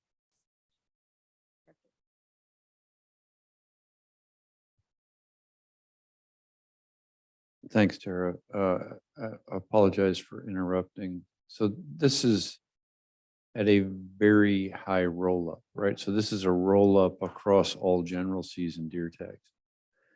And at this roll up level, it would appear that the outfitters are not using all of their allocated tags yet they're using non-allocated tags. The use of non-allocated tags could be from individual outfitters who do in fact use all of their allocation and bring additional business. I just want to caution folks that you shouldn't make this generalization that outfitters are not using their allocated tags, but that may be happening, but it also may be an outfitter is using all their allocated tags and bringing additional clients in with their own tags. Sure, absolutely. And I would assume that all of those different things are happening. Sure. You can't paint this with the same brush all the way across, right? Chairman, Director, yes, absolutely. So there's a plethora of circumstances as to why an outfitter may or may not be using their allocated tags and may or may not be using additional tags as well. If there's a fire in their unit or zone that year, that means their allocation for that area likely isn't going to be used because they just can't keep that many boots on the ground. But the way that allocation at the top level works and then the way the board then designates those tags later kind of takes all those factors into consideration to make sure we're not creating any, extreme detriment to an outfitter for a year that's not quite as good as another, or to factor in things like wildfire or CWD or EHD, where some folks may not be as willing to travel to different parts of the state as in years prior. But a fabulous point, absolutely. It definitely is the highest level you could look at this, but it looks very different across regular and white-tailed deer as well as per outfitter. Thank you. Okay. Last slide here for you, again, is just a very high level summary of allocated specific tags. So the previous slide that we just saw is any tag type that an outfitter reported throughout the year. This is simply narrowing it back down to just allocated use. So the lighter colored bar there is the number of allocated tags that were available. And then the darker color is then how many were reported for use for 2022. Looking at about 67% of allocated use was used for deer and 68% for elk. That's actually all I've got in terms of updating for the 2022 outfitter allocated tags. Happy to stand for any questions. Any questions? Good information, Tara. And good I update. can't help Mr. Chairman, I can't help the opportunity to comment. You are way smarter than we are. So appreciate it.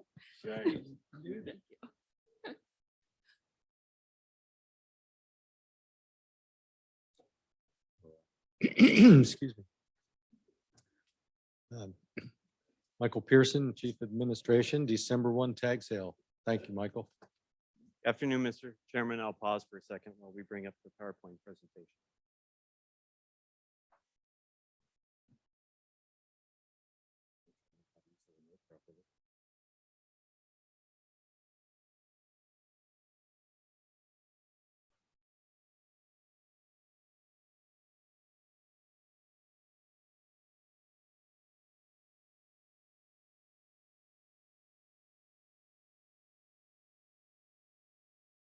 It's always harder when someone's looking over your shoulder. I get it.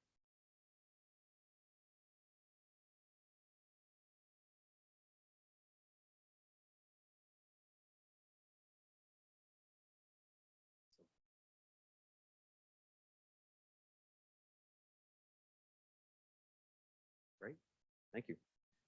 All right, Mr. Chairman, prior to discussing the recent December 1 non-resident sale, what I wanted to do is review for a moment the history of this practice in response to concerns that both the department and commissioners have received about issuing tags in December to non-residents only before season setting occurs.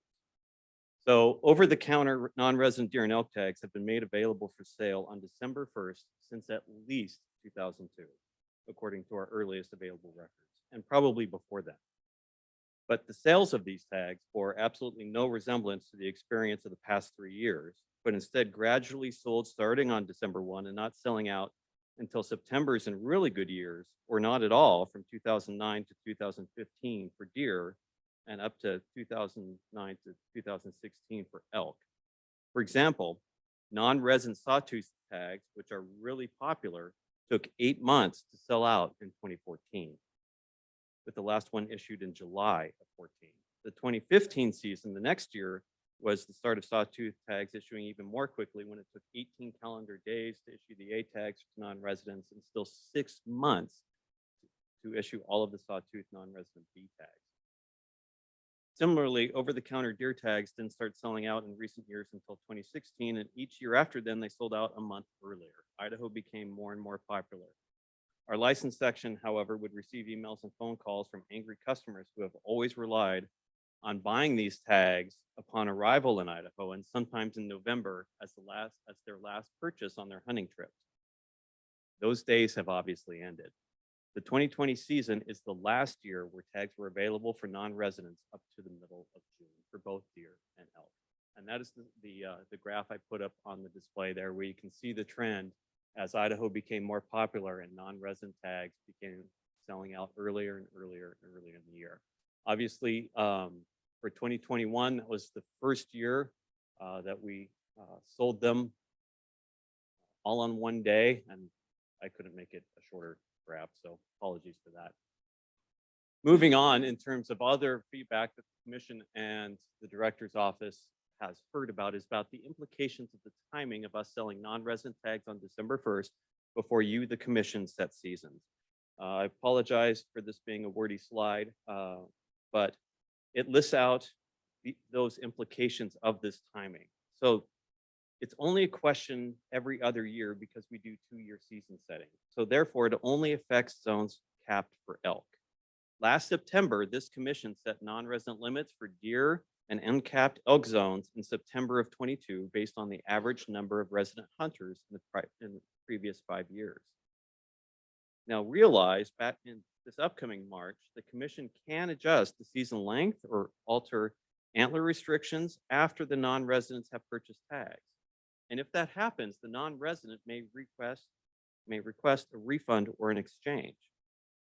If the commission eliminates a hunt, they can also ask for a refund or an exchange if necessary. In a cap zone where non-resident tags have been sold prior to season setting, if the commission lowers the cap, they can make it effective on the second year of the 2-year cycle, or alternatively, you can make it effective immediately, and then we'll take care of those tags when they come back for refunds or exchanges, and that happens through the normal course of business. Last year, for example, in 2022, we received almost 500 non-resident elk tags, over-the-counter tags that they wanted a refund on or exchange, and almost 400 non-resident deer tags that people wanted a refund or an exchange on. And this happens because they can't get their vacation. People have medical injuries. I mean, the whole gamut, right? And so what they buy in December 1st doesn't always mean that all of those people get to go out in the field. There's always adjustments that happen, and life happens, as we all know, throughout the year. So moving forward to our preparation for December 1st. Last March, I had the privilege of watching Tara, who you just saw, explain to us all the work that goes into a December 1st sale. And so I just grabbed one slide that came from that presentation and what they do, what license team does with Tara, as well as Brant, our system vendor. So the preparation focuses heavily in the fall, as early as October.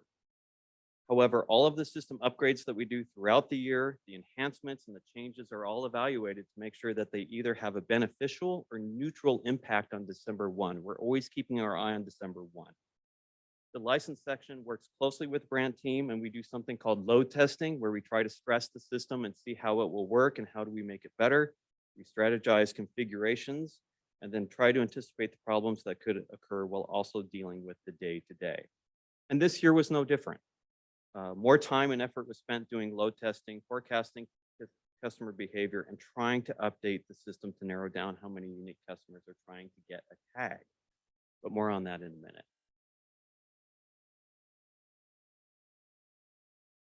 So this slide is a recap of last month's sales by the numbers. December 1 of 2022 continued the trend of the last 3 years by having more customers online, almost all the tags sold out, and generating the revenue that we did. To level set, this sale was a success from a target benchmark perspective. The department issued tags and handled thousands of customers and transactions, both online and in person. And when we consider the resources available and directed to our license system contract, it is absolutely remarkable that the department and its license system partner have a system and process to handle over 60,000 customers all at once and not fail. Having said that, it's very, very important to note that even though the department succeeded in issuing almost all available non-resident over-the-counter tags, it was not without public frustration and challenges. And both Brandt and Fish and Game acknowledged that the 30-minute delay in sales start, the speed of the sale, and system slowness contributed to the experience that didn't meet the standard of excellence that we both pursue.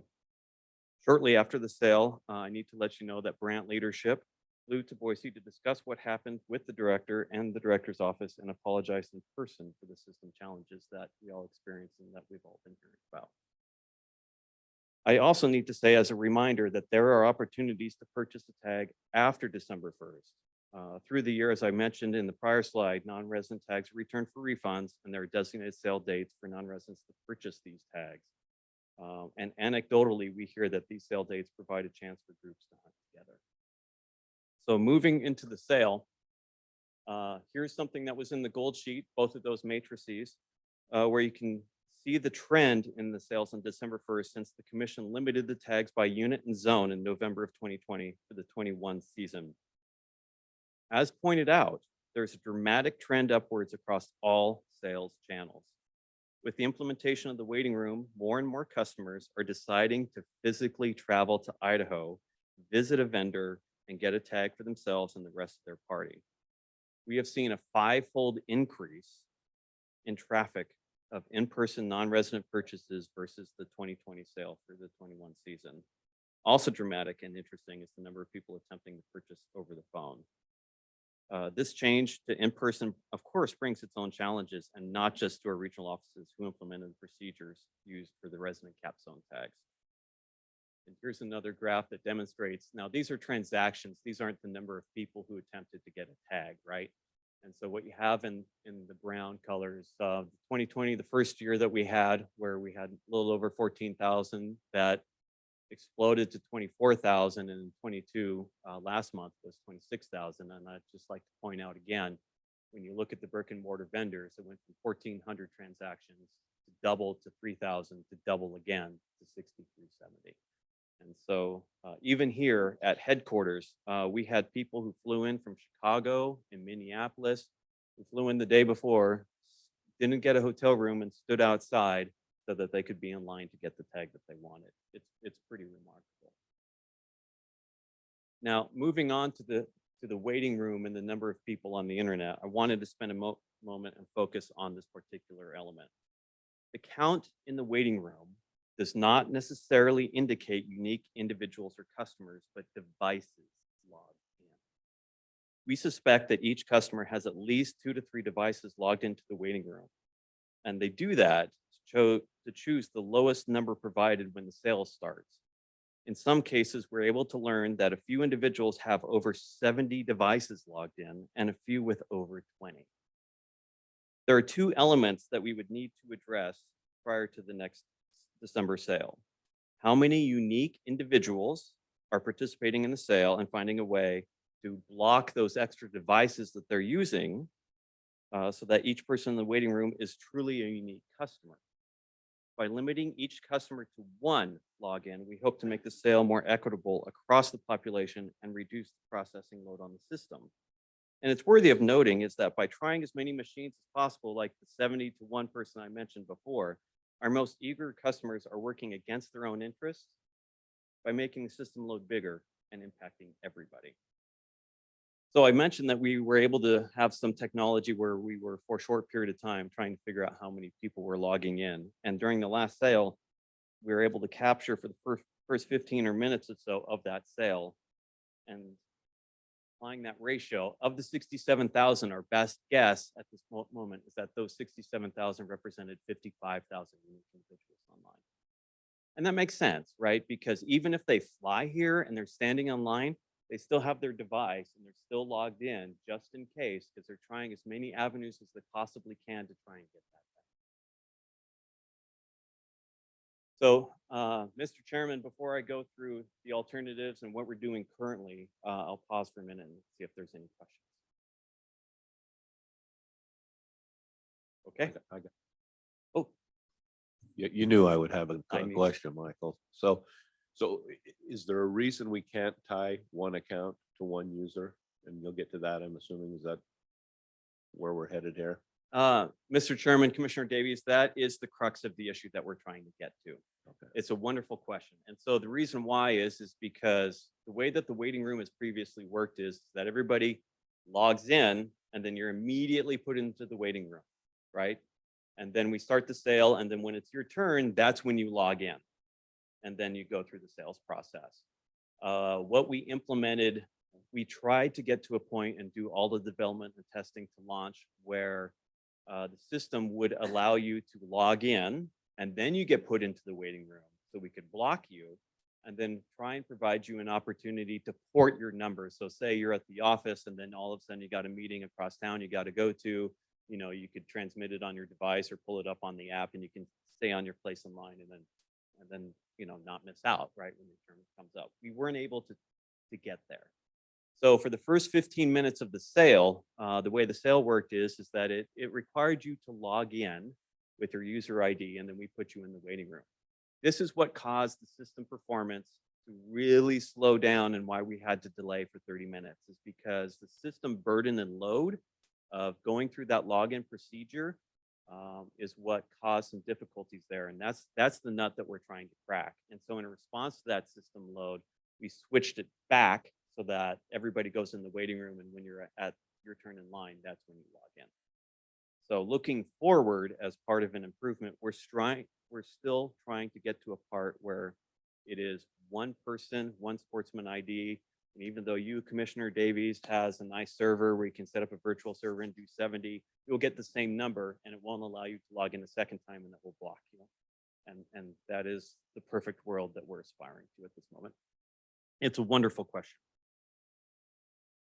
So looking forward in terms of what happened after December 1st is that these are things that we have to do anyway to improve the system. We're doing it in response to December 1.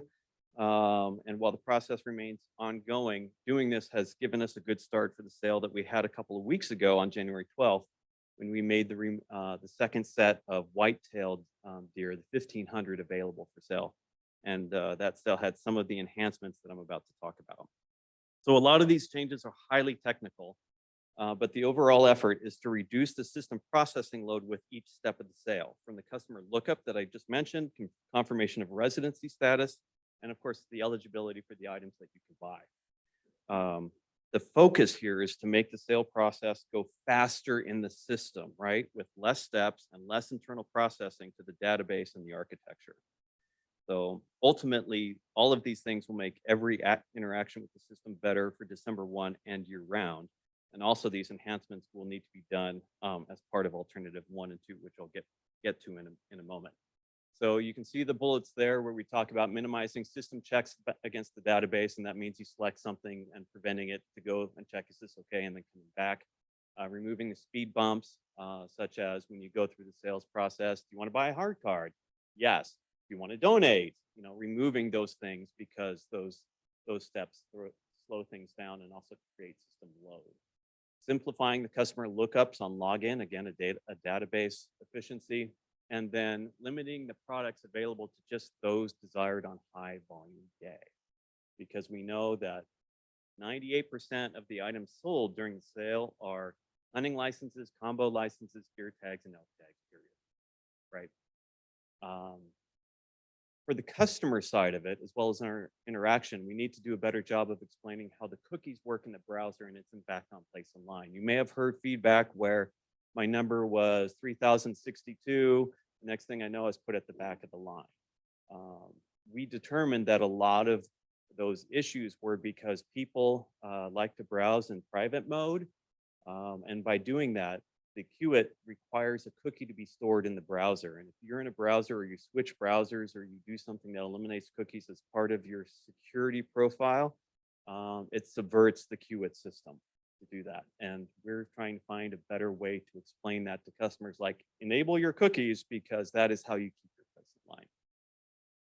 And something we talked about last year is investigating how to offer a group purchase and its impact on system load for future sales, perhaps by December 1 of 2024. So that is also something that we're trying to get to, but we have to measure it with system load and performance. And then what happens if you, Commissioner Davies, try to buy for your friend while your friend is also trying to buy for you at the exact same time, right? So these are the things that we're trying to work through. So the pros and cons of what we're doing now is that these actions do improve the system year round. It is the quickest opportunity for success with the lowest risk.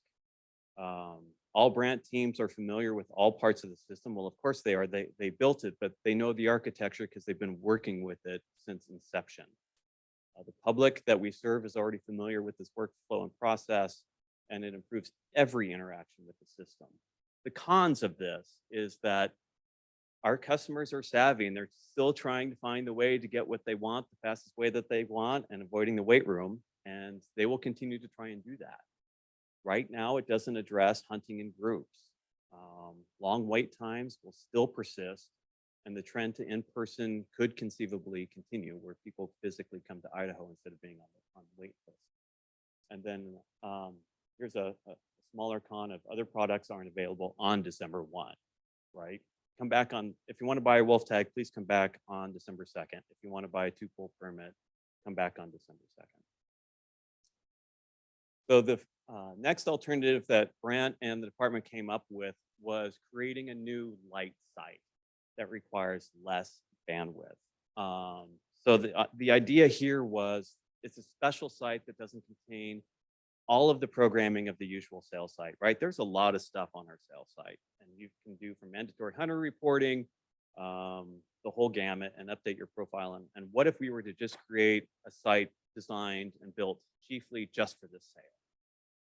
Has less functionality. It contains only those elements that we need, but it's the flip side to that is it's the most undefined alternative because there's no consensus yet on what this really means for system development in terms of the technical architecture, the databases, so on and so forth. So when we took a look at this and investigated this alternative, the pros of it were it's a fresh build. You can build it however you want. And it's a specific target for December 1, and we can build it with that framework in mind for first come, first serve sales. And on these slides, it's FCFS. The cons, though, were a lot longer. You have a lot of duplication of the current site, including your databases, your rules, your counts, your tables, and everything else. We don't know the size of the scope for building and the detachment from the existing site, right? It doubles your effort for setup, configuration, and testing. It has the largest impact to future system enhancement and fixes. Tara and her team works closely with Brandt, and they do a roadmap for the next year, year and a half of all those system fixes, as well as newfangled things that we want to do in the interest of customer service or efficiency or anything else. Should we pursue this, it would subvert a lot of those things because, like us, Brandt only has so many people and can do only so many things at the same time. This alternative also doesn't address hunting groups. It doesn't address the wait time, right? Because it's still a first come, first serve sale. We don't know if it would reduce the load, and it's a lot of risk for an unknown impact. So when we got done with that fun brainstorming session, we just decided that this alternative wasn't viable. It didn't make sense because it was a huge investment for a site that was just about identical to the effort that I described in our current effort in terms of our efficiencies and our enhancements and those sorts of things that we're doing. And so as a result, we're not proposing this to the commission because we can in good conscience recommend it. The alternative 2 is one that I've heard a lot about, and I'm sure that you have as well, of the idea to issue these tags via lottery type draw. And the word that I'm going to use here is purposeful. It's not a controlled hunt because that's described in statute and rule. By calling it a lottery type draw, we're creating a framework in our vision of how do we do this, but not necessarily charge for a controlled hunt application fee for non-residents to participate in this thing. So that's why we're calling it a lottery. So ideally, in this alternative, customers submit an application on a website by a certain date. They put a payment method on file and request tags and preference orders. It would allow for groups. And we would need to do this and repeat this for each sale of leftover returned non-resident tags. Remember, I said that we had 400 or 500 and 400 deer and elk tags that come back to the department throughout the year. How do we dispense those tags? Maybe we do it by the lottery. I need to let you know, though, that the sheer complexity of tag issuance rules make this really, really daunting. For example, if a group includes a non-resident DAV, which has its own limit, right, of 500 deer tags and 300 elk tags that are significantly discounted, does the DAV individual still want to pay the full price if the reduced price quota is sold out, right? Similarly, this would also apply for a non-resident junior mentor, because a non-resident junior mentor can buy a deer tag that's good for all units, like a resident, because they're junior mentored, and then they're also are not restricted in the limited zones. Non-resident junior mentor do count against a cap in a capped elk zone, but that's it. So how do you write that into the lottery logic to say, okay, well, Commissioner Davies, forgive me, if you and your son, Junior, want to put in for a cap zone, then yes, use this form. But if you want to put in for limited zones such as Weezer River A, you don't need to, right? So there's a lot of complexity here. So my note here is not only is this program extremely hard to do and complex, but explaining it to the public at large is also a very large challenge. One last point on that before I get to the pros and cons on the slide is the quotas that are in place where so like non-resident deer, right? The sum of all the units that was set by the commission in September exceeds 15,500, which is fine, but we need to program the system to stop when it hits at 15,500 and also stop when the unit reaches its own limit. So yes, this addresses groups. It allows for us to review and validate the tag issuance to make sure it's the way that it should be. It spreads the traffic out and provides for system resource flexibility. But it may not eliminate the need for a waiting room because we don't know how many people will go on. I know that there's a lot of anecdotal evidence of our customers wanting to be the first one in a controlled hunt draw or at the very end of a controlled hunt draw because they think that it might improve their chances of drawing something. It's also a very heavy resource lift for programming. Like I said, cap versus limited elk zones, adult versus junior mentored, and the DAV type tags and all of the limits and quotas and rules and everything else that goes into that. It could result in not all tags being issued. And what do I mean by that? So say we give a non-resident a chance to choose 4 tags that he wants in 4 different units in his group. Well, what I anticipate happening is that the most popular, and I'm just going to throw out a number and a guess, that 60% of our most popular hunts will likely sell out during the lottery. But what about the other 40%? Because people didn't put in for those, they put in for the ones that everybody else wants, right? So then we have to go through this iteration again. During the sale, we have observed people who get there and they get up to the line and they're like, well, I want this tag. Well, we don't have it. Well, I want this tag. Well, we don't have that either. Well, what do you got? Well, I got a Weezer River tag. That's my hunt, by the way. And so, okay, give it to me, right? And so we're subverting that process where people just want a tag, but we're limiting them to 4 choices. And that's what I mean by the uncertain impact on future sales. It's also high risk for uncertain impact through the year, right? So this is a lot of programming for just one day. And we have a little bit of apprehension about how do you test for 55,000 unique people trying to get into the site to put those things in there when you put it out there and stand back and say, okay, we launched it, right? We have to make sure that it is right, that it will work and do the ways that we designed. And that takes a lot of work. Continued on the lottery system is, do we host multiple application periods? What happens to leftover tags? What happens to the return tags through the year? What about second tag sales after August 1, where non-resident tags that are not sold become available to residents and non-residents as a second tag? We may need to still continue to use first come, first serve for those leftover tags. The length of the design and implementation of this possible alternative could be as long as 2 calendar years and may be available for the 24 sales. And finally, this fundamentally changes the method of how non-residents can buy tags throughout the year, not just December 1st, right? It fundamentally changes over-the-counter distribution of these tags in a whole new way. So in summary, Mr. Chairman, I regret to inform you, something you probably already knew, is that there's no silver bullet to address some of the concerns that are raised. Each alternative has pros and cons that impact future improvements or process. And regardless of what path is chosen, we all know there will still be customers who will not get their tag or the tag that they want, right? We have 55,000, we think, unique individual who want one of the 15,500 deer tags or 12,815 elk tags. And that's outside of the controlled hunt framework, obviously, but the math doesn't match. And not everybody's going to get what they want, and frustration will continue. The lottery method may require a change in rule. We don't know yet. And naturally, customer behavior is always hard to predict, and each alternative may raise new challenges or frustration as our very savvy public finds ways to try to get what they want and work the system to their advantage. So, Mr. Chairman, with that, I am more than happy to stand for any questions.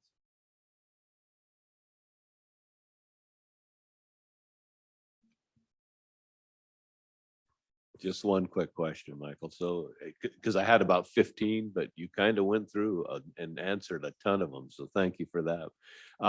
What about limiting the amount of tags that a person can buy in person at a vendor or at an office? When I was at the sheep show in Nevada, one of the complaints that I heard is, I was standing in line with me and my family. We had all of us there, and the guy in front of me was there, and he was buying 8 tags for people, his buddies, and all that kind of stuff. What about kind of limiting that? Mr. Chairman, Commissioner Davies, it's another great question. And we run into this not only for non-resident tags, but naturally for resident tags, for Sawtooth or Diamond Creek, where it's the same concern where someone goes up and then they want to buy it for their 5 friends. Legally, I will tell you that there is no prevention in statute or rule that prohibits that. And so we have not enforced that. And so besides that mechanism is we do not necessarily control the experience when someone goes to a brick and mortar vendor, right? So when somebody goes to Bob's Crab Shack to buy their tags, there's no way the system will prohibit someone from buying more than 3 because there's no linkage between me and my 4 friends because they have different last names, they live in different places, and so on and so forth, right? And so while I appreciate the sentiment and the frustration, I don't have a really good answer in terms of how to prevent it. Mr. Chairman, I know nobody wants to fix this worse than you guys do, and so I'm not gonna spend a whole lot of time saying, well, did you think of trying this? Did you think, because I know that you're way beyond my level to begin with. And I know how desperately you want to see it fixed, maybe as bad as we do. That particular day, I got an email that says, no, things aren't going so good. Stay tuned. And then pretty soon my email started going bing, bing, bing. Obviously, there was a lot of angry people. So I don't know what to offer to help you other than get the damn thing fixed. And if you get a chance, hurry. Yeah. But I know you already know that. So, what can we say? I mean, Yeah, Mr. Chairman, Commissioner Ebert, I appreciate the comment in terms of reiterating that this is what we wanted it to be either. And again, our apologies. We try and do things and set a standard exceptionally high, and we miss the mark on that. And the last thing is what we want to do is put the commissioners or anybody in a position where we have negative feedback because we didn't meet that mark, right? And so, yes, sir, we're going to work on it, and we want this as badly fixed as you do. Mr. Chairman, Michael, a good position to be in, right? I mean, we've got a product that everybody wants. So that's a good thing, and we're achieving that in the end. It's just the experience leading up to that. And so dialing into the low hanging fruit, to pick that, to try to incrementally improve this process, obviously is what we're working on. As you presented the lottery or the controlled hunt option, in my mind, I don't know. I just don't feel that's the route to go, just because of all the complexities that come with that as well. So yeah, I'm in agreement that we'll continue to work on it, but we're in a good place. We've got a product that people want. We just have got to improve that experience. I think we've done that in the last few years incrementally, but we're just not quite there yet. And we're here to support or whatever we need to do moving forward. Thank you, Mr. Chairman, Commissioner Atterbury. I appreciate that. And I forgot to mention that I was not surprised at the prerequisite Taylor Swift reference last night. So glad we got that out of the way. Mr. Chairman. As a person that's never won the lottery or get drawn on tags very often, I think it's that we should be able to reward those that are willing to work hard, or willing to fly from Chicago to get their tags. I know I can work hard to ensure that I get a tag and not left up to a system. So I echo what Commissioner Atterbury said, that let's keep it towards people can be rewarded for their effort.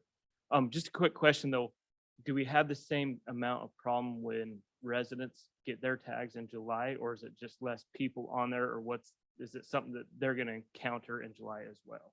Yeah, Mr. Chairman, Commissioner, that is an excellent question. So we use the same framework for the first come, first serve. We turn on the waiting room and our residents log in, as well as our residents stay overnight and get in line for brick and mortar vendors to try and get those tags. And it's similar, but it's not nearly as severe, right? As compared to 67,000 devices online, we see something in the couple of thousands in the waiting room. That being said, I know that we will have a high standard for July 10th when cap zone tags go on sale, and then July 12th when the sawtooth tags go on sale, to make sure that we can meet that load on the system and the demand and the traffic and the urgency. So for transparency's sake, I just wanted to remind the commission that on July 12th, when we sell resident sawtooth cap zone tags, those have been divvied out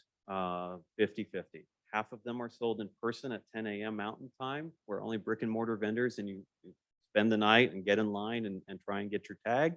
And then the remaining 50% for residents are sold online only. And so that way, if you didn't get it in person, you still have a second shot at it online. But we will still use that first come, first serve methodology for those online. So one more follow-up. You said something that might be an idea. Is there a way that you could sell the zones different days? So like not everyone's online just to get the run amok of all the zones? Mr. Chairman, Commissioner, we could do that. And we have theorized about what that would look like. And right now it would extend for lack of a better word, the pain of the process of selling. Instead of having one day of 67,000 devices or 55,000 people, we would now have two, right? And so it's an opportunity for us to create more frustration. And then on the fundamental technical side is that we still have the, how do you make sure that it is equal and equitable, right? So on day one, I wanted this unit and I got it, but day two is a more desirable unit. And so trying to work those things out, as well as I say a non-resident DAV and all of that architecture, it introduces more risk and more concern than we were going to. Yeah. Yeah, I probably received more emails about this issue, and I used to think the outfitter allocation was complicated, and we get involved in this, and I don't know, but it also it seems to me it's really a sense of fairness. And of the emails I get, predominantly they're older people that aren't as technical. So I would offer myself up as a test pilot.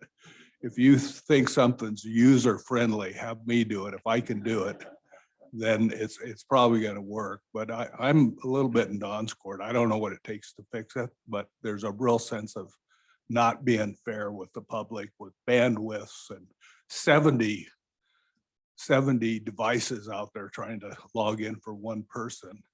That's just not fair. So I think a sense of urgency is important here, and we just need to strive to get it right. And thanks for your help so far. Thank you, Mr. Chairman, Commissioner. I agree, and I got your name down.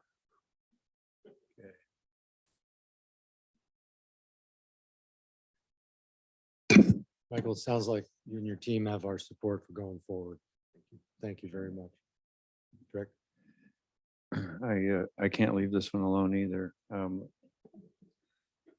Only because, what is it? I'm not gonna be here very long. I'm on my way out. But this falls into the same category that Wolf Management falls into, in that 4 years ago, you all hired me and you gave me some very specific priorities to address. Wolf Management being one of them.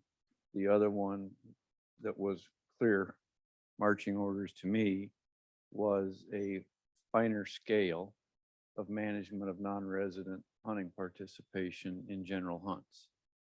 And that was a many-step process.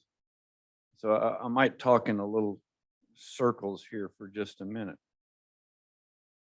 We took that on, and we knew that we had to do three things in order to manage non-resident participation at a finer scale in our over-the-counter deer and elk hunts. It required a rule. It required a non-resident fee increase to make sure that we didn't pass any costs on to the residents for implementing something that may have ran non-resident hunters away. And it required contracting with a licensed vendor who had the ability to build the system to support what is infinitely more complicated in the sales system. Now, not just do we have controlled hunts, which by the way, are running seamlessly with Brandt right now. And then we have our cap zones, which we have made tremendous improvement on the fairness and the availability of capped zones. Partially because we implemented a rule that says, if you're going to put in for controlled elk hunt, you can't participate in a capped zone sale for 5 days. That's now being turned around as some advantage to non-residents and a disadvantage to residents, when that wasn't that at all. It was simply a mechanism to throttle the demand for cap zone tags and make it more equitable and fair.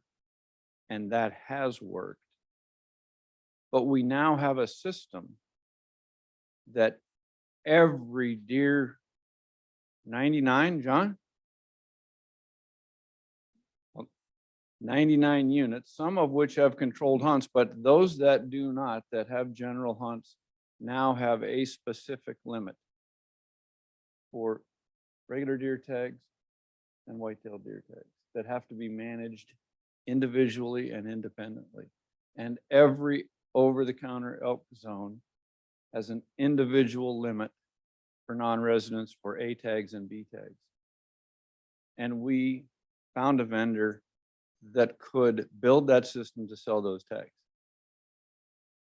What none of us could foresee was that by implementing that program, the response and the human nature was a rush sale where everybody felt if you are not in line at the minute that those tags go on sale, you weren't going to get one. And there we are now trying to fit a semi truck through a garden hose because of this thing that's human nature. And I appreciate Commissioner Atterbury It's a product people want. But to the residents of this state, it's a product people want, and it is in very limited supply. Relative to residents, these tags are in very limited supply. In fact, for residents in general over the counter hunts, there is no limit on tags for residents, only non-residents. And it's it's getting hijacked. You hear people saying, oh my God, they're letting these non-residents buy tags before the residents. Make them wait until there's leftover tags and let them buy those at the end. They don't even know what they're talking about, but the frustration here is hijacking the issue. We're trying to squeeze a dump truck through a garden hose. And so the things that Michael and Brant and Tara are talking about is how do you reduce the dump truck? And or how do you increase the garden hose? And so some of these things we're nibbling away at.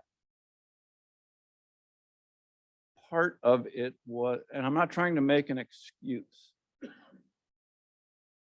I'm just trying to recognize that in our attempts on behalf of the residents to more finitely manage non-resident opportunity, we create, there wasn't one resident hunter, not one resident hunter who was impacted by the sale on December 1. Yet non-residents residents are going, oh my God, it's all screwed up. We're being cheated. No, you're not being cheated. In fact, this is all about non-residents who want to come here so bad and get an opportunity at a little slice of that pie that is available to them. I just want to, I want to fix it too, but I don't want to throw the baby out with the bathwater. I think Tara and Michael and Brant in the conversations, and they were brass tacks. I'll tell you, they were right down to the 60 grit sandpaper.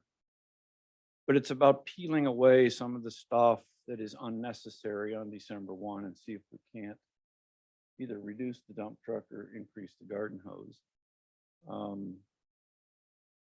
I think that this will be an issue for your next director, and it will continue to be an important issue.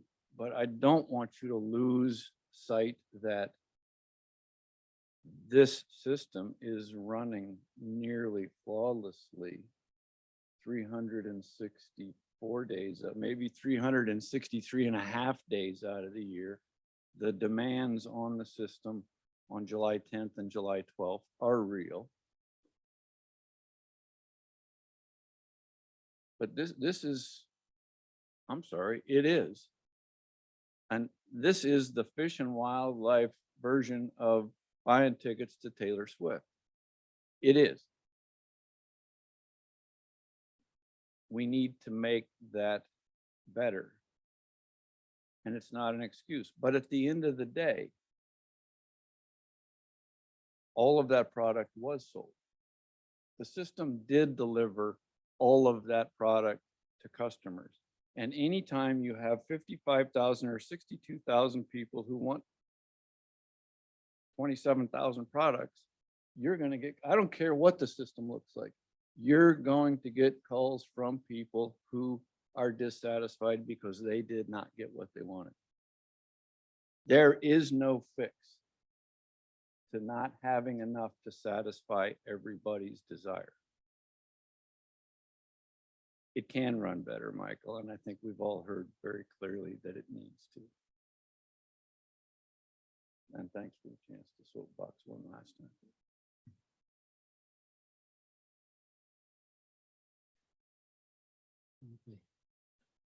Resources on the ground or resources virtually. There's more people than there are pieces of a fixed pie. Director Schriever, while you're on a roll towards your way out, exit stage right or left. How about the director's report? And I'm going to suggest that the commissioners' individual reports, I know I've gone through mine for my colleagues, and what we normally do, that we leave that up to each commissioner to go through themselves and focus on the director's report. Thank you, Mr. Chairman. I have nothing to say.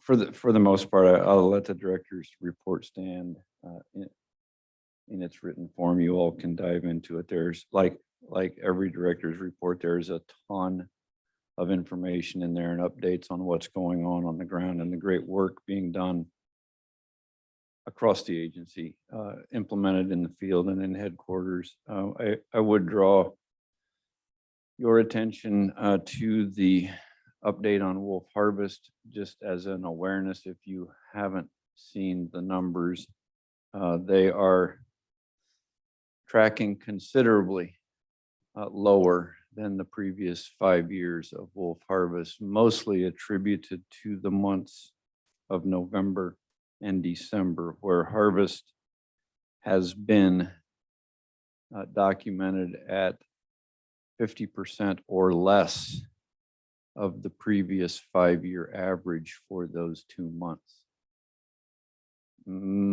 Probably, I'm going to go out on a limb. Katie, you can run out of the room with your hair on fire if I get this wrong. I think what we've seen is the month of October, that wolf harvest that occurs incidental to elk and deer hunting, when deer and elk hunters have a wolf tag in their pocket, and by happenstance, an opportunity, they come across one. That harvest seems to be kind of similar to the 5-year average. The difference is probably that harvest that's attributed to those folks that harvest 2 or more wolves in a year, and those are typically our trappers year after year. Conditions have been challenging for trapping in November and December, with reoccurring snowfall that buries traps and makes maintenance on that gear more difficult. So we are, again, I will just reiterate, we are the lowest harvest in the last 5 years. There are months yet to go and round out this year. I would also remind you that in Shane's presentation, that showed the wolf population a bit smaller this year than the 3 previous years. We can't really attribute that to harvest. The harvest the year before that estimate was very similar to the previous 5 years. And as Shane said, he just calculated that maybe if it's 1 fewer pup per litter, population management occurs both from reproduction and mortality. So if you affect either one, you can change the trajectory of a population. So just wanted to bring it to your attention. We're monitoring it. Katie sends out a summary every Monday morning, so we know what's going on, but we're watching that closely. I know our trappers have not given up. They've just had some difficult conditions in which to work. Many other good things that if you can spend just a minute and look at the long list of accomplishments that the Engineering Bureau is making, that again, that's remarkable. The Fish Bureau and the Wildlife Bureau continue to do amazing work. And I would just take one last opportunity to thank you all for giving me the shot. I'm done. Thank you, Director. And I think I'd like to offer this gavel out of this meeting in honor and tribute to our director's last meeting.